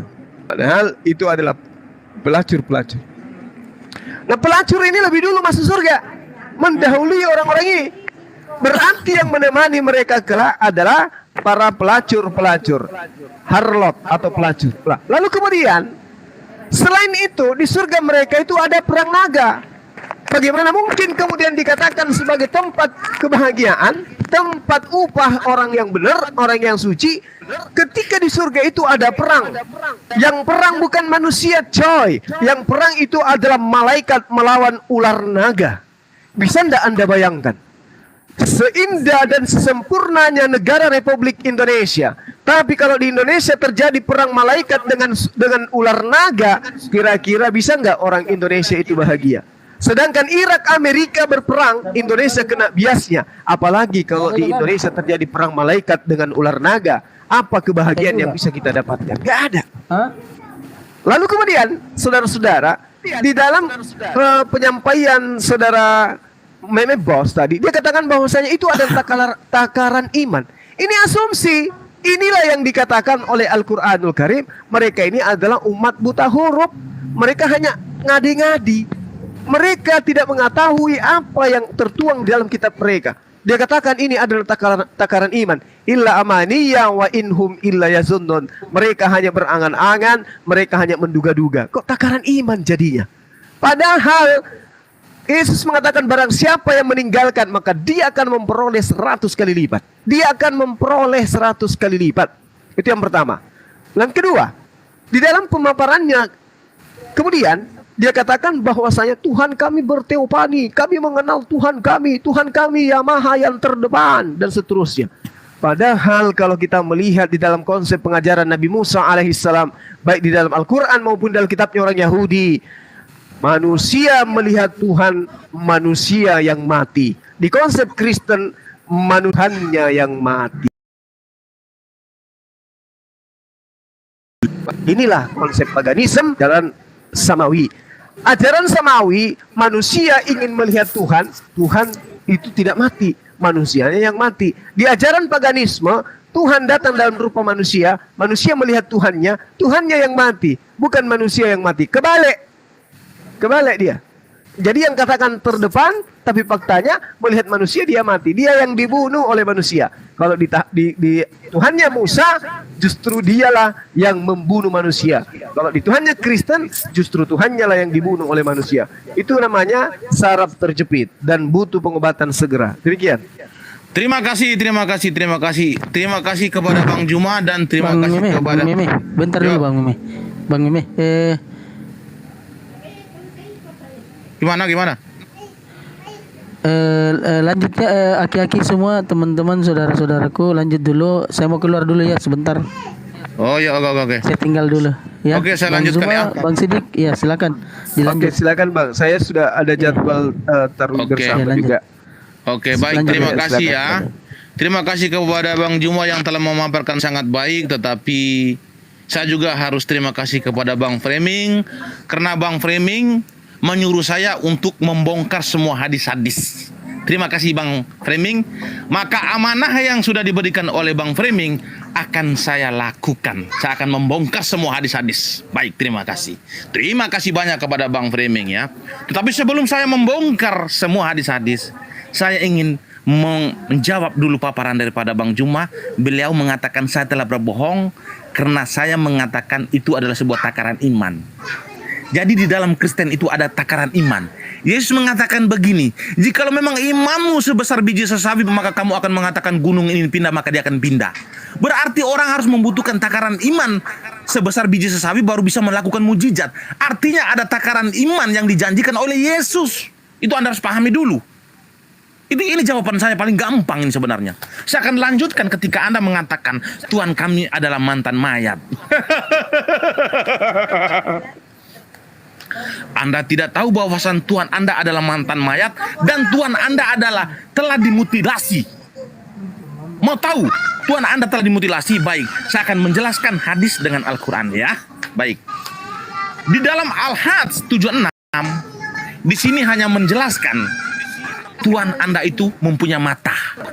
Tidak dijelaskan secara utuh seperti manusia, langsung dijelaskan punya tangan, punya kaki, punya hidung, tidak ada. Tetapi di sini hanya menjelaskan Tuhan Anda itu hanya mempunyai mata. Kita lanjutkan berikutnya diatur 46 ataupun Al-Qamar 14 sama juga Tuhan Anda punya mata. Lalu kita lanjutkan ke Al-Bukhari 4471 ataupun Al-Bukhari 4472, Tuhan Anda punya kaki. Jadi di sini tidak dijelaskan secara utuh seperti manusia seperti Yesus. Kalau Yesus itu kan utuh ya. punya kaki, punya tangan, punya mata, punya wajah, punya hidung, punya rambut. Nah, di sini Tuhan Anda ini dijelaskan secara spesifik sekali. Hanya punya kaki doang. Lalu di Al-Ahzab 75 tadi hanya punya mata. Ini terpisah ya. Kakinya terpisah, matanya terpisah. Kita lanjutkan lagi ke Al-Maidah 64. Al-Maidah 64 ini Tuhan Anda itu punya tangan. Nah, ini terpisah juga ini. Di Al-Bukhari hanya punya kaki, di Al-Maidah 64 hanya punya tangan, lalu di Al-Ahzab 76 hanya punya mata. Lalu kita lanjutkan lagi ke apa ya? Ke ini, ke Sahih Muslim 4731. Bukan. Di Sahih Muslim 4731 ya. Tuhan punya wajah. Nah, di sini Tuhan punya wajah loh. Di Ar-Rahman 27 juga Tuhan punya wajah. Artinya di sini Tuhan terpisah ya, wajahnya terpisah, kakinya terpisah, matanya terpisah, tangannya terpisah. Kita lihat lagi. Kita lihat di mana ya Tuhan punya betis ya. Bentar.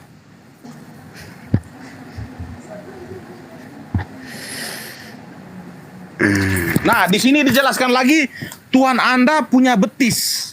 Nah, di sini terpisah, betisnya sendiri, kaki sendiri, tangan sendiri, mata sendiri, wajah sendiri. Nah, ini terpisah-pisah. Kita kalau masuk ke dalam dunia penyidikan ataupun penyelidik, itu ketika mereka menemukan ada mayat, kakinya terpisah, matanya terpisah, tangannya terpisah, betisnya terpisah, itu dikategorikan mutilasi. Nah, Tuhan Anda di sini dikategorikan mutilasi. Dimutilasi ini. Karena kakinya terpisah, tangannya terpisah, matanya terpisah, wajahnya terpisah, betisnya terpisah. Berarti Tuhan Anda adalah mantan mayat. Karena sudah dimutilasi ya, terpisah-pisah. Nah, karena Anda sudah menyinggung tentang surga, mungkin saya harus sedikit membongkar di dalam hadis ya. Maaf ya, jangan marah ya. Baik. Di dalam hadis Bukhari 3008, orang-orang yang masuk ke dalam surga yang pertama kali itu adalah 70.000.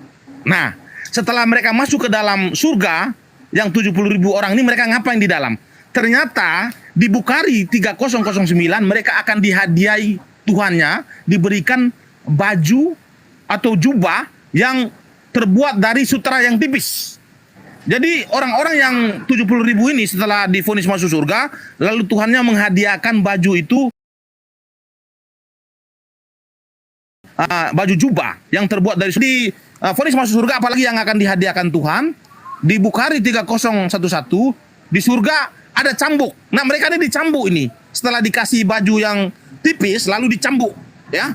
Bukhari 3011 di surga ada cambuk. Nah, mereka setelah dikasih baju nanti dicambuk-cambuk nanti. Nah, lanjut setelah mereka dimasukkan ke dalam surga, hadiah apa yang akan mereka dapatkan? Di Bukhari 3015 di surga ada menyusui. Jadi mereka setelah dimasukkan ke dalam surga, mereka dibonus untuk menyusui ya. Nah, kita lanjutkan lagi. Setelah mereka itu divonis masuk surga, lalu mereka akan mendapatkan hadiah apa lagi ya kira-kira ya? Di Sahih Muslim 5063 ya. Kelompok-kelompok pertama masuk surga tidak kencing, tidak berak. Jadi mereka ini setelah masuk surga, kelompok-kelompok yang pertama yang 70.000 ini, mereka ini sangat spesial. Tidak kencing dan tidak berak di surga. Nah, lalu hadiah apa lagi yang mereka dapatkan? Di Sahih Muslim 5061, di surga ada pasar. Nanti setelah mereka mendapatkan baju, lalu dihadiahi cambuk, lalu mereka tidak kencing, tidak berak, lalu ada pasar di atas. Nah, hadiah apa lagi ya kita lihat ya. Nah, di Sahih Muslim 5059, di surga ada kamar. Ada kamar, saya nggak tahu entah kamar pengantin untuk siapa, saya tidak ngerti ini. Nah, hadiah apa lagi ya kita lihat ya. Di Sahih Muslim 5056, di surga ada pohon. Nah, pohon ini entah apa mereka mau ngapain pohon ini, entah mau petik buahnya atau entah apa, saya nggak tahu, berteduh mungkin ya. Nah, kita lanjutkan ya. Banyak sekali nih ayat-ayat ini. Ini singgung tentang surga soalnya ini. Nah, di Bukhari 3017, ketika Tuhan sudah memvonis mereka masuk surga, hadiahnya apa lagi? Di surga ada 8 pintu. Nah, 8 pintu ini untuk apa? Untuk penyekapan pernikahan mungkin ini. Ataupun untuk berpesta seks dengan 70 bidadari, saya tidak tahu ini jangan pintu apa ini. Mungkin kalau nggak ada di situ. Ya, jangan katakan pesta seks di situ. Hadiahnya apa lagi? Di Ibnu Majah 4328, Allah menikahkan dengan 72 bidadari. Oh, mungkin Tuhan ini menikahkan mereka ataupun menghadiahkan mereka 72 bidadari ini di 8 pintu ini dipisah-pisahkan. Artinya 8 pintu ini khusus orang-orang yang menikahi 72 bidadari.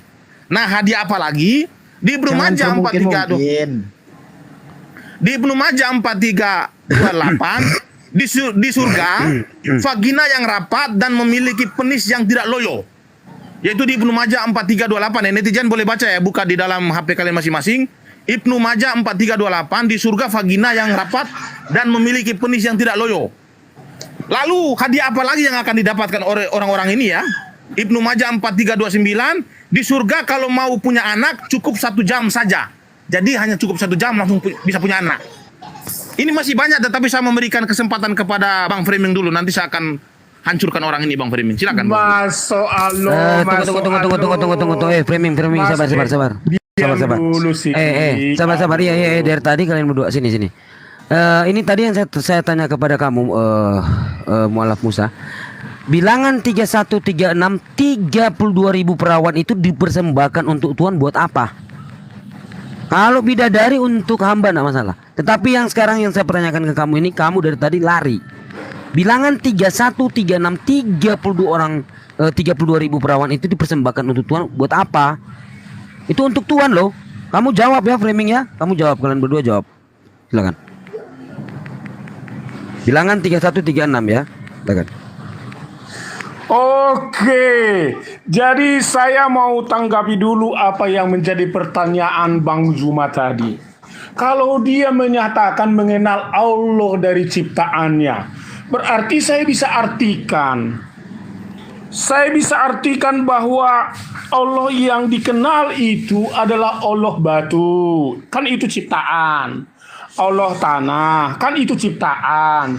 Allah matahari, kan itu ciptaan. Jadi ternyata nilai-nilai keallahan dari yang diterangkan, diajarkan oleh Bang Zuma ini kepada muslim yang ada di Komal dan termasuk netizen-netizen adalah Allah nilai-nilai ciptaan.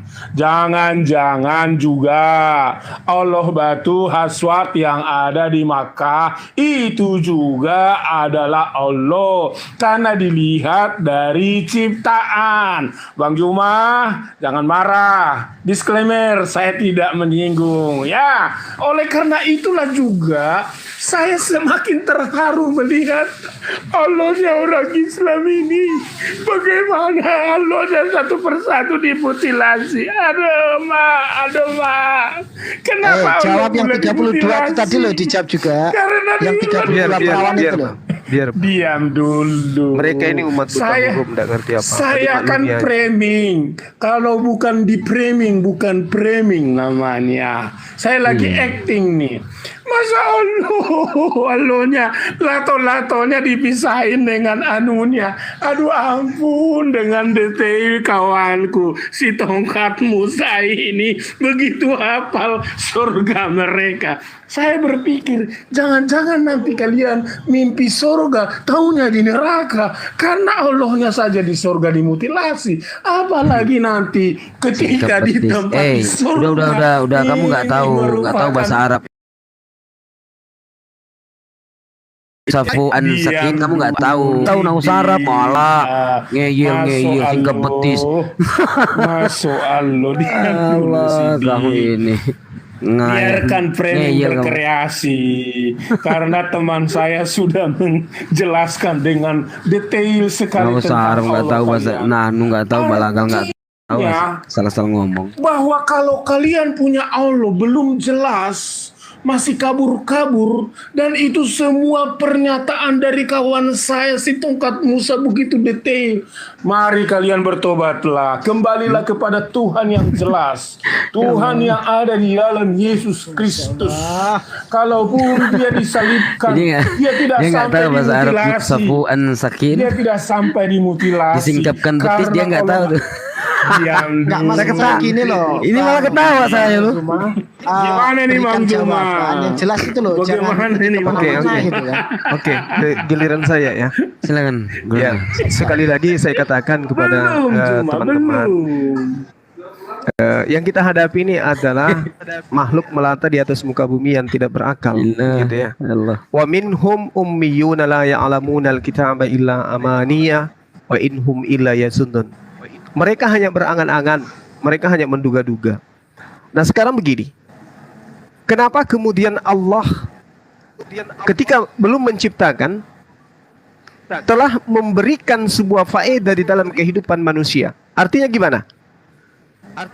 Ketika kemudian Allah memberikan pengertian bahwasanya yang digunakan memberi adalah disebut tangan, yang digunakan berpijak disebut kaki, yang digunakan melihat disebut mata, yang digunakan untuk berbicara disebut mulut. Mana yang duluan? Antara pemaknaan sifat Allah dengan pemaknaan kata-kata atau pemaknaan benda-benda yang ada di atas muka bumi, termasuk yang ada pada diri manusia. Jelas yang lebih duluan adalah Allah Subhanahu wa ta'ala. Jadi manusia hanya bisa memikirkan, oh yang disebut tangan itu yang digunakan yang kita ini, kiri dan kanan. Oh yang disebut kaki itu ini nih, yang ada terdiri dari betis dan paha. Oh yang disebut mata itu ini, yang di kepala nih, yang ada 2 biji. Yang disebut pendengaran itu ini nih, kuping nih. Itu pemahaman manusia yang diberikan oleh Allah agar manusia itu bisa memahami. Sedangkan laisa kamitslihi syai' itu tidak berwujud seperti makhluk. Jangankan makhluk dengan Tuhan, makhluk dengan makhluk akan tidak sama. Seperti misalnya Reming punya wajah, monyet juga punya wajah. Apakah kemudian bisa saya katakan antara wajah Reming dengan monyet sama? Tidak. Siapa lagi? Mama Bos punya wajah, ya. Mama Bos punya wajah atau punya kaki. Kemudian anjing juga punya kaki. Apakah boleh saya katakan bahwa kakinya si Mama Bos sama dengan kakinya anjing? Tentu tidak. Tapi sama-sama kaki, tapi sama-sama wajah. Nah, sesama makhluk saja tidak. Apalagi antara Tuhan dengan yang diciptakan. Tuhan hanya memberikan pengertian, kaki dipijakkan ke neraka, tangan diberikan untuk memberi, mata untuk melihat, supaya manusia itu bisa memahami. Tetapi yang 2 ini adalah umat buta huruf, tidak ngerti, tidak sampai ke sana pemahamannya. Dikatakan bahwa Tuhan itu melihat, maka apa yang ada dalam narasinya adalah Tuhan itu punya mata, seperti yang lahir di kandang binatang. Oh, Tuhan itu sama seperti ciptaannya manusia di dalam Kejadian 1 nomor 26. Maka Tuhannya juga punya lato-lato. Ini adalah perbuatan orang-orang yang tidak punya ilmu, hanya bisa menghujat. Padahal ketika hadits itu menguraikan tentang kebesaran Allah, kenapa dikatakan kaki di sana? Kenapa dikatakan kadim? Kenapa dikatakan seperti itu?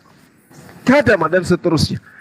Agar manusia itu mengetahui bahwasanya Allah itu memiliki pijakan yang kuat. Kalau dikatakan dia punya tangan, agar manusia mengetahui bahwa Allah itu maha memberi. Bukan berarti tangan itu seperti tangan manusia. Bukan berarti kaki itu kaki seperti kaki manusia. Tetapi Allah kemudian mensifati sifatnya seperti yang digambarkan kepada manusia, agar manusia itu memahami. Tapi kemudian itu dijadikan olok-olokan oleh orang-orang yang buta huruf. Tidak masalah. Lawang membedakan antara utusan Tuhan dengan Tuhan aja mereka nggak bisa. Nah, itu yang pertama. Kemudian, ketika saudara ini membahas dan menghujat tentang pribadi Allah, Allah Subhanahu wa ta'ala punya kaki menurut pemahaman logika terjemahan yang Anda gunakan. Allah Subhanahu wa ta'ala punya tangan. Lantas kemudian hujatannya apa? Dimutilasi katanya. Ini adalah otak kaum kafir itu begini. Kenapa mereka kekal di neraka? Karena tabiatnya seperti ini. Tabiatnya begini. Wa minhum ummiyuna la ya'lamuna al-kitaba illa amaniya wa inhum illa yazunnun. Justru yang diterangkan oleh saudara itu membuktikan bahwa tangan itu maha memberi. Ketika Tuhan mengatakan kaki, itu maha kuasa. Ketika Tuhan mengatakan mata, itu dia maha menyaksikan, maha mengetahui. Ketika Tuhan mengatakan punya telinga, itu berarti Tuhan itu maha mendengarkan. Tapi dimaknai, kenapa? Karena dua orang ini memang penyembah makhluk. Tuhannya makhluk, yang roh-roh juga itu bertanduk 7 bermata 7 adalah makhluk, yang Roh Kudus juga adalah burung merpati adalah makhluk, yang anak juga itu adalah manusia adalah makhluk. Dia penyembah makhluk, sehingga Tuhan yang laisa kamitslihi syai' disegambarkan dengan makhluk. Karena kenapa? Mereka menginginkan Tuhan yang ada itu adalah berupa makhluk. Nah, inilah yang saya katakan orang yang buta huruf, jahil. Orang jahil yang tidak memiliki akal sehat, kecuali hujatan dan hujatan. Terakhir, ketika kemudian kita berbicara surga, oke, di Islam mereka bisa melampiaskan syahwatnya. Di Islam mereka bisa berbahagia dengan anak istrinya. Di Islam mereka bisa makan minum. Di Islam mereka bisa menikmati segala apa yang mereka rindukan, apa yang mereka inginkan, apa yang mereka mau di atas muka bumi ini. Mereka semua bisa merasakannya nanti di surga. Subhanallah. Bandingkan dengan Kristen, mau apa di surganya mereka? Mereka tidak saling kenal satu sama lain. Ayah tidak mengenal ibunya, ibu tidak mengenal anaknya, suami tidak mengenal istri, anak tidak mengenal ibunya, dan juga anak tidak mengenal saudara-saudaranya, tidak mengenal ayahnya. Ini surga atau penyiksaan? Mereka tidak punya lambung, tapi mereka bernyanyi. Mereka tidak punya mulut, tetapi mereka memuji. Mereka tidak punya kaki, tapi mereka berbaris. Gimana ceritanya itu mereka tuh? Ini penyiksaan. Masuk ke surga, tidak ada jasad, tidak ada kaki, tidak ada ini, tidak ada itu, tidak ada. Apakah itu layak disebut kehidupan? Jangan di surga, di bumi ini aja. Tak ada tangan satu, tak ada kaki satu, tak ada biji mata satu, tak ada gigi, tak ada lambung, tak ada otak, nggak ada telinga, tapi hidup. Apakah itu bisa dikatakan sebagai nikmat atau kutukan? Kutukan. Lalu bagaimana dengan orang Kristen? Tidak ada lagi kekerabatan, tidak ada lagi makan minum, tidak ada lagi bersenda gurau, tidak ada lagi silaturahmi, tidak ada lagi bercengkrama dengan keluarga, tidak ada lagi makan minum, tidak ada lagi tertawa, tidak ada lagi tersenyum, tidak ada lagi kebahagiaan di sana. Mereka hanya memuji dengan rohnya dan menyaksikan perang naga bersama dengan para pelacur-pelacur. Kebahagiaan apa yang bisa ditorehkan? Di Islam, subhanallah. Jadi kalau ada manusia di atas muka bumi ini, mau dia agama Islam, apalagi orang-orang kafir di luar Islam, yang kemudian menolak pola kebahagiaan yang ada di dalam Islam, di surganya Islam, maka saya katakan itu adalah orang-orang munafik yang siang hari menelan liur membacakan dalil-dalil surganya umat Islam, tetapi kemudian dia tidak mau melakukan kewajiban. Nah, ini ya, kalau kita bandingkan dengan surganya pelacur, saya lebih baik memilih surganya Islam yang penuh dengan bidadari daripada surga penuh dengan perang naga. Demikian. Baik, terima kasih kepada Bang Juma. Netizen saya tambahi sebelum lato-lato, boleh sedikit ya. Silakan. Tadi lato-lato mengatakan surga di umat Islam itu ada bilik-bilik, terus dia mengatakan dengan hal yang mungkin dan mungkin. Si lato-lato ini, si tongkat Musa ini ingin membuat satu framing atau mencari celah untuk menghujat sebenarnya, tapi dengan kata mungkin dan mungkin. Padahal kalau kita lihat dari surganya orang Kristen sendiri, itu ada disediakan tempat tinggal. Yesus menyediakan tempat tinggal. Apakah kita bisa mengatakan itu mungkin juga untuk begini dan begini? Apa kita boleh seperti itu? Kan tidak. Kita tidak boleh juga menafsirkan ada kata tempat tinggal terus kita berasumsi mungkin itu untuk tidur berdua dengan istrinya, tidur berdua dengan seorang perempuan. Kan tidak seperti itu. Bahkan di surga Kristen ternyata sangat luar biasa. Orang Kristen masuk ke dalam surga bukan karena perbuatan baik di dunia. Ini konsep seperti apa? Apa gunanya kita hidup baik di dunia ini kalau itu tidak menjamin surganya orang Kristen? Ternyata bukanlah perbuatan baik yang menjamin orang Kristen masuk surga. Itu saja tambahnya, silakan. Mantap, luar biasa, mantap sekali paparannya. Tetapi maaf, saya harus membongkar semua hadis-hadis ya, maaf ya. Jadi begini, Anda itu harus bersyukur kepada saya karena saya tidak memvonis. Ketika saya mengeluarkan kalimat mungkin, berarti itu tidak memvonis. Anda ini seharusnya bersyukur kepada saya tidak memvonis, bro. Kata mungkin itu tidak vonis. Anda harus paham itu dulu ya. Saya lanjutkan ya. Terima kasih paparan Anda, tetapi maaf, hari ini Anda berdua dalam masalah besar karena saya membongkar semua hadis-hadis. Maaf ya. Saya lanjutkan paparan-paparan saya berikutnya, yaitu di hadis-hadis ya. Ini masih berkaitan dengan surga, karena Anda yang memulai menyinggung tentang surganya Kristen, maka maaf, saya harus melakukan counter attack. Supaya apa? Supaya kalian jerah dengan meme bos dan juga sahabat saya framing. Baik, saya lanjutkan. Maaf, ya. yang membawa surga itu tadi si Bro, giliran kami bro, giliran kami bro, tentang di surga itu Tuhan kami itu menikah dengan umat-umatnya. Makanya ketika Bang Juma menggiring ke situ, maka saya mengikuti alurannya. Jadi jangan dipotong dulu. Sekarang saya lanjutkan. Jadi begini ya, ketika Bang Juma menyinggung tentang surganya orang Kristen, maaf, saya harus melakukan counter attack ya. Jadi saya sudah memaparkan tadi bahwasan orang-orang yang divonis masuk surga itu hadiah apa saja yang akan diberikan. Kita lihat di Tirmizi 2459. Netizen boleh baca kok. Apa hadiah yang akan diberikan Tuhan Anda kepada Anda? Ternyata di Tirmizi 2459 ini, di surga itu diberikan kekuatan seks. Luar biasa. Tuhan Anda sudah memvonis Anda masuk surga karena Anda ini adalah seorang bertakwa yang telah memberitakan Al-Quran kepada kami, maka Anda ini salah satunya divonis masuk surga. Maka kelebihan itu Anda akan diberikan sebuah hadiah yang sangat besar, yaitu di Tirmizi 2459, di surga diberikan kekuatan seks yang sangat luar biasa. Kita lanjutkan ke paparan-paparan yang berikutnya, berdalil ya, yaitu kita harus menjadikan hadis sebagai landasan paparan kita ya. Jadi jangan omong kosong. Maaf, saya lanjutkan. Apa saja yang akan dihadiahkan Tuhan Anda kepada Anda ketika Anda menjadi orang yang bertakwa dan akan divonis masuk surga? Selain diberi kekuatan seks, apa saja? Kita lihat berikutnya. Di Tirmizi 2462, apa saja yang akan dihadiahkan di situ? Di surga tidak berbulu dan tidak berjenggot. Ternyata orang-orang yang hidup di surga itu tidak berbulu dan tidak berjenggot. Artinya orang itu botak, tidak punya rambut, tidak punya kumis, bulu bawah juga tidak ada. Kenapa di surga itu tidak punya bulu dan tidak punya jenggot? Karena memang sedang berada di bumi saja, Tuhan Anda itu sudah mengejar-gencarkan untuk mencungkur bulu kemaluan. Kita lihat, ketika Anda sedang berada di bumi, apa yang ditegaskan oleh Tuhan Anda kepada Nabi Anda untuk memberitakan kepada kalian apa? Kita lihat di hadis Nasai 14. Di sini diperintahkan untuk mencukur bulu kumis, cukur bulu kemaluan, dan juga cabut bulu ketek, yaitu di hadis Nasai 14. Makanya ketika kalian di atas surga itu dihadiahi tidak punya jenggot dan tidak berbulu. Karena memang sudah di bumi saja kalian itu ditegaskan harus cukur bulu kemaluan.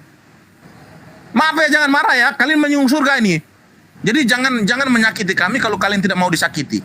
Jadi ketika kalian masih berada di bumi, kalian itu ditegaskan untuk mencukur bulu kemaluan. Saya tidak tahu apakah kalian sudah melakukan atau belum mencukur bulu kemaluan ini. Harap lapor ya, kalau sudah mencukur lapor. Supaya kalian itu divonis masuk surga. Nah, maka ketika kalian sedang berada di bumi, kalian itu ditegaskan untuk mencukur bulu kemaluan. Maka ketika kalian di surga nanti, kalian itu tidak ada lagi punya bulu. Nah, kita lanjut. Apa saja yang akan dihadiahkan? Kita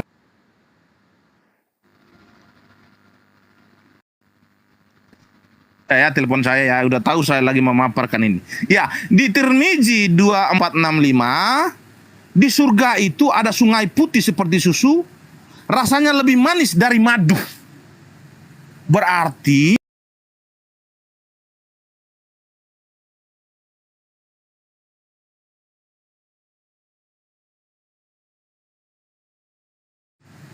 berarti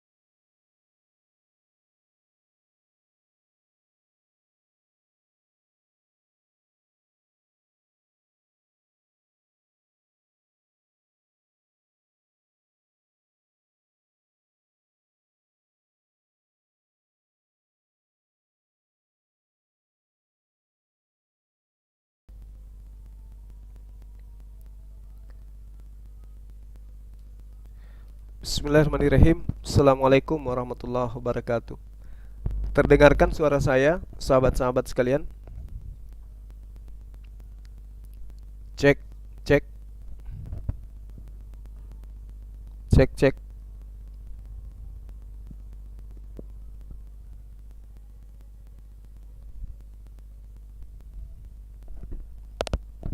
Bismillahirrahmanirrahim. Teman-teman sekalian, Assalamualaikum warahmatullahi wabarakatuh. Gak ada suaranya ya? Cek, cek, cek. Oke, baik. Jadi gini, sengaja kemudian saya ikuti alurnya para penghujat ini, teman-teman sekalian, untuk membuktikan kenapa itu terkadang saya melarang kemudian untuk membahas materi-materi terkait dengan apa yang biasa disajikan oleh para penghujat. Alasannya salah satunya adalah karena mereka itu umat buta huruf yang tidak mengerti apa-apa tentang hadits. Ya, semua yang diceritakan tadi bahwa di dalam surga tidak ada lagi potong rambut dan seterusnya, lalu kemudian tidak di surga itu orang diberikan kelebihan dalam hal bersetubuh dengan pasangannya dan seterusnya. Ya, itu bukan masalah. Apa masalahnya bagi kita? Bukankah itu adalah sebuah kenikmatan? Iya kan? Itu adalah sebuah kenikmatan yang diberikan oleh Allah kepada umat Islam. Sementara di dalam kitab mereka 1 Korintus 2 nomor 9 jelas dikatakan di surga itu tidak dapat dibayangkan oleh logika manusia. Di surganya Kristen itu menurut 1 Korintus 2 nomor 9 tidak dapat dibayangkan oleh logika manusia. Nah, kalau sesuatu yang tidak bisa dibayangkan oleh logika manusia itu seperti apa adanya di sana kira-kira? Tidak ada yang bisa menarasikan, ya, kecuali narasi liar. Mengatakan bahwa di sana tidak makan. Bagaimana Anda bisa tahu Anda tidak makan di sana? Sementara di kitab saudara itu diterangkan Yesus itu makan minum di sana bersama dengan Abraham. Itu satu. Yang kedua, Anda mengatakan di surga Anda tidak ada lagi persetubuhan. Bagaimana Anda bisa tahu? Sementara Yesus sendiri adalah mempelai pria dan kalian adalah mempelai wanita. Lalu kemudian dikatakan di dalam 1 Korintus 2 nomor 9 tidak bisa dilogikakan, tidak bisa dijelaskan, tidak bisa dibayangkan seperti apa surga itu menurut versi Kristen. Jadi tidak ada data di dalam di dalam kitabnya orang Kristen, baik itu yang dari Tuhan, yang menurut mereka dari Bapa, ataupun dari Yesus, yang mengatakan bahwasanya tidak ada persetubuhan di surga. Yang dimaksud tidak ada kawin-mawin pada saat kebangkitan, baru bangkit, baru berada di padang mahsyar. Mana ada kawin-mawin di padang mahsyar? Memang tidak ada. Kawin-mawinnya nanti setelah padang mahsyar, yaitu ke surga. Nah, ini yang kemudian tidak dipahami oleh teman-teman Kristen, tapi mereka adalah umat penghujat. Kalau mereka membacakan di surga itu begini, di surganya kita itu seperti ini, ya silakan aja, itu nggak ada masalah. Tidak ada masalah bagi kita. Emang kenapa rupanya kalau di surga itu ada persetubuhan, kekuatan persetubuhan itu diganjar 100 kali? Emang apa masalahnya? Justru itulah kebahagiaan yang Allah berikan kepada orang-orang yang ketika hidupnya di dunia tidak melakukan perzinahan, kan gitu. Menjaga dirinya dari hal-hal yang mendekatkan dirinya kepada perzinahan. Maka Allah balaskan kemudian kepada mereka dengan balasan yang berlipat ganda dalam keadaan halal. Mereka memiliki pasangan-pasangan, mereka memiliki bidadari. Inilah ungkapan syukur yang harus kita berikan kepada Allah oleh karena adanya apa yang diterangkan oleh Allah terhadap umat Islam yang dinarasikan oleh baginda Rasulullah Muhammad SAW. Sementara di dalam kehidupan mereka, yang pertama mengenai surga, di dalam Yohanes 14 nomor 2, di surga terdapat banyak tempat tinggal. Nah, bagaimana mungkin kemudian dikatakan di surga banyak tempat tinggal kalau ternyata mereka tidak punya jasad? Berarti mereka menempati tempat-tempat itu adalah roh-roh. Apakah ini bisa dikatakan kebahagiaan ketika manusia itu hanya roh? Apakah roh butuh tempat? Ini logika yang tidak masuk akal gitu. Artinya bahwasanya di dalam Yohanes 14 nomor 2 nomor 3 itu sangat jelas ketika dikatakan di surga banyak tempat tinggal, artinya bahwa di surga itu Yesus ceritakan orang berjasad. Karena kalau manusia berjasad membuktikan bahwa di sana banyak tempat tinggal. Tapi kalau tidak berjasad, untuk apa roh butuh tempat? Gitu. Ini membuktikan bahwa di surga orang berjasad. Nah, kalau di Kristen surganya berjasad tapi tidak kawin-mawin, wow. Wow. Apakah itu sebuah kebahagiaan? Tentu bukan. Ketika ada seorang laki-laki, seorang perempuan hidup di tempat yang begitu indah, hidup tempat bahagia, sesempurna apapun, selengkap apapun fasilitasnya, kalau tidak ada kemudian yang dikatakan kebutuhan biologis, maka itu bukan surga namanya, itu neraka. Nah, inilah teman-teman Kristen, mereka membacakan hadis-hadis di dalam Islam. Dia menceritakan Rasulullah mengatakan 100 kali lipat kedahsyatan seorang penghuni surga di dalam bersenggama. Dia enggak masalah. Emang itu hujatan? Tidak. Kalau persenggamahan itu dianggap sebagai hujatan, berarti mereka lahir dari hal yang merupakan sesuatu yang tercela. Kan tidak. Benar kan? Apakah kemudian boleh kita katakan bahwa ketika orang tua kita dan bapak ibu kita melakukan persetubuhan dalam keadaan halal lalu melahirkan kita berasal dari hal yang dikatakan sesuatu yang najis? Kan tidak. Berarti persetubuhan di surga itu adalah persetubuhan yang halal, persetubuhan suci. Nah, ketika persetubuhan itu diberikan kekuatan, subhanallah, kita enggak usah munafik, saudara-saudara. Kita enggak usah munafik. Banyak kita mendengarkan keluhan bagaimana sebuah rumah tangga ya kecewa dengan pasangannya karena tidak mampu memuaskan. Benar enggak? Betul. Ada istri kecewa dengan kemampuan senggama sang suami. Ada suami yang kecewa dengan kemampuan istri melayani suami. Itu kekecewaan demi kekecewaan biasa terjadi dalam rumah tangga. Tetapi di surga, pasangan-pasangan di sana diberikan kekuatan yang berlipat ganda di dalam persetubuhan. Apakah itu adalah sesuatu yang tercela? Tidak.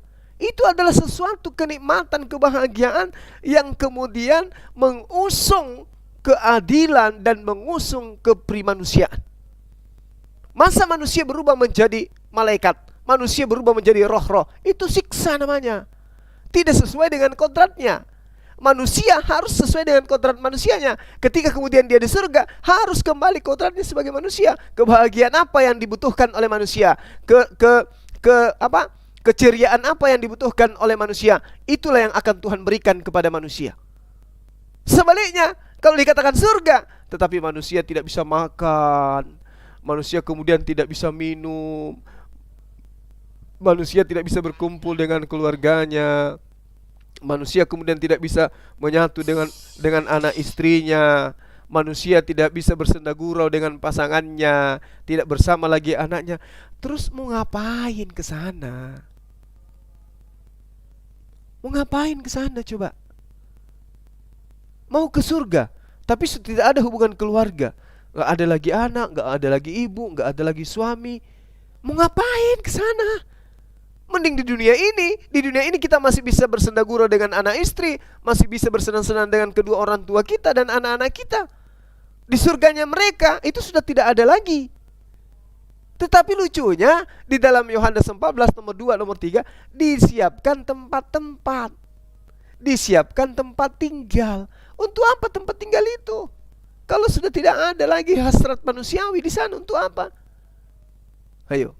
Oh, mau nonton perang naga, untuk apa?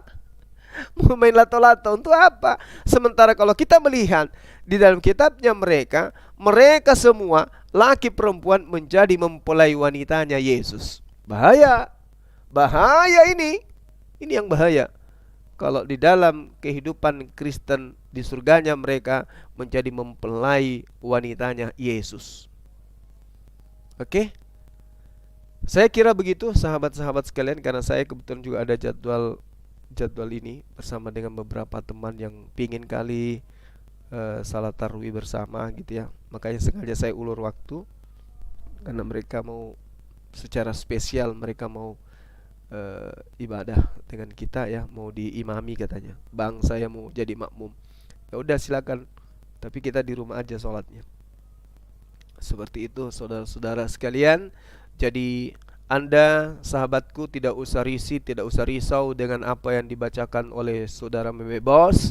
Ya, karena itu adalah satu kebahagiaan. Kita lihat dari sudut pandang yang lain. Jangan kita jadikan itu sudut pandang hina atau sesuatu yang tercela. Tidak ada yang tercela. Ketika Allah dikatakan punya tangan, punya mata, ketahuilah bahwasanya Allah itu hanya menggambarkan keberadaan dirinya dalam bentuk kesempurnaan. Tangan memberi, kaki sebagai kekuatan, ya, kekuasaan Allah, tahtanya Allah. Mata sebagai penglihatan, maha melihat, maha menyaksikan, maha mengetahui, pengetahuan, begitupun pendengaran dan seterusnya. Jadi kita tidak kemudian memaknai itu secara biologis, tapi memaknainya secara sifat yang melekat pada diri Allah yang kemudian digambarkan kepada manusia. Nah, sebaliknya kalau kita berbicara mengenai konsep ketuhanannya, dia hancur lebur. Mereka hanya menggunakan trik itu tadi untuk menutupi kehancuran Tuhannya. Bertanduk 7, bermata 7, dan seterusnya. Pokoknya dari aspek manapun mereka akan tetap kalah. Nah, yang kita dengarkan tadi tentang di surganya Islam itu seperti apa, yaitu adalah satu kelebihan yang diberikan oleh Allah kepada umat Islam kelak di surganya. Dan kita tidak bisa kemudian menolak itu, bahwa di surga kita nanti bersama istri, bersetubuh dengan istri, dengan kekuatan yang sangat luar dahsyat, yang luar biasa. Ya, justru itu yang diadam-adamkan manusia kan. Kita tidak bisa munafik. Kalau di kitab mereka kemudian diceritakan nabi-nabi dihujat dan seterusnya, nabi-nabi dikatakan berzina, begini dan begono, itu dalam kitab mereka. Lalu kemudian disandingkan di Islam, hadis-hadis menceritakan keadaan surganya Islam. Subhanallah, itu adalah sesuatu yang sangat luar biasa. Maka mari kita berlomba-lomba di dalam mentaati perintah-perintah Allah dan berlomba berlari menjauhi larangan-larangan Allah. Sekira itu sederhana. Jadi jangan membuat kita kemudian sakit hati, kecewa. Tidak perlu. Mereka sudah diceritakan sebagai orang yang buta huruf, yang tidak mengerti apa-apa. Kalau kita disuruh memilih antara surganya Islam dan kemudian surganya mereka, maka saya mengatakan, daripada masuk ke dalam surga yang diceritakan Kristen yang tidak bisa ngapa-ngapain, mending saya di dunia saja. Karena surganya Kristen itu lebih menyiksa daripada neraka. Ya, lebih menyiksa daripada neraka. Kenapa? Kalau neraka orang disiksa memang tempatnya neraka, tapi kalau di surga katanya, tapi siksaannya sangat luar biasa. Nggak bisa makan, nggak bisa minum, nggak bisa ngapa-ngapain, tidak ada lagi anak, nggak ada lagi orang tua, nggak ada lagi istri, nggak ada lagi suami. Jadi untuk apa kita ke sana? Katanya untuk memuji-muji. Yeay, untuk memuji-muji, memuji kampret, itu namanya ajaran tuyul. Oke sahabat, saya kira begitu ya teman-teman. Terima kasih atas kebersamaannya. Kiranya apa yang saya sampaikan ini sebagai motivasi kepada kita semua untuk tetap istiqamah di dalam iman Islam, dan kemudian memperbanyak bekal, memperbanyak tadarus juga ya. Ketika kita tidak menyimak atau tidak menyaksikan live, sejatinya teman-teman itu konsentrasi untuk ibadah, tadarusan, berkumpul bersama dengan keluarga yang ada di rumah. Saya kira begitu. Terima kasih atas segala perhatiannya. Mohon maaf atas segala kekurangan. Wabillahi taufiq wal hidayah. Assalamualaikum warahmatullahi wabarakatuh.